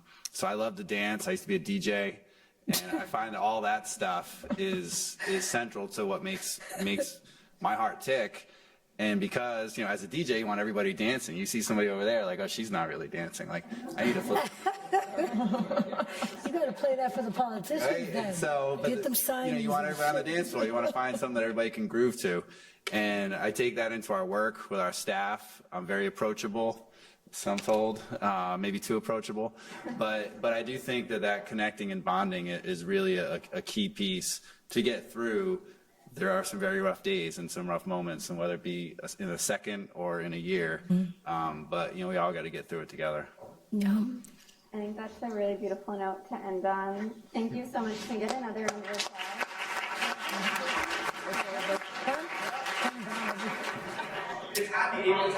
Hi everyone, we're getting ready for the keynote address. Can you all take a seat? I think so, yeah. Hi everyone, my name is Yared Halu. Our keynote address this afternoon will be a conversation between Jason Abel, lecturer in law here at Penn Cary Law, and Asosa Osa, Deputy Executive Director of Fair Fight Action. Jason is a partner in the Washington, D.C. office of Steptoe and Johnson and chairs the firm's campaign finance and political law practice.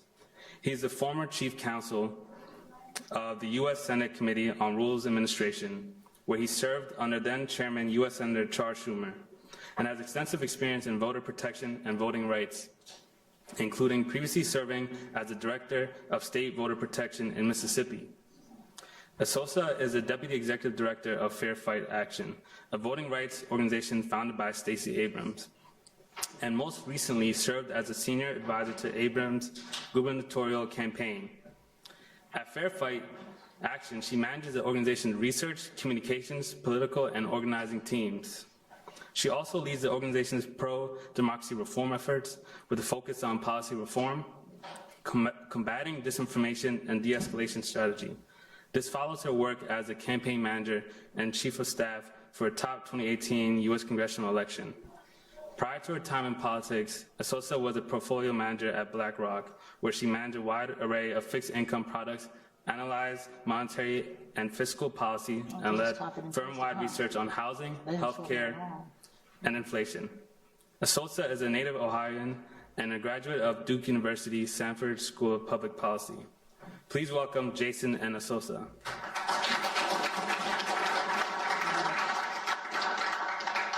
Well, thanks very much, and thanks to TPIC for putting on just a fantastic conference all day today. It was really informative, and just round of applause to all of them first. So. Well, it's great to be here with Asosa, who just has a wealth of experience in a lot of the topics that we talked about today. So why don't we just dive in? Absolutely. How did you get your start? Right? I mean, you went to Duke, you had experience in financial services, but in campaigns, elections, activism, leadership, it was never really far away from what you were doing. So maybe tell us all how you got into this. Yeah, absolutely. I think it started with my family. I'm a Nigerian. My parents are from Nigeria. So my dad would tell me every single night, you can be anything in the world you want to be, as long as it's a doctor or engineer. And I think that is what led me directly down this path. But in all seriousness, I am a product of progressive policy. I would not be where I am today without progressive immigration laws, progressive education laws, without Head Start, without anti-poverty initiatives. And so I've always been very interested and majored in public policy when I went to Duke. Also went to school in 2008 where there was a financial crisis, and I got very interested. And so while I was doing a lot of policy work in school, I was doing a lot of financial work during the summers. And so decided to go into finance first, but never lost that passion, never wanted to stop doing that work. And so in 2016, I hopped on the presidential for just a few months, and here I am. So you're a native Ohioan. I learned from Cincinnati, not Cleveland. It's a big difference there. Very big difference. We're not going to talk about football. We are in enemy territory. We are in As enemy a Bengals and Bears fan here, this is a very risky place to be. But I know. See, she speaks the truth. She speaks the truth. I heard that many a years when I was in school here as a Bears fan, so that is not new. So that explains a little bit how you went back to Ohio, but working for Representative Harbaugh, campaign manager, chief of staff, how'd you get that position? So after 2016, where we lost the Republican spectacular fashion, I was not interested in going back to finance at that point. Felt like there was more to do, more I could do, and so decided to do something I never thought I would do after 4 years in New York City. I was like, it's time to go home. So I went back to Ohio and was looking for opportunities and met Ken and Anne-Marie, his wife, and he was like, I'm trying to run for Congress. And I'm like, your last name is Harbaugh. He's like, I know. I'm like, this is Ohio. Mm-hmm. He's like, I know. Another football reference here for folks, yeah. And, but really hit it off with Ken and his family, and knew there was so much work to do in this country in all types of communities. And so I was like, why not go into a super red district in Appalachia, Ohio, and try to get a Harbaugh elected to Congress? And we did really well. And those are the types of investments that you need to make continuously, year after year after year after year, if you're going to have any type of shot of making change long term. So you bring up the term investment, and when we were talking yesterday, we talked about investment in, certain districts where there are, historic levels of disenfranchisement, of neglect from the national perspective. And I think one of those areas that come to mind, and we see that investment, is Georgia. So that's where you are now. You made your way to Georgia.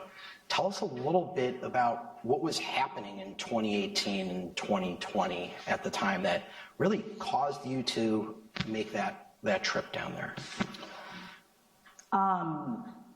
So I went down to Georgia because I wanted to work for Stacey Abrams. I followed her for years in college, and one day decided to drive down without a job, start knocking doors. Eventually somebody hired me onto the campaign, and really got invested and surrounded and thrown into what all Georgia was, what all Georgia had the potential to be, and what all Georgia had gone through. And so many folks think that so much of the political story here starts or ends with 2018, and it was the investment started well before registering hundreds of thousands of Black and brown folks to vote, getting a party apparatus in place. The investment needed to expand voting rights in the state is quite significant. The amount of money, the amount of time, the amount of investment, the amount of people that it takes is quite significant. And so when I got to Georgia, and we were facing a race against what was called at the time and today one of the worst voter suppressors in the country. It was not. There was so much history, recent history, that needed to be overcome. We know, this is the state where in 2010, the Quitman 10 plus 2, 10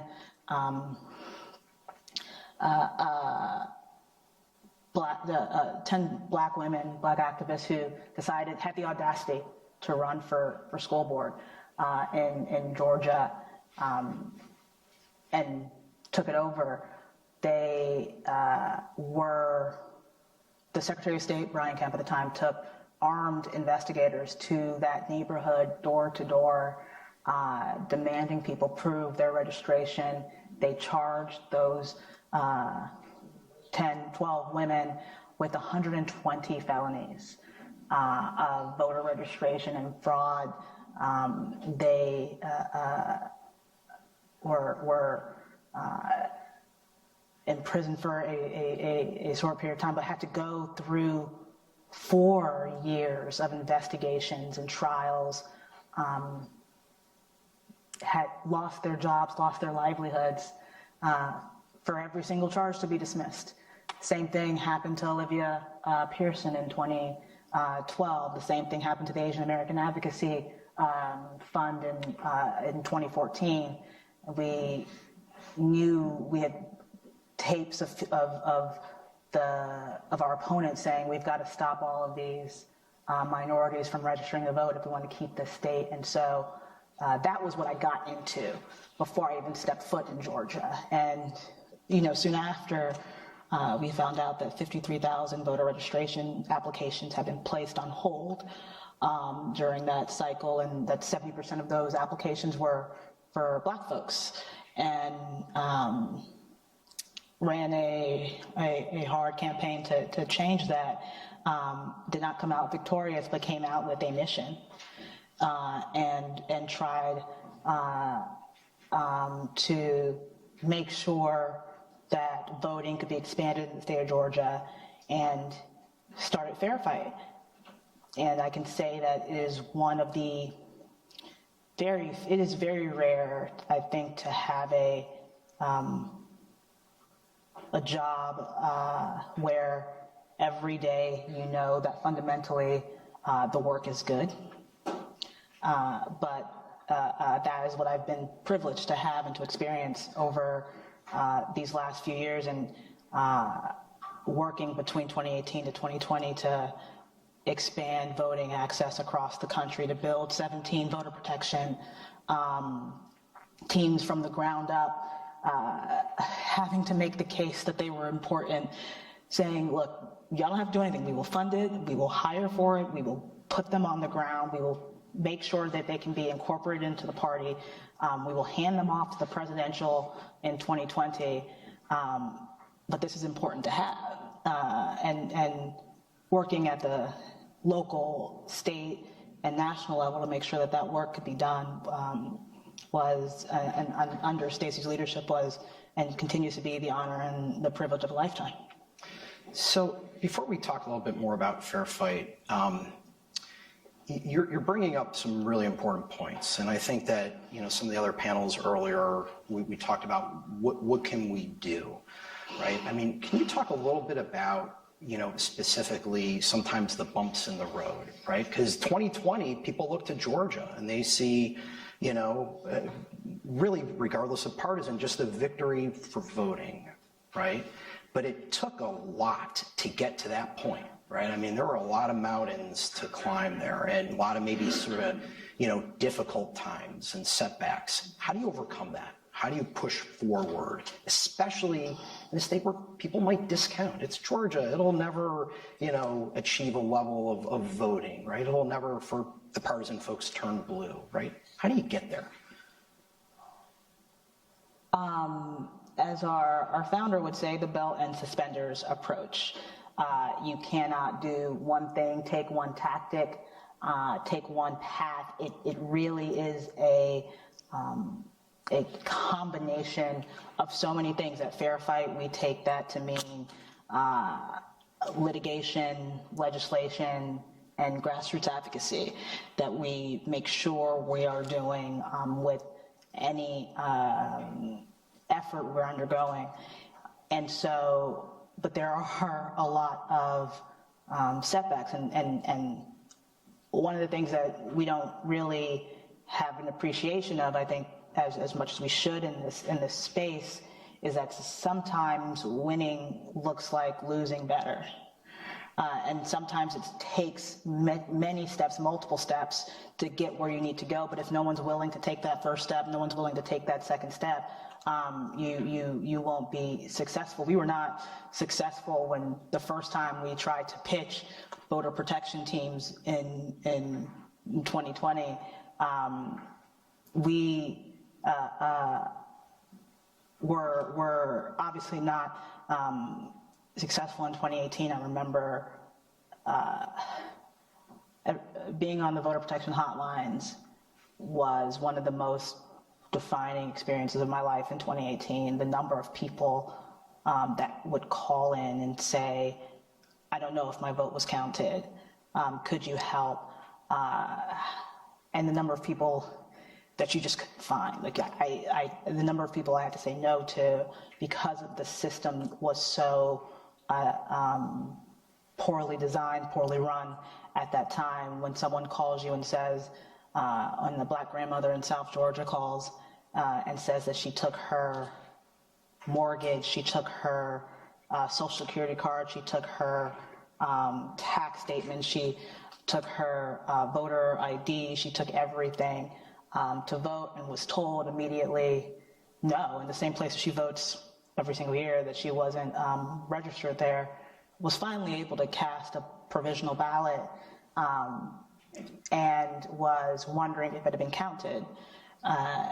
And you can't find that type, and you can't find her vote in the system. And to try to understand what someone must have gone through, if those are all the documents they take to vote, like if someone is bringing a chair to vote, what must they have experienced before? If someone is bringing 17 different types of items, like what must they have experienced before? And so no matter how many setbacks you have, whether it's in the legislature, whether it's with Board of Elections, what have you, it's always worth going back. It's always worth fighting, especially when the work is good. As we say, that's why we're called fair fight. When you fight, you win. So on to maybe some better years, moving on. So there was an election in 2020. Georgia was sort of ground zero for a lot of action, both during the election and, as we infamously know, after the election. What was your firsthand impression of some of the voter suppression laws? We were sort of talking about it, the panels earlier talked about it. How did you see that really affect turnout in the state? And what did you do, what did Fair Fight do to overcome those obstacles? I mostly blacked out in 2020 and 2021, so I'm not. So in 2020, we can cut that into two parts, first half, second half. First half is primaries. The 2020 Georgia primaries, I think at one point was called, the AJC's headline was a complete and total meltdown. That's how well they went. And we were, as an organization, prepared for the worst in those primaries because we knew that the system,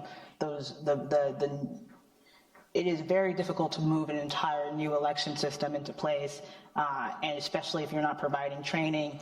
All of the BOE members, the election directors across the state were telling us that they didn't know how any of this was supposed to work. We were making sure people knew that here is what could happen. People aren't going to be able to find their registrations. People aren't going to be able to find their voting locations. They're going to be insane lines, and we are going to have to figure out a way to get as many people to vote as possible. Long lines are, I know we celebrate them as as something that shows how the willingness of someone to vote, but we should also look at long lines as something that's fundamentally undemocratic, especially when in so many instances just a few miles down the road, there is no line. And so we saw extremely long lines. We saw people turned away. We saw folks fainting, people there's a ton of absentee ballot issues. There are so many different types of issues in the 2020 primaries. And we knew we had to do everything in our power to make sure that didn't happen again. And so push for increased training, push for more voting locations, pushed at the local level across Georgia for more voting locations, did a whole host of voter protection activities, and that's when we started to push back against disinformation as well, that we had seen starting in 2019 really come into the fold and fray, and did an extraordinary amount of research as to how disinformation was going to affect our voters. We had never known. It was like, what happens when you put voters into a sea of disinformation? Turns out it works. Turns out it works on everyone. Our progressive voters, and so really trying to figure out how do you push back? How do you inoculate folks from disinformation? And did an extraordinary amount of that work all throughout 2020, leading right up until the election, and dealt with the consequences between the general and the runoff as well, and after the runoff. So how do you combat against the misinformation? And, in a world right now where folks with a straight face talk about alternative facts, right? I mean, when individuals get their opinions and their facts from maybe a particular news channel, how do you break through and combat that? So on the spectrum of information disorder, there's three things. There's misinformation, disinformation, and malinformation. Misinformation is something that's not true. No harm intended. Somebody accidentally put up the wrong hours to a polling location. Disinformation is, the easiest way to describe it is lies with the intent to lie. And so someone posting incorrect polling hours on purpose to try to prevent someone from casting a ballot. Malinformation is people using truth to harm folks. True information, like say your address. And if you're an elections director, and posting that information online. And so we were at that point focused on disinformation and making sure that one of the biggest issues we had in 2020 was trying to explain to people that we cannot repeat what they are saying. Very few people, besides large media companies, can actually push back against disinformation because it has to be so consistent. But our big problem was repeating the lies in an attempt because they sounded so ridiculous, in an attempt to debunk them. But that was it was like, don't think about a pink elephant, don't think about a pink elephant, pink elephants are a lie. And pushing that information further and further and further into folks' minds. And we had this focus on there's a massive need to put out true information, right? But there is also a need to, it is very difficult to tell someone that a fact they believe is not true. That is a very difficult path to take. It is a much better path to take is explaining to someone or talking through the motivations behind why someone might be saying that. And so trying to shift the conversation from XYZ is saying the election will be stolen to XYZ thinks that they're going to lose. That is why they're saying this. How do you prepare someone to know that when they hear that information, to know that it's false? The way that we had to talk with all types of media companies, of newspaper, of journalists, of folks who wrote stories in certain ways because that is how to write a story. But that process in and of itself was spreading disinformation, because it's not helpful if you write all of the lies and then say at the bottom, but it's not true.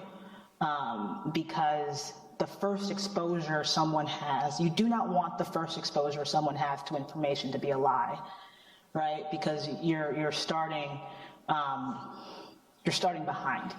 You want the first thing that you say in any article to be, here is the truth.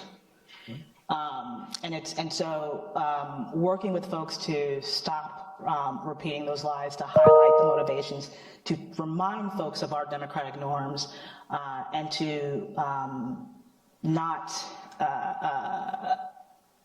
play by their rules was something that we spent, and I spent just an enormous amount of time doing into the 2020 cycle, and trying to get folks prepared for what election day and post-election day was going to look like if these were the lies being told ahead of election day, that people are going to try to invalidate ballots. People are going to try to tell people that their vote didn't count. And we have seen post-2020 and post-2021 runoffs just how bad and the consequences of this type of disinformation can be. It can be harmful, it can be deadly. And so really trying to move through all of that at once in 2020 was wild. So is that the biggest obstacle in our election system right now? These lies, the disinformation, the big lie that we've all heard about, that the election was stolen. I mean, is this the biggest obstacle, or what is the biggest obstacle that you've seen in terms of a truly functioning democratic system right now? I know that's a loaded question. We could be here for another 3 hours with that, but. Right. I think that, look, disinformation is a major problem. We are learning that we know that it affects everyone, not just one type of voter or another. We know that the goal is to decrease trust in institutions, and we know what can happen to a country when you can effectively decrease trust in institutions. So that is a major issue. I would say that the erosion of laws that are supposed to protect voters at the federal level is another significant barrier, with cases like Brnovich and those types making the hurdle to get relief for voters so much harder than it has ever been, but than it has been in a very, very long time. And so I would say there was erosion of rights at both the federal level and the state level, as well as disinformation, are probably two of the biggest obstacles we're gonna face, and making it. And I would say, if we're going to round it out with number 3, preventing people from, there's 3 aspects of voting, 3 main aspects. There's registering to vote, casting your ballot, and having your ballot counted. When you make any 3 of those harder, we call it voter suppression. What you've seen in history is a lot of preventing the first, a lot of trying to stop people from registering to vote. What you are seeing in the second, to cast a ballot, what you're seeing right now is a lot of the third, trying to make it harder for people's votes to count, or to count effectively. And so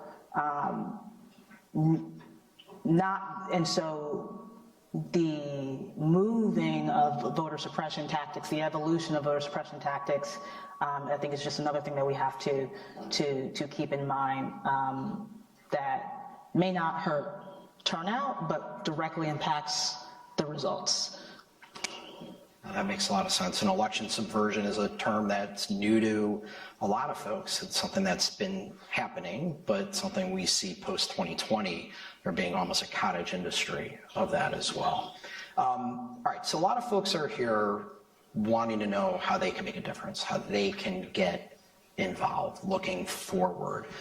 What advice would you have for them? We've talked about election protection, something we both have done, and others in the audience, right? So what can folks do? Around elections, please volunteer to be a voter protection volunteer. That's some of the best times I've had. Me too. Most stressful, but best times.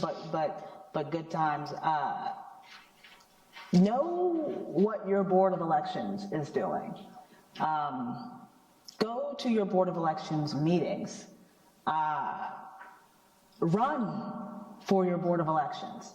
I cannot tell you enough how much the vast majority of the wins we have had on expanding access to the vote have happened on the local level. They control how many voting locations their county can have, how many early vote days, the amount of grassroots campaign it took to get Cobb County to have Sunday voting,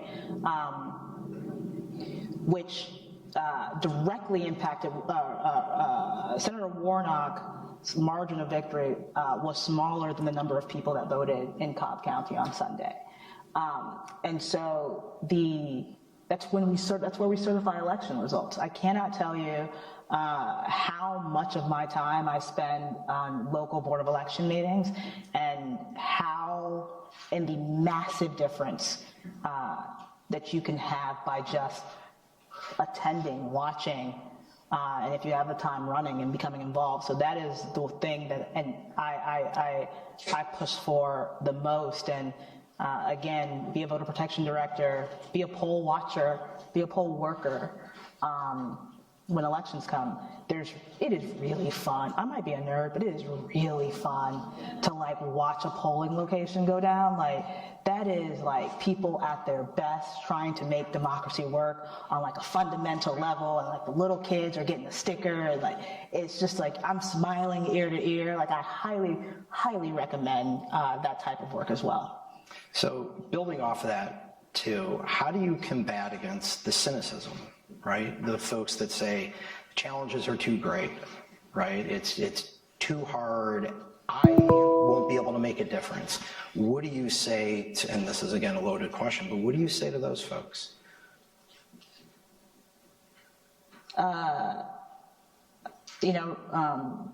Realizing that we were sitting here during Black History Month at a time where so many we're taking a step backward in so many ways. We can also, I think, take one of the good things that we can take from the fight to vote, the freedom to vote, the freedom to live, is understanding that. So I can't remember who exactly said this quote, but freedom is a hard-won thing. You have to work for it, you have to fight for it, and most importantly, every generation has to win it again. It is not something that is stagnant. It is always evolving. It always needs your work. And I mean, look at this. There is no one that has more hope than folks in grassroots work. We elected a Black man and a Jewish man to Senate in the state of Georgia.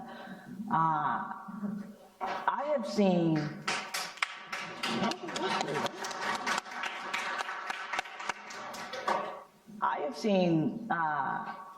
little Black girls look up and see someone that looks just like them running for the highest office in the state.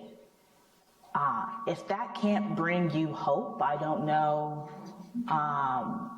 what can. And so I think as folks, as Black folks, there's no alternative but to have hope. So I will always, if y'all need somebody to brighten your spirits, feel free to reach out, but hope is dope. Great words to end on. Asosa, thank you very much. Everyone, thank Asosa for coming today. Thank you. I appreciate it. And I think that wraps us up. We've got another fantastic Penn student coming to give concluding remarks. Thank you both for that great conversation. I will now turn it over to Julian Lutz for closing remarks. Oh, we're not the last person from preventing them from dinner. Oh, there's concluding remarks. You are. I will be brief. I'm here to say thank you to a bunch of people here. First of all, as my friend Devante Torriente said earlier today, thank you to everyone who made this possible. Thank you to all of our attendees for coming and listening and lending us your questions and your voices and your ideas. Thank you also to all of our panelists and speakers for lending your expertise in all the areas of your work and your passions. And thank you as well to everyone who has made today possible, especially all of our Toll Public Interest Center family, including Emily, Ayana, Kanisha, Siriana, and everybody else who has put in so much work today. Can we get a quick round of applause?